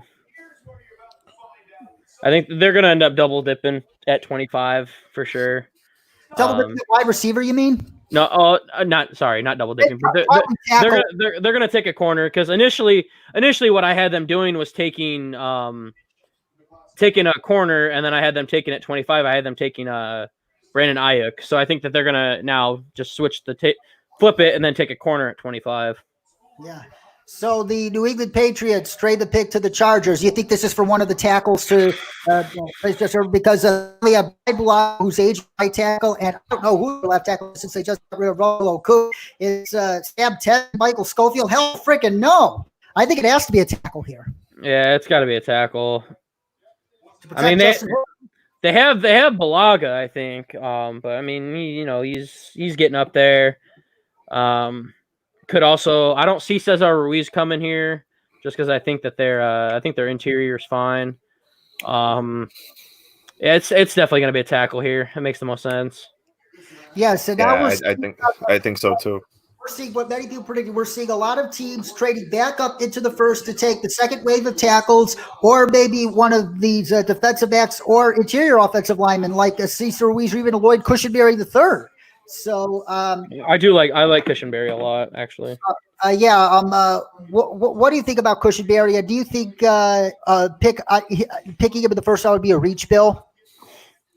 Not at all. I like Cushenberry. He's definitely up there with Ruiz as the top interior lineman here. I've always thought that Cushenberry had a chance to sneak into the back end of the first round. So no, I think we're getting to the point of the first round where these positions aren't really going to feel like a reach. So I would not have a problem with Cushenberry. Now, So call me crazy, but what would you think about a potential running back going right here? To the Chargers. Yeah, I mean they have Eckler obviously, but is he really an every down guy? I mean, could they? Maybe they take Swift or Jonathan. I don't think it's gonna be Taylor. If it's gonna be Swift regardless, but And you know, Eckler was brought up in a lot of conversations when Christian McCaffrey got his contract extension. People are wondering like why did Christian McCaffrey get this much money and Austin Eckler got so little money? Well, I think it has to Eckler's do not even with close. Oh my God. Let's see. Benjamin Albright. He probably has the most accurate mock of all the mocksters so far. 1, 2, 3, 4, 5, 6, 7, 8, 9, 10. 10 teams correct. That's uncommon. That's very good for this stage of the draft. Yeah, let me see how many I got real quick.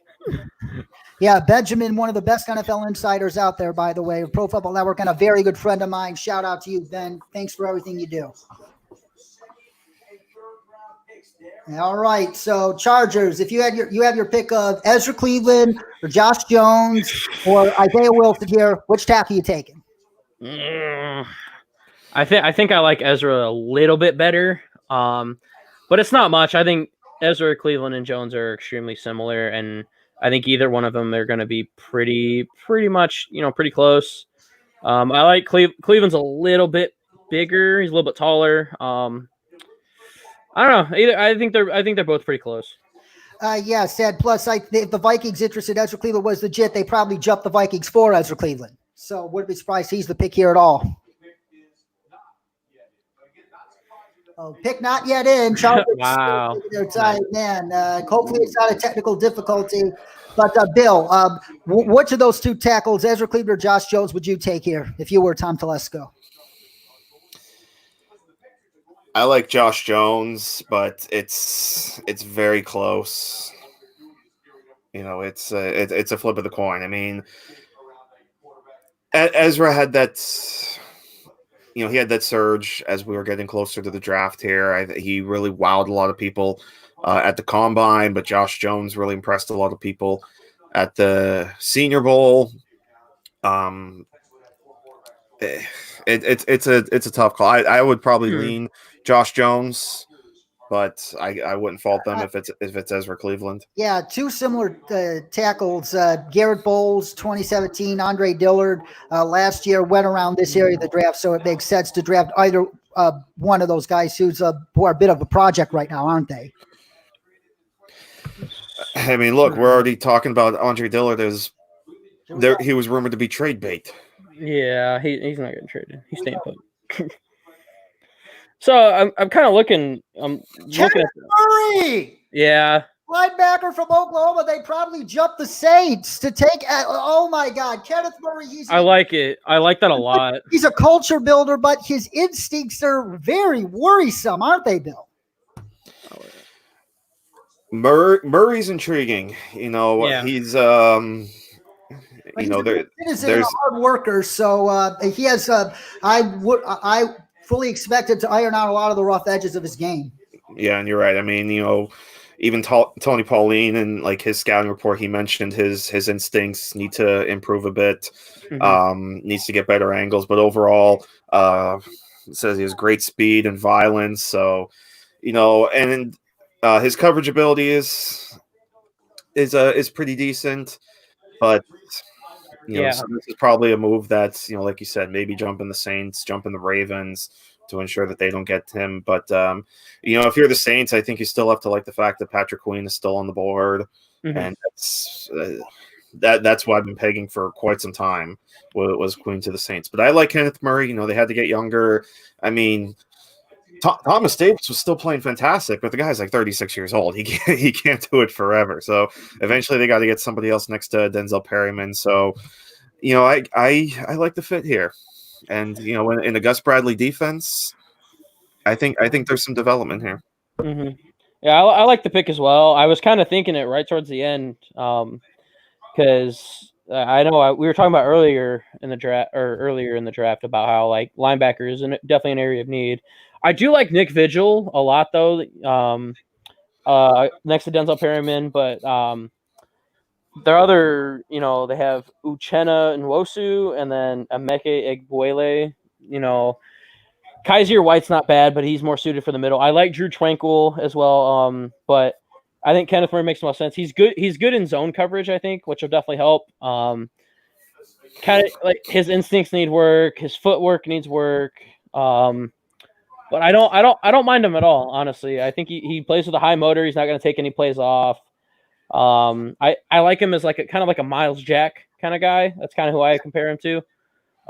So I love the pick. I love the pick. They traded up. They got the guy they wanted. They, like you mentioned, they hopped the Saints. So I think it's a good pick here.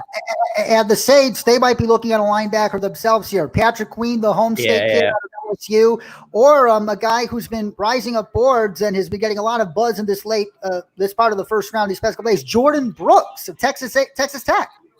Mm-hmm. Yeah, I saw a couple mocks with Jordan Brooks too. I would be pretty surprised if Jordan Brooks ends up in the first round. Now, I do like Brooks. I mean, he's a tackling machine. He racked up. He was all over the field for Texas Tech. So, I mean, a team's going to fall in love with him. I just would be pretty surprised if we do hear his name tonight. Yeah, so the New Orleans Saints, I thought, if not linebacker, where should they go? Man, there aren't that many glaring holes on this roster at the moment. But if you want to get ready for the future after Drew Brees, do you think Drew Love here? Yeah, I kind of do like Jordan Love here. Now that I'm thinking about it, I didn't think he was going to be a first round guy. I thought there was going to be, two quarterbacks, and that was going to be it. Because, while Sean Payton has come out and said that Taysom Hill is going to be a quarterback, he's 31 years old. He's not going to develop any more than he already has. Use him how you will. Obviously, he's a weapon, but I don't think he's going to be the Drew Brees successor. So why not? Why not take Jordan Love here? It's definitely a possibility. I see it happening. I still think they're gonna stick at linebacker, but I could see Jordan Love here. Absolutely. It was just so funny to hear, Taysom Hill can be the star for this team and this, that, and the other thing. And it's like, wait a minute, this guy's 30 years old, going to be 30 years old, and you think all of a sudden he's going to be a franchise quarterback. Yeah. Okay. Yeah, like don't get me wrong, like I love Taysom Hill. I love Taysom. I love watching him play. I mean, dude's a bona fide Swiss Army knife. I mean, he's the Isaiah Simmons of the offense. I mean, he plays wide receiver, plays tight end, plays running back, plays quarterback, but he's not a franchise level quarterback. It's not happening. As much as they want it to, as much as they want to speak it into truth, it's not going to happen. So Jordan Love does make sense here.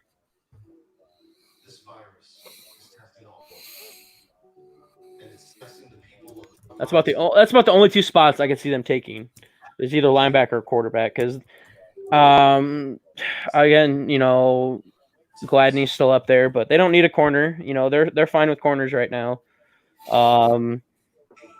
Maybe you draft interior defensive line. Maybe the pickings aren't that great right now. I kind of like Ross Blaylock. That could definitely be a selection from TCU as well. But I don't know. I think it's either going to be corner or quarterback or linebacker here. Oh my God, heartbreaking news just tweeted. Dak Prescott's brother passed away today at age 31. Oh my God. Wow. Yeah, very hard. Saw that from Schefter. That's tough. That's unfortunate. We don't know the cause yet. Not sure it was COVID-19 or something else, but prayers are with Dak Prescott's family. It should have been a jubilant night for him for CeeDee friggin' Lamb all the way to the Cowboys. This should be one of the happiest nights of his life. Man. It's probably the saddest night of his life. My heart for Dak Prescott right now. Let's send some positive thoughts to Dak Prescott if we can. And there's a sign outside. Architecture will say thank you to frontliners. So we take a look at the New Orleans Saints as there is the fully recovered Sean Payton. It's got to be Jordan Love. Now I wasn't on the Jordan Love until you mentioned it, Crom. But If not Jordan Love, who should it be here, Bill? I mean, I've been pegging Patrick Queen for a while. It could be a corner. You know, they could probably use someone next to Marshawn Lattimore. And Andrew mentioned defensive line. I mean, you look at what they got. They got, Sheldon Rank is really good, but then you got guys like David Onyemata and Malcolm Brown, so you could probably work someone in with them. Edge is interesting. How do they feel about the guys after Cameron Jordan and Marcus Davenport? How do they feel about Trey Hendrickson? So, a lot of different ways they can go, but I would say either corner, quarterback, cornerback, or linebacker are probably I would say the three most likely positions that this pick could be. also, I mean, keep in mind. Say did. We're about to get an answer, Ed. I'll let you finish your thought after the No, you're fine. You're fine. With the 24th pick in the 2020 NFL Draft, the New Orleans Saints select Caesar Ruiz. So After taking Eric McCoy, you take Caesar Ruiz. They must believe McCoy can play guard. Do you think McCoy can play guard? So that's what my thought was gonna be. I'm not even lying at all. I was looking at that and I'm like, I like McCoy, but I don't like Larry Warford that much. So what if they select Cesar Ruiz? He's there. He's a great prospect. Even I like it. I love it. I was initially thinking, I'm like, what if it's Ruiz here? What if we're all wrong? Because honestly, they can take a quarterback later. They could take a linebacker later. What if they just go BPA right here? And I think Ruiz is BPA right here. I love that selection. I really love that selection. Yeah, I like it too. I mean, you've got two young studs there in the middle of that line now with Ruiz and Eric McCoy. So you're still building the middle there for Alvin Kamara. And it's still about protecting Drew Brees because you're still fighting for that window, right? So this still feels like kind of a win now type pick. So I like it too. Caesar Ruiz, another inspiring story in the draft. On December 4th, 2007, his father died tragically at the side of the highway while he was helping a stranded driver change a flat tire. And he was just 8 years old at the time. And they lived in Camden, New Jersey, which is one of the most violent cities in North America. And he dealt with a lot of depression and anger as a result of his father. But he just has overcome so much adversity to get to where he is right now. And now whether we have football in 2020 or 2021, well, hopefully Drew Brees will play whenever the next NFL season is. He'll probably be hiking the ball to a future Hall of Famer, Drew Brees. What an amazing, amazing story. And but if the Saints had to move Ruiz or Eric McCoy to guard, who would you move to guard? I would move Ruiz. I think. Yeah. I agree. I think McCoy is best suited for the center position. Ruiz, I think, is a little more versatile than McCoy is. So, yeah, I love that selection. It came into my head a little bit too late. Yeah, but I love it because Ruiz, I think he's played. I'm trying to remember. I think he mostly started at center, but I remember early on in his career he did play at guard. I remember. And I mean, he absolutely abused. He's abused Notre Dame the last couple of years. He's not really too good in pass protection. He has a little bit of a needs to keep his head moving a little bit. But his run blocking prowess is insane. I mean, the dude's a mauler. He punches well. I love this selection right here.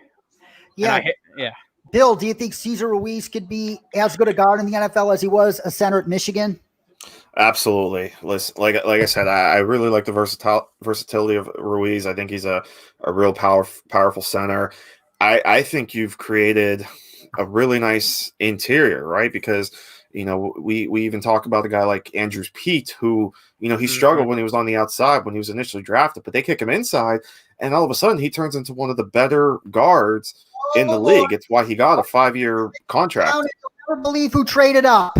The Packers? 49ers traded up. The 49ers traded up from Wow. 21 to 25. Oh my God. Wow. Wow. I was hearing that Kyle Shanahan was a big fan of Denzel Mims from Baylor. Bill, you and I saw Denzel Mims at the Senior Bowl. Do you think he'd be an okay pick here? Denzel Mims and Deebo Samuel would be quite an intriguing combo on the outside.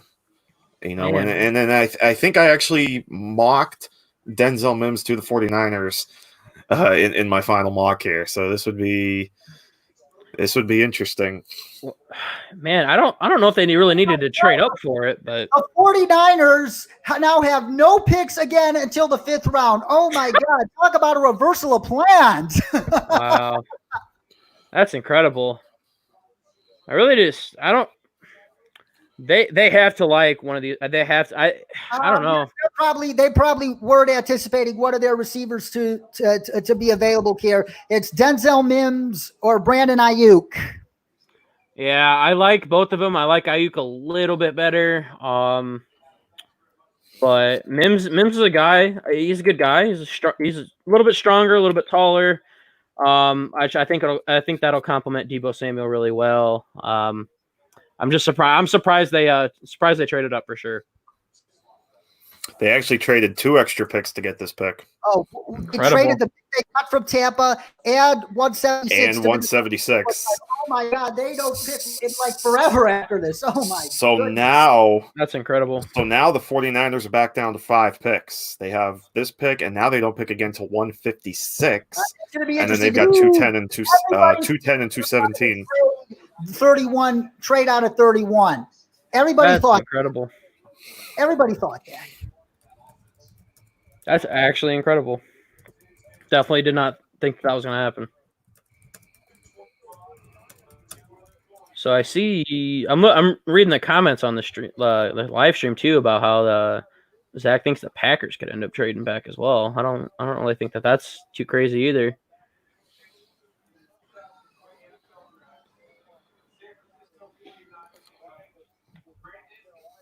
Brandon Ayuk. It is Okay. Brandon Ayuk. Yeah, I don't mind that pick. I think they could have. I really think they could have gotten him at 31 though. I agree. I don't think that was necessary, but because I mean, Dolphins weren't going to take him. He wasn't going to Seattle. Maybe Baltimore would have taken him. Baltimore, probably Baltimore, yes. Baltimore, maybe Green Bay as well.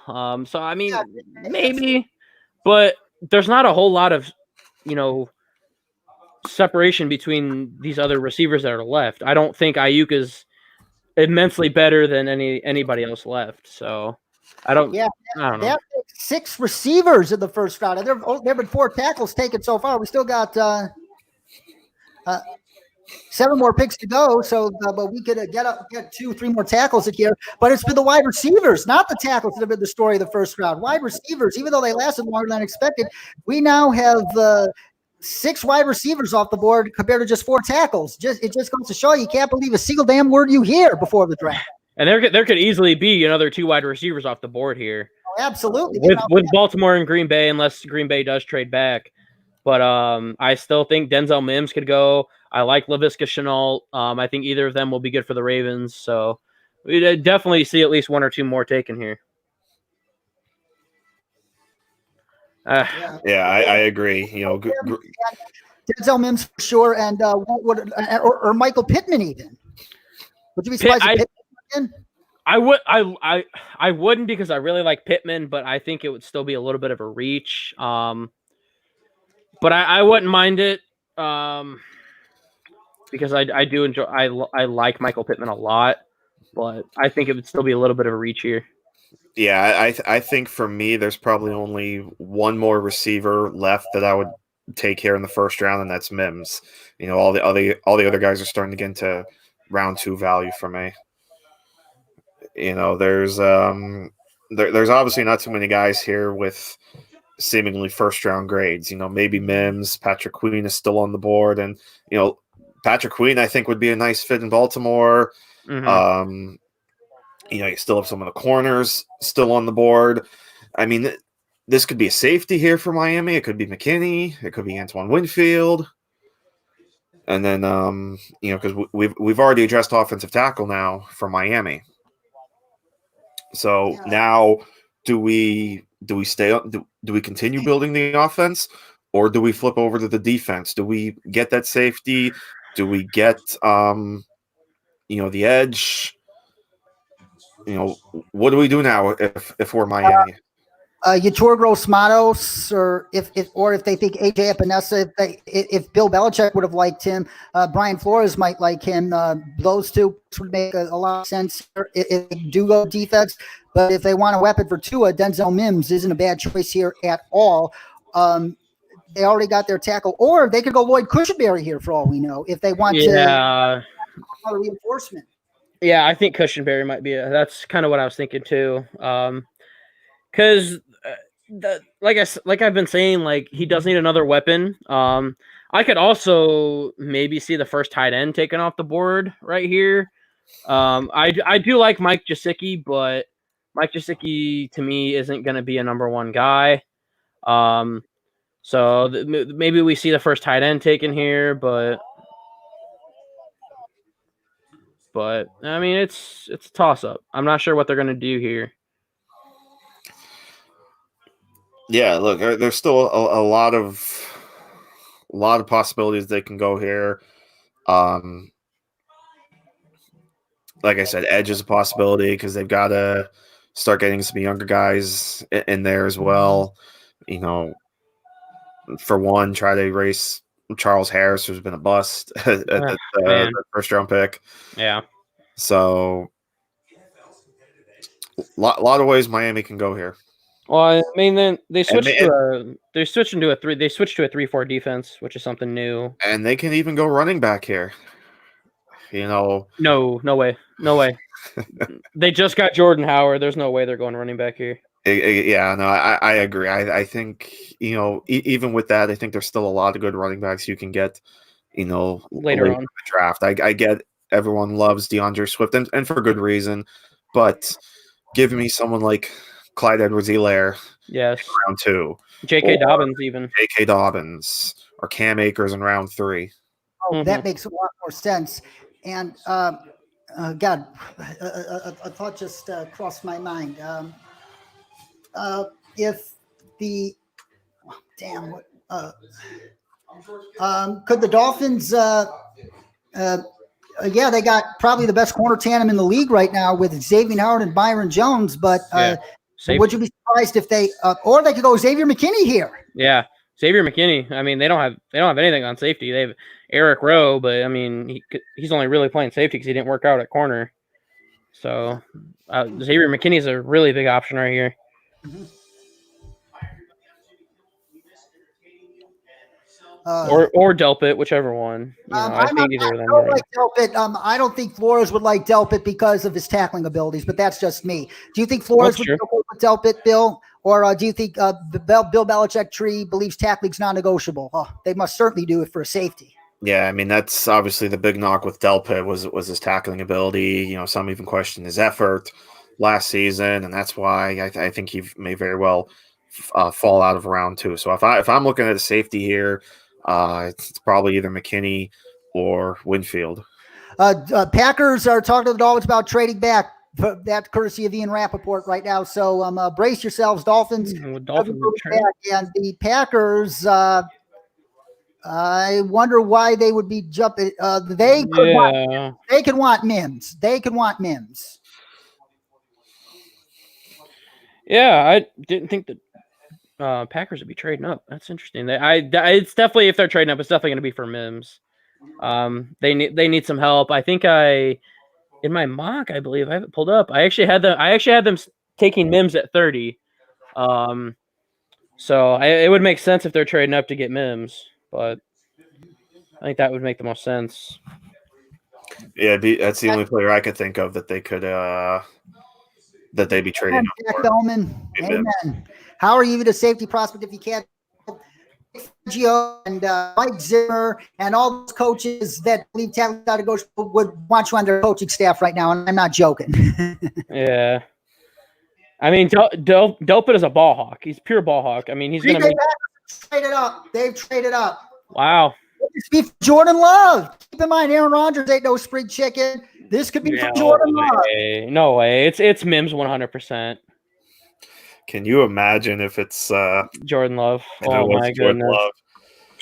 Oh my goodness. If it's I mean, I think this was about the age where what Favre was when they took Rodgers. So that's not completely blasphemous, but I definitely still think it's going to be for Mims because Rodgers is at that plateau in his career now. I mean, he needs some weapons with Devontae Adams.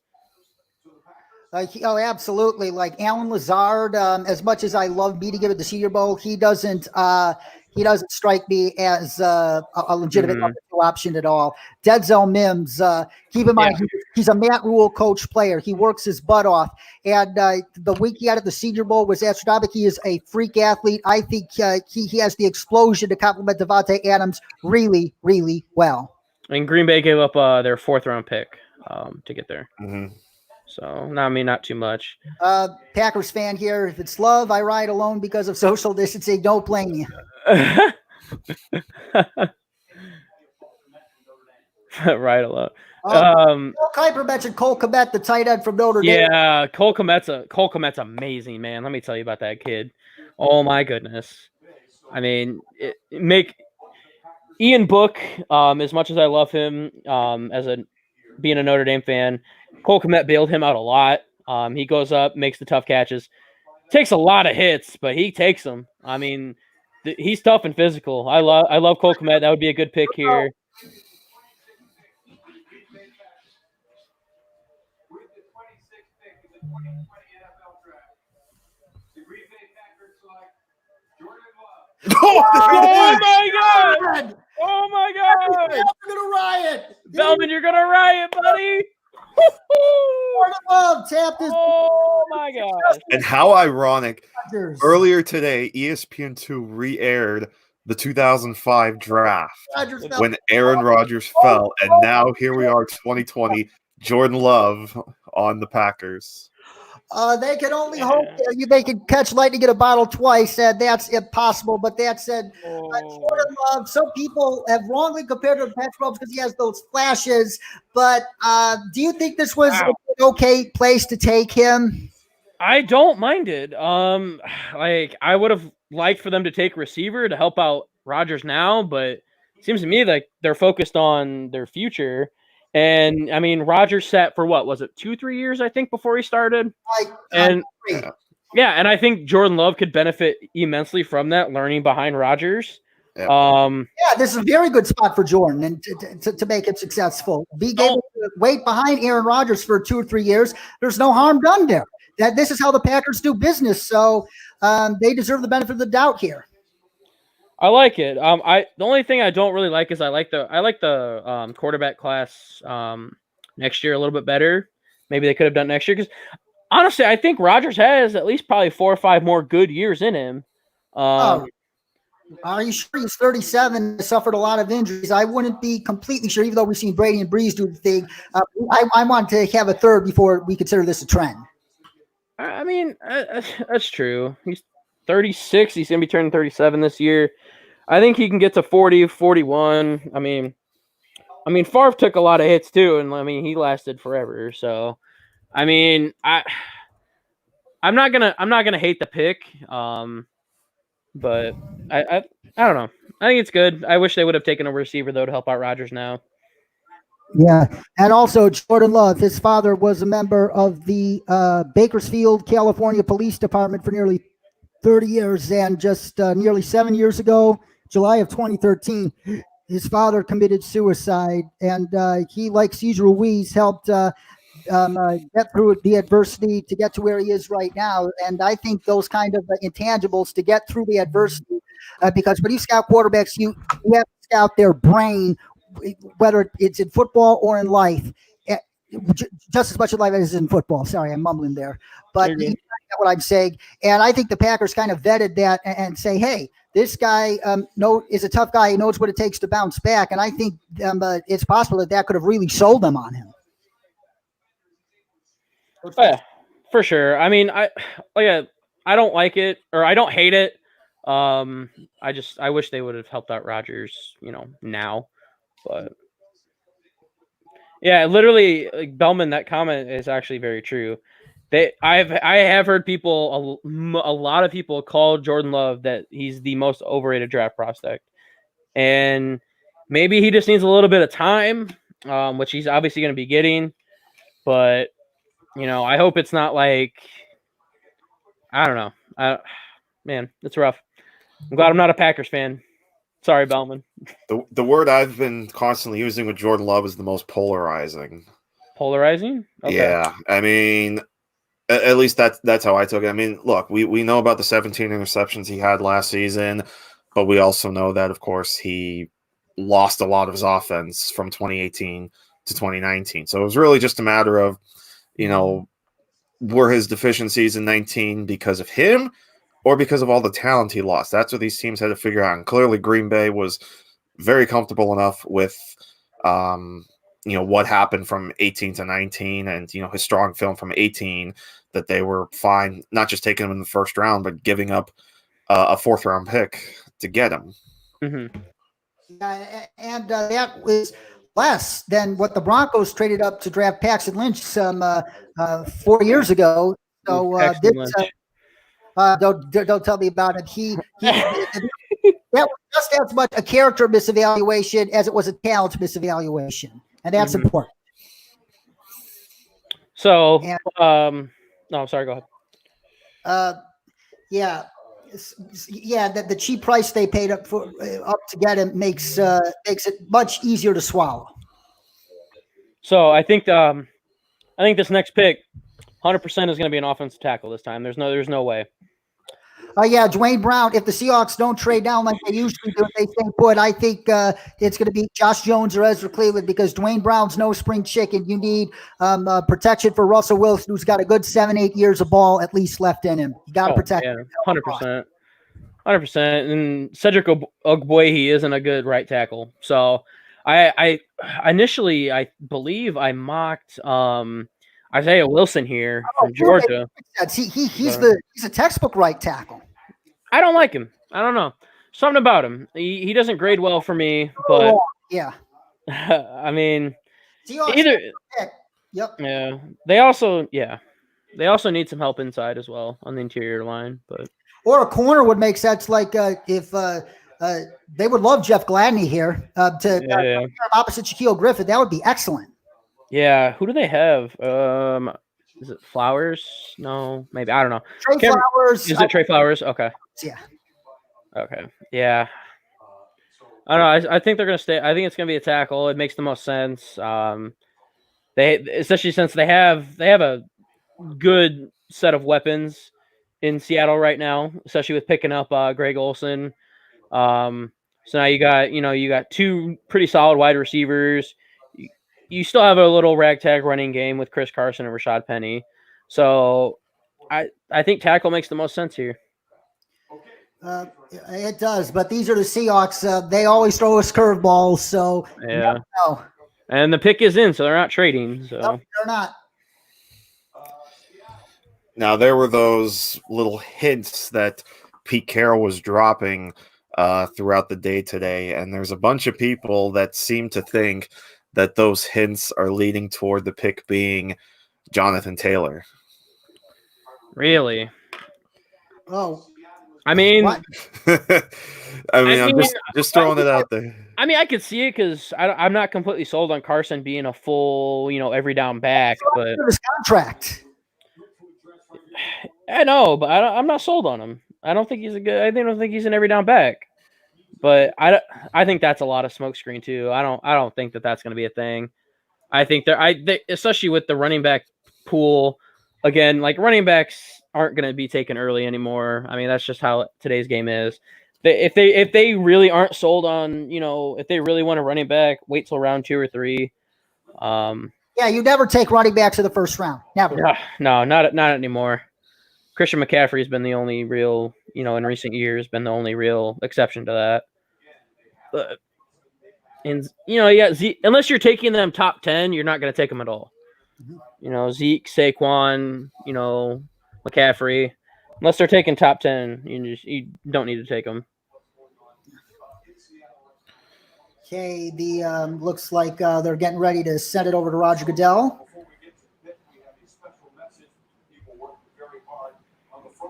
A lot of people on the front lines thinking people who've the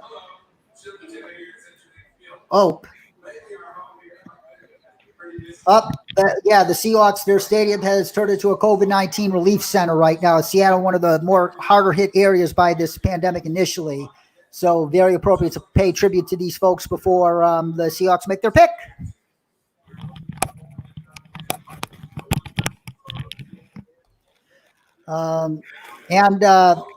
So do you think tackle makes the most sense here, Bill?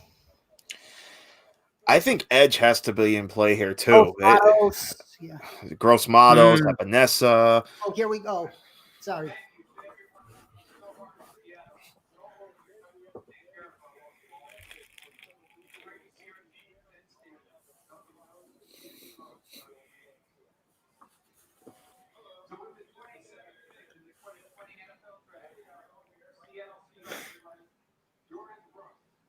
Whoa! Wow. From Texas Tech, the guy. What the hell? A lot of buzz here. Bobby Wagner and KJ Wright are pretty old. Keep that in mind. Man. I should have gone Patrick Queen. Patrick Queen would have made a lot more sense. Yeah. So yeah, Patrick Queen's still on the board, but Jordan Brooks off now. Joy if they want it. Like we said, Jordan Brooks was a tackling machine during his career at Texas Tech. There is no doubt about it.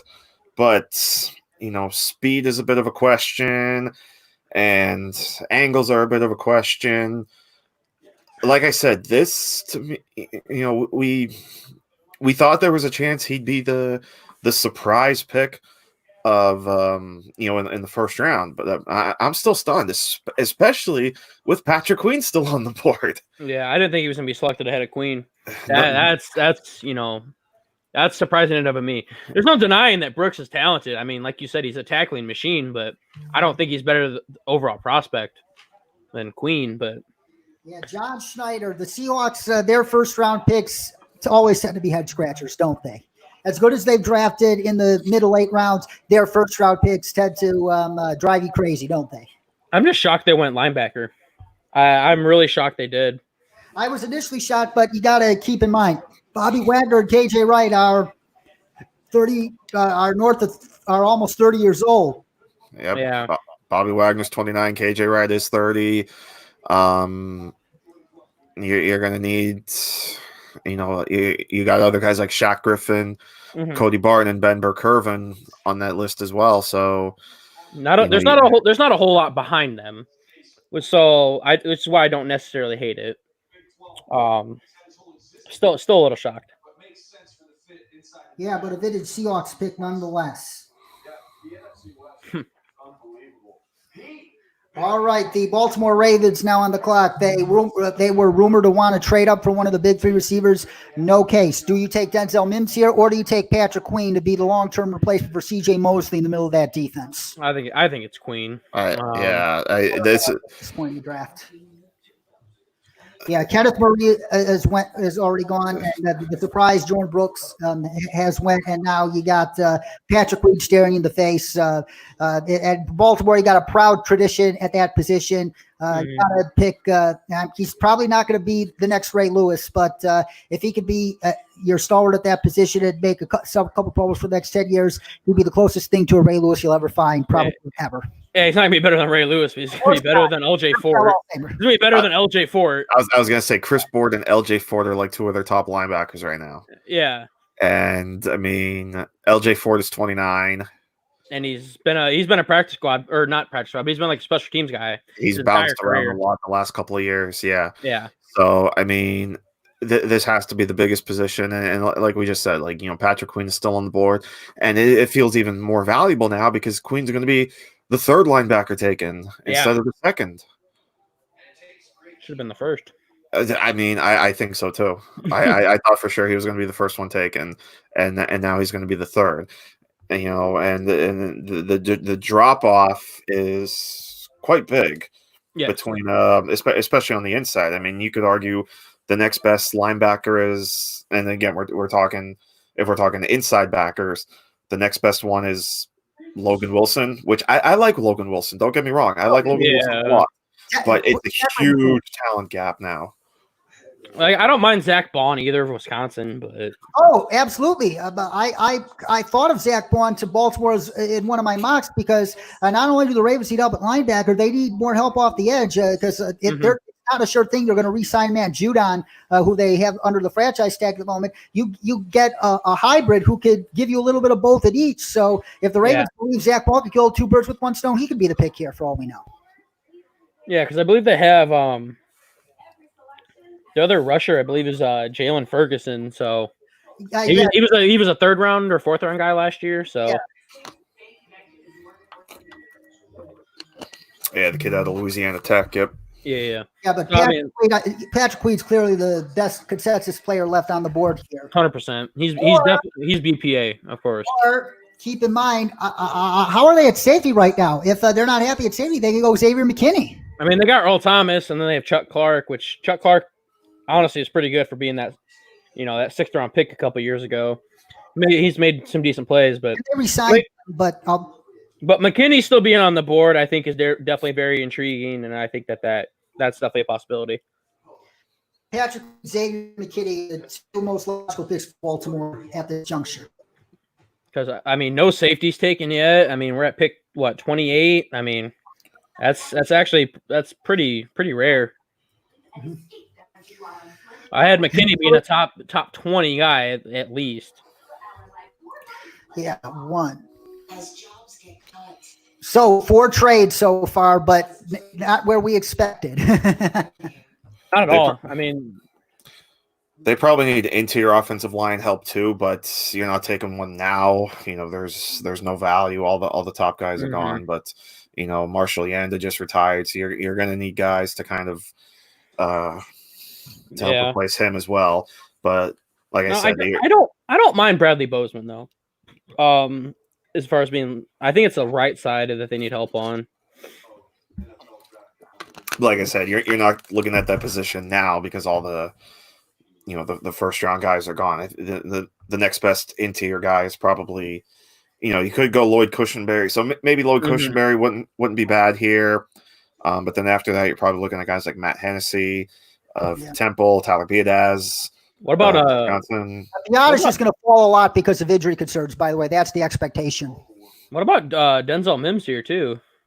Although Miles Boykin's a pretty similar player, but unless I love Boykin, but getting Mims, I think, gives them that solid 3 because as much as I like Willie Snead, I don't really think he's that great. So I think getting Mims in there, I think would help give Lamar Jackson more weapons that he doesn't really need. It could be. I really just think it's going to be Patrick Queen here. I don't really think there's going to be anything else to it. Calais Campbell, Walter Payton Man of the Year, now more red and he can be announced pick here. So let's step aside for just a second.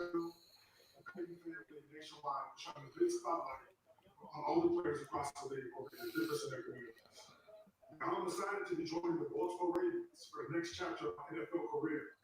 In Baltimore, I'm excited to be part of the family. Let's welcome our newest member to the Baltimore Ravens. You ready to go? Let's get it. Here we go. Yeah, here we go. Thank you, Calais, for your excellent on and off the field. Calais Campbell, one of the best humanitarians in the league. 100%. Truly a role model for all of us. And congratulations on being a Raven. With the 28th pick in the 2020 NFL Draft, the Baltimore Ravens select Patrick Queen. Baltimore is easily the most sensible player on the board for them. Easily the most no-brainer pick of this draft, I think, other than probably Joe Burrow. Yeah, Easiest no-brainer right there. Oh, whoa! How come, Andrew? What do you like most about Patrick Queen's game? it makes sense to me. I mean, I love Patrick Queen. The only real knock I have on him is his experience, because he has only started, I believe, 16 games in college. But he has great lateral movement, great sideline to sideline burst, and he's a good tackler. I mean, the only real knock I have on him is experience, because we do only have a small sample size. But he steps right in there in that middle linebacker spot, and I see him there for a while. I mean, obviously, you know, he's got a lot to live up to in that linebacker spot, but he's better than what they have right now, obviously. And I think it's a huge no-brainer, especially with Queen should have been the first linebacker taken. And the fact that he's third is pretty incredible. What do you think, Bill? Yeah, absolutely. This was, I mean, the value and the position need, it all just kind of intersected here, right? Like we were just saying, you know, we could have argued Queen could have been the first linebacker taken. Some thought maybe he could have been the second, and he ends up being the third after Jordan Brooks, which still is stunning to me. So the value is incredible to me here. And then, like we said, it was a huge position in need, arguably their biggest position in need, and they filled it now. So I think Andrew's right. You may have your middle linebacker now for quite some time if you're the Ravens. So you have to be happy now. If you're a Ravens fan, excuse me, that middle of the defense is fortified now for a number of years. So I love this pick. Yeah, it definitely, as I said, it definitely was the best player available, he or Xavier McKinney. Now the Tennessee Titans are on the clock. I see two possibilities for them. They could go corner, like Teron Davenport, my good buddy who covers them for ESPN. He mocked Jeff Gladney to them here in the ESPN NFL Nation mock. But they could also go right tackle with Isaiah Wilson, or if they think Ezra Cleveland or Josh Jones could be right tackle, they could go there. Or yes, they got Jeffrey Simmons last year, but they did trade away Jarrell Casey, and you need help getting after the quarterback in any way, and this could be a great spot for Ross Blacklock. If they played with Jarrell Casey and Jeffrey Simmons last year, Ross Blacklock and Jeffrey Simmons ain't too shabby either. Mm-hmm. Yeah, for sure. In my initial mock, I actually had them taking Ezra Cleveland in my final mock. The reason I like Ezra Cleveland in this pick is because Ryan Tannehill. I love Ryan Tannehill. I loved Ryan Tannehill in Miami, but he went to a good spot here in Tennessee, and for him and Derrick Henry to repeat that performance in 2019, they're gonna need some help on that line again. And as much as I love Dennis Kelly, being an Eagles fan, Dennis Kelly is a good guy that he'll step in there and, you know, that's fine. But he's not a good starter. So, but Cleveland's a project. He needs to get a little bit stronger. He has the range and the quickness to annoy some of his defenders, but he needs to work on his strength and his punching power, which give him some time. And I think that is something that he can get. So, I like Cleveland here. I know I'm kind of stumbling my words. I'm a little tired, but I've been up since 5 a.m. But I really like Cleveland here. I think it's going to be a home run pick because the only other real spot I see, like was mentioned, definitely on the interior defensive line. I can see that as well. I don't really like any picks here right now for that, but it'll be interesting. I think they have a lot of opportunities. Yeah, many different ways the Titans go. John Robinson has definitely built one of the more stronger rosters in this league, guys. Forgive me if that's grammatically inaccurate to say more stronger, but I think it is. So one of the stronger rosters in the league. So there's your correction there. And so out of corner or tackle or even a D-line or edge, what do you think is the most pressing need for the Titans so far? This is a pretty loaded roster. Yeah, it's a good roster. I think Jeff Gladney would fit real well here. Mhm. I think that'd be a real nice fit. Exactly. Teron Davenport mocked him to the Titans at this spot. Now, funnily enough, I actually mocked Zach Baun in my final mock. Really? That makes sense. Yeah. If they think he could be a full-time edge to pull opposite of Harold Landry, he'd be a very good pick here. Or if they think Turgos Matos could be at a 3-4, but I've heard he's more of a 4-3 guy. And you know, I did ask Teron about that pick actually too, so I got his thoughts on that, and he feels that's just kind of more of what they already have, you know, with Harold Landry and with Vic Beasley. So, you know, he didn't seem to mind the pick, but it sounds like corner, at least for him, is probably higher on the list, and I can understand that. I mean, you know, you got I think they lost a couple guys in free agency, if I remember correctly. I mean, you're really only down to at least your top guys are Malcolm Butler and Adoree Jackson. So you could, you know, stand to use a little bit of help there. I mean, those guys are solid, but you could probably at least use a third guy there. So, you know, corner's definitely in play. I mean, I had been thinking edge too, just because I feel like they probably need somebody opposite Harold Landry. Like, yeah, they signed Vic Beasley, but it was only a 1-year deal. But I mean, it was $9 million. Yeah, I don't think. He's not a long-term guy there. I don't think. Exactly. Yeah, you know, that was and we kind of had to think Vic Beasley was probably going to get a 1-year prove it deal anyway. You know, he obviously never lived up to his expectations. So, Isaiah Wilson. Hey, A lot of people who let's go. Wow, I like that. You said you weren't a fan of Isaiah Wilson, but why does he make sense here? I don't know. I like Ezra Cleveland a little bit better. I had Isaiah Wilson going to Seattle, but Wilson's massive, man. I mean, he's 6'7", 350. Like, the dude is huge.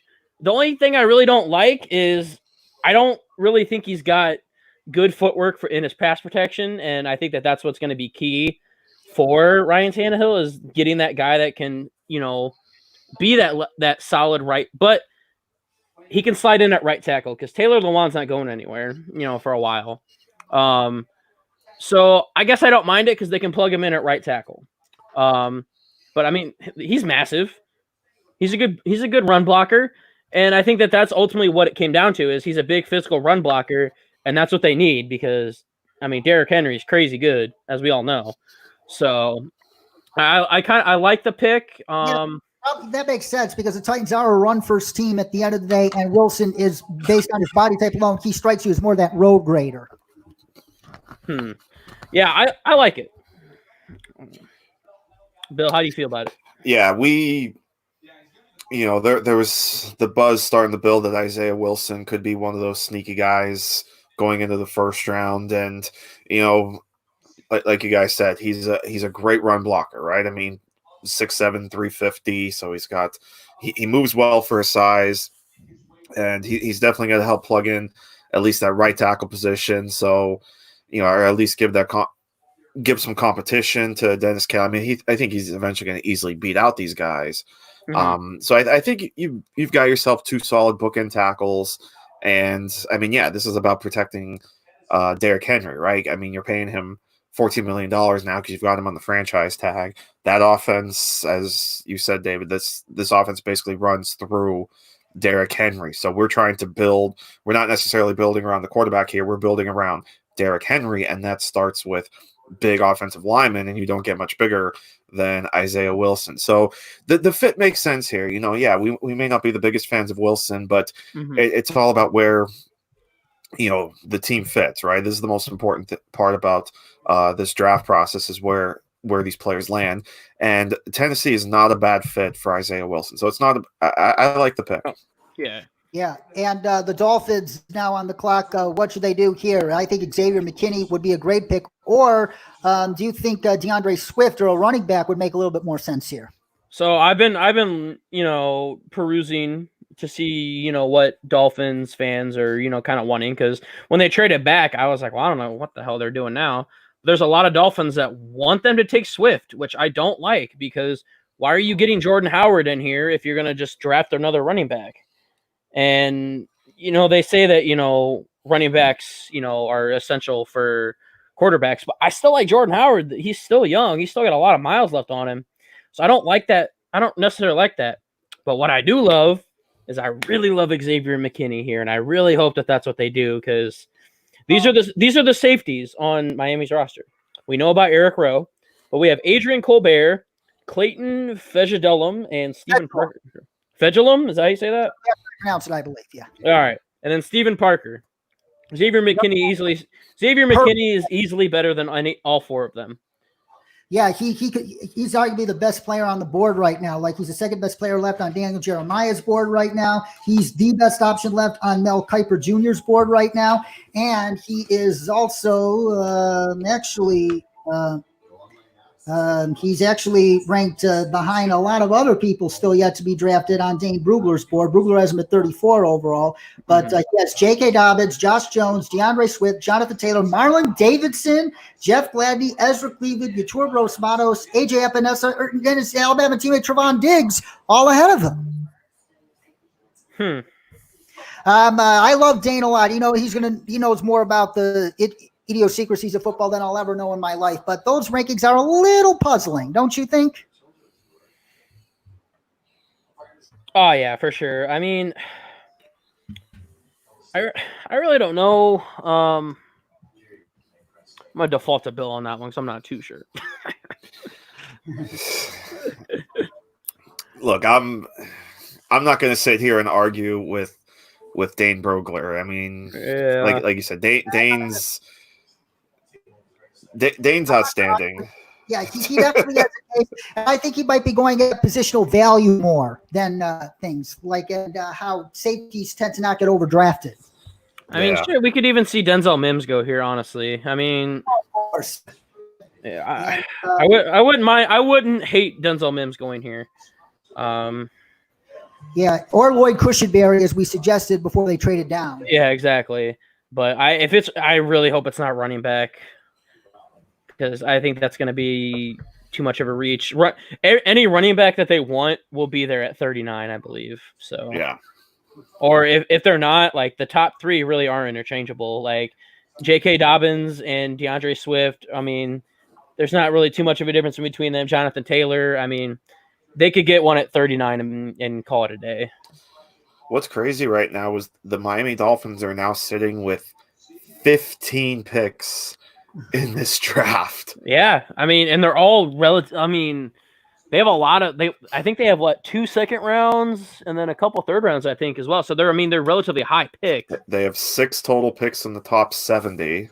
Jeez, man. Yeah, they came into this draft, or they came into the day with 14 picks, and now, of course, they just picked up that 4th rounder from Green Bay, number 136. Oh, so my yeah, gosh. so they're now sitting with 15 picks.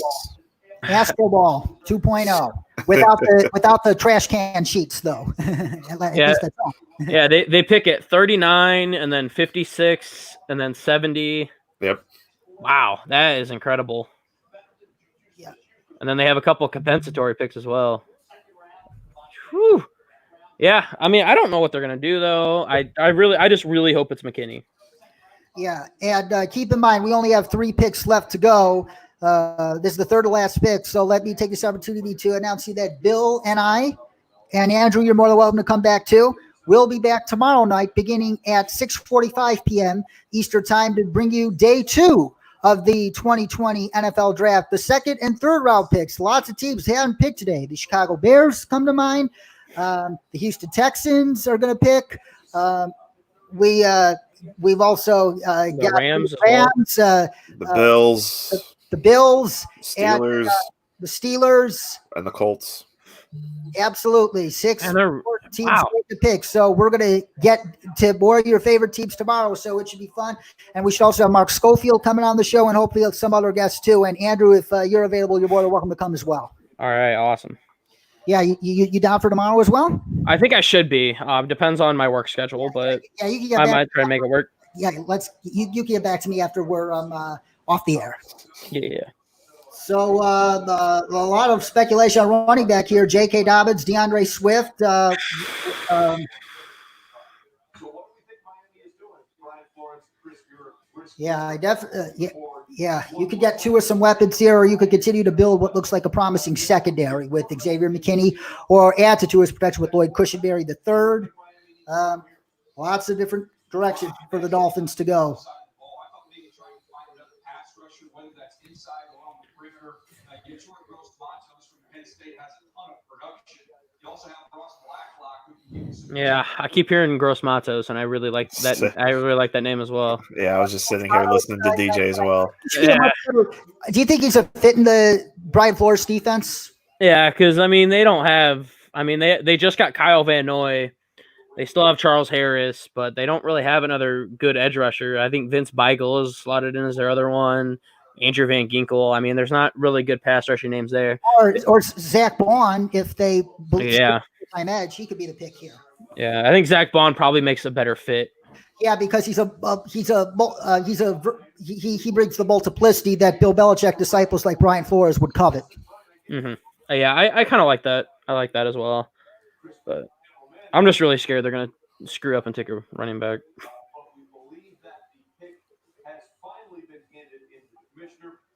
Looks like there were All right, technical difficulties making this a bit longer, but this night has run smoother than anticipated.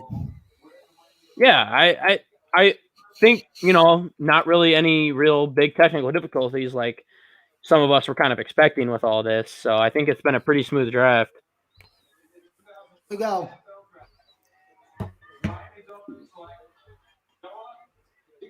No way. Wow. With Jeff Gladney still on the board. What? Now, the one thing about him is that he's both his parents were Olympians. This guy is a freakish athlete. They're probably banking on a lot of upside. I don't hate it, but again, it wasn't necessary to pick there. He was gonna be there. And also they already got they must see him as a slot. They have to see him as a slot corner. Oh yeah, 100%. I think he can play but the thing is like Bryce I think it's Bobby McCain. Yeah, Bobby McCain isn't really that bad of a nickel corner, so I don't really see this as a smart pick. I think they drafted the wrong secondary. I think they should have just went safety, but. Xavier McKinney, amazing he's still on the board. I don't know how he's sliding. I don't get it. He makes sense for the Vikings here. Keep in mind, Harrison Smith's getting a little long in the tooth. Maybe. I mean, I'm still trying to process that pick. That was another head scratcher. And not to Mel Kiper, believe it or not, he had him 36th overall on his board, but Dan Jeremiah and Dave Brugler had him rated significantly lower. Yeah, 100%. I mean, I think he's a good corner. I just don't think that he should have. I think Jeff Gladney's a lot better. So Vikings are probably breathing a sigh of relief. If it's not Xavier McKinney, it has to either be Jeff Gladney or Ezra Cleveland here because they were very interested in Cleveland apparently. They want a long-term answer at tackle, and they needed a long-term answer quarter. I think it comes down to those two right here. Yeah, I think so because, I mean, Riley Reif's getting a little bit old. They don't have a right tackle. I think it's Brian O'Neill off the top of my head. I think they took him. He was like two years ago. Yep, second round. Yeah, the kid out of Pitt. Yeah, so I mean, tackle obviously makes sense here. And what an improvement by. No, God, I'll let you finish your thought. No, I was thinking possibly taking tight end here because I mean Kyle Rudolph's getting really old. But they did just take Irv Smith, so I think they might wait on that. Or Josh Jones would make perfect sense. Ideal fit for Gary Kubiak's offense. Well, he or Cleveland. Yeah, it's got to be tackle here. I don't know. I will say though, I am just extremely glad that the Dolphins did not take a running back. It does make sense because you re-up with Kirk Cousins, you got to help him. You help him with Justin Jefferson, help him again here with the tackle if you can. Yeah. Kirk Cousins has more money guaranteed at signing than arguably anybody in NFL history. I don't know. He's not bad at all. I think he's a top 10 quarterback. Stop the hate, man. Top 10, man. What are you talking about? Yes. No way. Several people in the NFL agree with me for what it's worth. We'll respectfully agree to disagree on that one. But I think safety does make sense here. But I've been saying that for a while because I think that Xavier McKinney needs to get drafted. I've heard mentions that the Vikings could be selecting Antoine Winfield because that would make sense. yeah. His father played for the Vikings, and he played at University of Minnesota. Another local story. Mm-hmm. I've seen that. Here we go. Jeff. There we go. The ideal Mike Zimmer corner, who at least I mocked to the Vikings twice in both of my on-air mocks. Jeff Gladney to the Minnesota Vikings to be the replacement for Xavier Rhodes and Xavier Rhodes and Trey Waynes. This was a no-brainer pick for Mike Zimmer. Corner is so important to him. He needed to get one here. All right, that's another. You could survive another year, and you could probably get another tackle like a Lucas Niang on day 2. So wait. Yeah, I like that. I like that pick. I like safety. I would have liked safety as well. I think either way they went, it wouldn't have been a bad choice. I think it's good for Mike Zimmer. Gives them better defense, gives them a better secondary, which they need. NFC North's pretty pass happy. Yep. I like it. Still got Aaron Rodgers there, and Matthew Stafford is still alive and kicking. Yeah, and don't forget about Mr. Trubisky, man. Tell you. Don't get me started on that. Keep in mind, I root for the Bears except for when they play the Broncos. God damn it. How can you fucking screw up taking Mr. Trubisky over to Sean fucking Watson? How do you screw up like that? Ryan Pace, did you even look at the tape? Why does he still have a job? I knew that was going to get you going. I love it. Anybody who can see the tape would assume that Deshaun Watson would be the better pro than Mitch Trubisky. What tape was he watching? I knew that was going to get you going. I deserve to be going tonight after my favorite team had a good night by not having to trade up for one of the top receivers on their board. You deserve a rage. It's all good. Yeah, I deserve that. I love it. Oh, my gosh. So now, who are we waiting on now? The old Kansas City Chiefs. Super Bowl champion Chiefs. So in my mock, guys, I actually did have DeAndre Swift going off here. And I definitely can 100% see it. I still could see it. But again, there's just too much. There's too much talent left. Xavier McKinney's there, and while they don't really need him, he's there. Oh, and word has it that they're in love with running backs. DeAndre Swift was one, but another sneaky guy who could be taken here, who scouts have compared to Brian Westbrook, Clyde Edwards-Helaire, my boy. He is a Brian Westbrook clone. Who I did mock to the Chiefs. I'm pretty sure I mocked him to the Chiefs in the second round in my final mock. They traded that away to Seattle, Frank Clark. Yeah. No, they do have a second round pick. Remember, they got the second from San Francisco for D Ford. Oh yeah, they do. Yes, my mistake. Yeah, they have pick 63. Yeah. Yeah, but I did mock Swift here, so I could really see it. Yeah, and a running back, as much as I would have drafted the first round, these are the Super Bowl champions. You don't have that many glaring Colts on your roster. This is the 32nd overall pick. It's much easier to swallow the value here than Saquon Barkley over Sam Darnold too. Yeah, I mean it's different because they don't have any real glaring needs. So taking a running back, quote unquote, this high isn't necessarily that big of a deal. Because if they swing and miss on it, it's fine.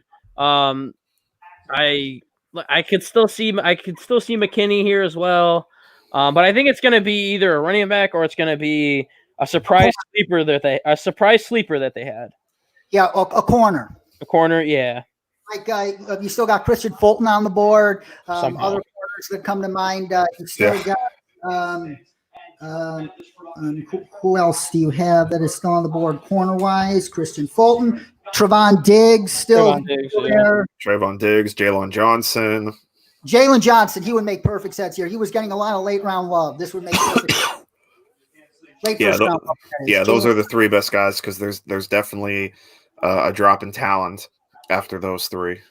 Because then you're probably getting into guys like Cameron Dantzler, Amik Robinson, Darnay Holmes. So Yeah, were you talking about Christian? Do you think Christian Fulton belongs in that group of 3 remaining corners? yeah, oh, absolutely. Yeah, it's Fulton, Diggs, and Johnson. Fulton's the best one out of those 3, I think.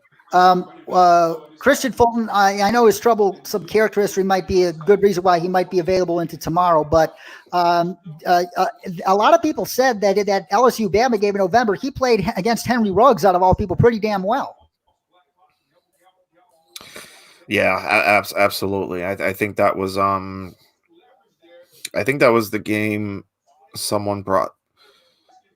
Was it that game and that prospect they were talking about that they were up against Ruggs? But absolutely, yeah, it's surprising to still see Fulton available, especially with some of the corners that are like. Listen, my draft crush was Noah Igbenogany. Yeah, but he went too high for your taste, didn't he? He did. Oh yeah, 100%. I mean, I probably wouldn't have had a problem with this spot if Jeff Gladney was off the board. That's the more surprising part to me, was that Igbenogany went ahead of Jeff Gladney and ahead of Christian Fulton. And yes, I am still in Christmas mode. Absolutely. Same here. Christmas 2019. I love it. I don't know. And the pick's not even in yet. They could be working up a trade for all we know. And that would definitely make a lot of sense too. I mean, the Chiefs only have pick just went in. Never mind. I was gonna say, because the Chiefs only have 5 picks. They don't have any picks. Yep. They only have a pick in each of the first 5 rounds. Like, they have nothing in round 6 or 7. So it would have made sense, but yeah.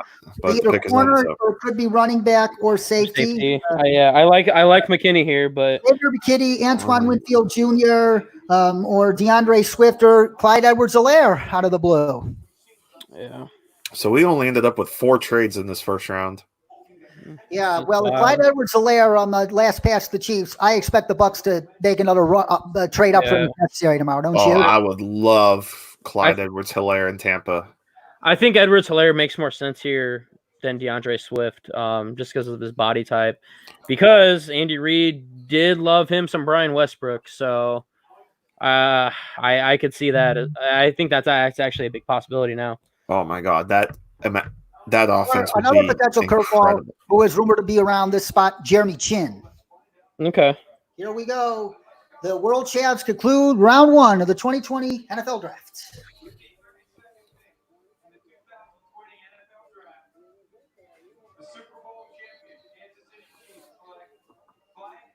Wow.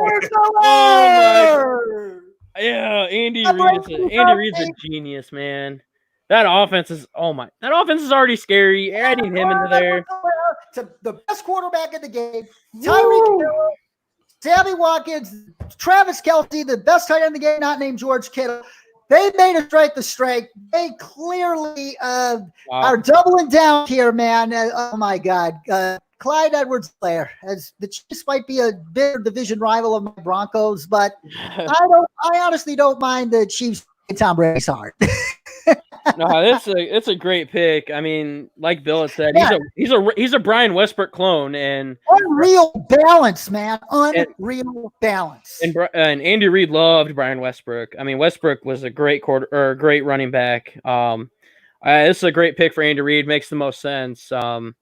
I didn't think coming into the draft that he was going to be the first running back taken, but I like it. I like it a lot. How much more dangerous does Clyde Edwards-Helaire make the Chiefs' offense? Oh, it was dangerous before, and now it's even more dangerous now. My goodness. I mean, it's already dangerous enough. It can obviously get more dangerous, but I mean, the speed and like the agility and just everything that he adds, like you would think, I mean, he has a small frame. He's 5'7", but he's still got a little bit of weight to him. And I think he's like 205, something like that. I mean, yeah, he's about the same size as Christian McCaffrey. Yeah, just about. I mean, God, the offense was already dangerous with Damian Williams. So adding somebody like Edwards-Helaire just takes that to a whole new level. I mean, that's going to make play action even more dangerous. I mean, and you look at this. I mean, it's just the speed. We already know Tyreek Hill, Sammy Watkins, DeMarcus Robinson, Mecole Hardman. Like, oh my gosh, like they're going to run through everybody. Like, yes, I think the Kansas City Chiefs, as many people were saying after the Super Bowl, no matter what the Chargers, Raiders, or Broncos did tonight, even though I'm happy with what the Broncos did personally, I thought to myself, whether or not they get Judy, Ruggs, or Lamb, or whether the Raiders scoop up one of those guys beforehand, neither of these two teams are ready to compete with the Chiefs anytime soon. Heck, I don't think the Chargers are that ready either. I don't think anybody is really ready to compete with the Chiefs right now. I mean, absolutely, they just man. They just made their strengths stronger, and also Clyde Edwards-Helaire, he is, like I said, his balance is unreal. Like he had that third down conversion late in the fourth quarter against Alabama, where he broke 2-3 tackles to barely get past the first down marker, and in the national championship against Clemson too. That guy is so fucking hard to tackle. Oh yeah.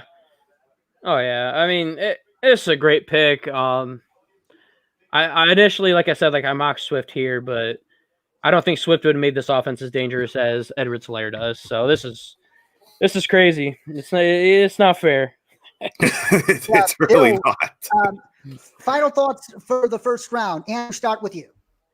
I just think everybody's thinking the same thing. Like the lack of trades, definitely, is shocking. But at the same time, I don't really think we needed them, because I think everything kind of panned out.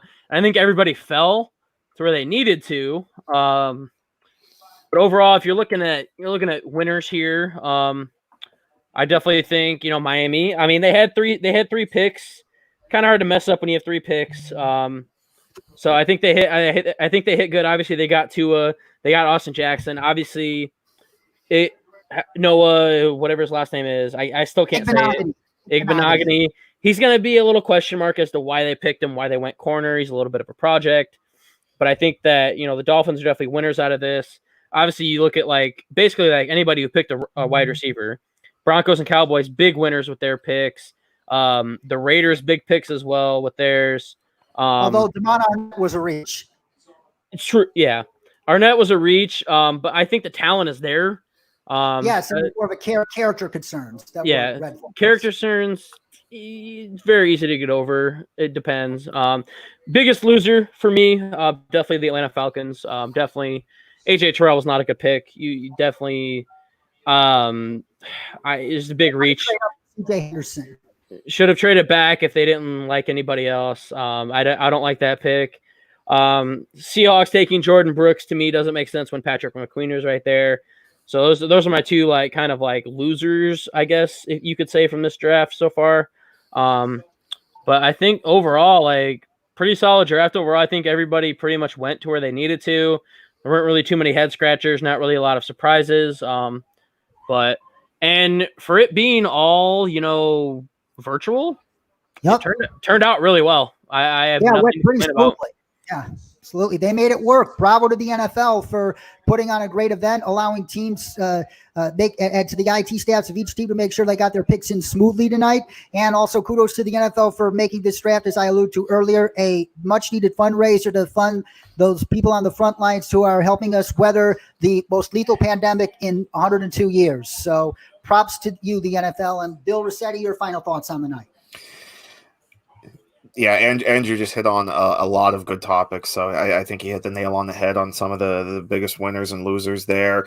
I think one of the biggest stories that comes out of this first round too now is the Green Bay Packers. We spent all this time of talking, the Packers need a wide receiver, but turns out the trend continues. I think this is 19 straight years they haven't taken a wide receiver in the first round. And not only that, but now we pretty much have an idea of who Aaron Rodgers' replacement is. Not only taking Aaron Rodgers' replacement, but trading up to get him. So that's gonna be an interesting storyline, I think, to follow over the next couple of years. But other than that, like Andrew said, I think a lot of teams really hit on the picks. Some really good fits here. obviously some questions, but that's what it's going to be. But it was hard. It's hard to find picks you really hate. Like I think Andrew's right. There's only really like 2 big head scratchers. That was the Falcons taking Terrell and the Raiders taking Damon Arnett. Other than that, I thought the draft went pretty well. Thank you very much, Bill Riccette and Andrew Weeman, for joining us here tonight. And we look forward to being back with you tomorrow. And we have another confirmed guest on tomorrow, my good friend Jeff Barnes. Jeff Barnes of cover2draft.com will be joining us tomorrow as well. And we hope to have quarterback guru extraordinaire Mark Schofield as well. I hope to pick his brain on where all these quarterbacks landed and how great the fit is for either of them. So we're back here tomorrow, 6:45 p.m. Eastern time. But until then, stay awesome, stay safe, stay sane, stay healthy, wash those hands, and above all, what is the most important thing? Stay home. We got to do whatever we can to stop the spread of this virus. So do all those things. We'll get football back sooner than we may think we'll get it back. So for Bill Riccette, Andrew Weeman, I'm David Cronlund. We thank you all so much for joining us tonight. We shall see you tomorrow at 6:45 p.m. Eastern time right here. Until then, take care, everybody. Thanks for a great night.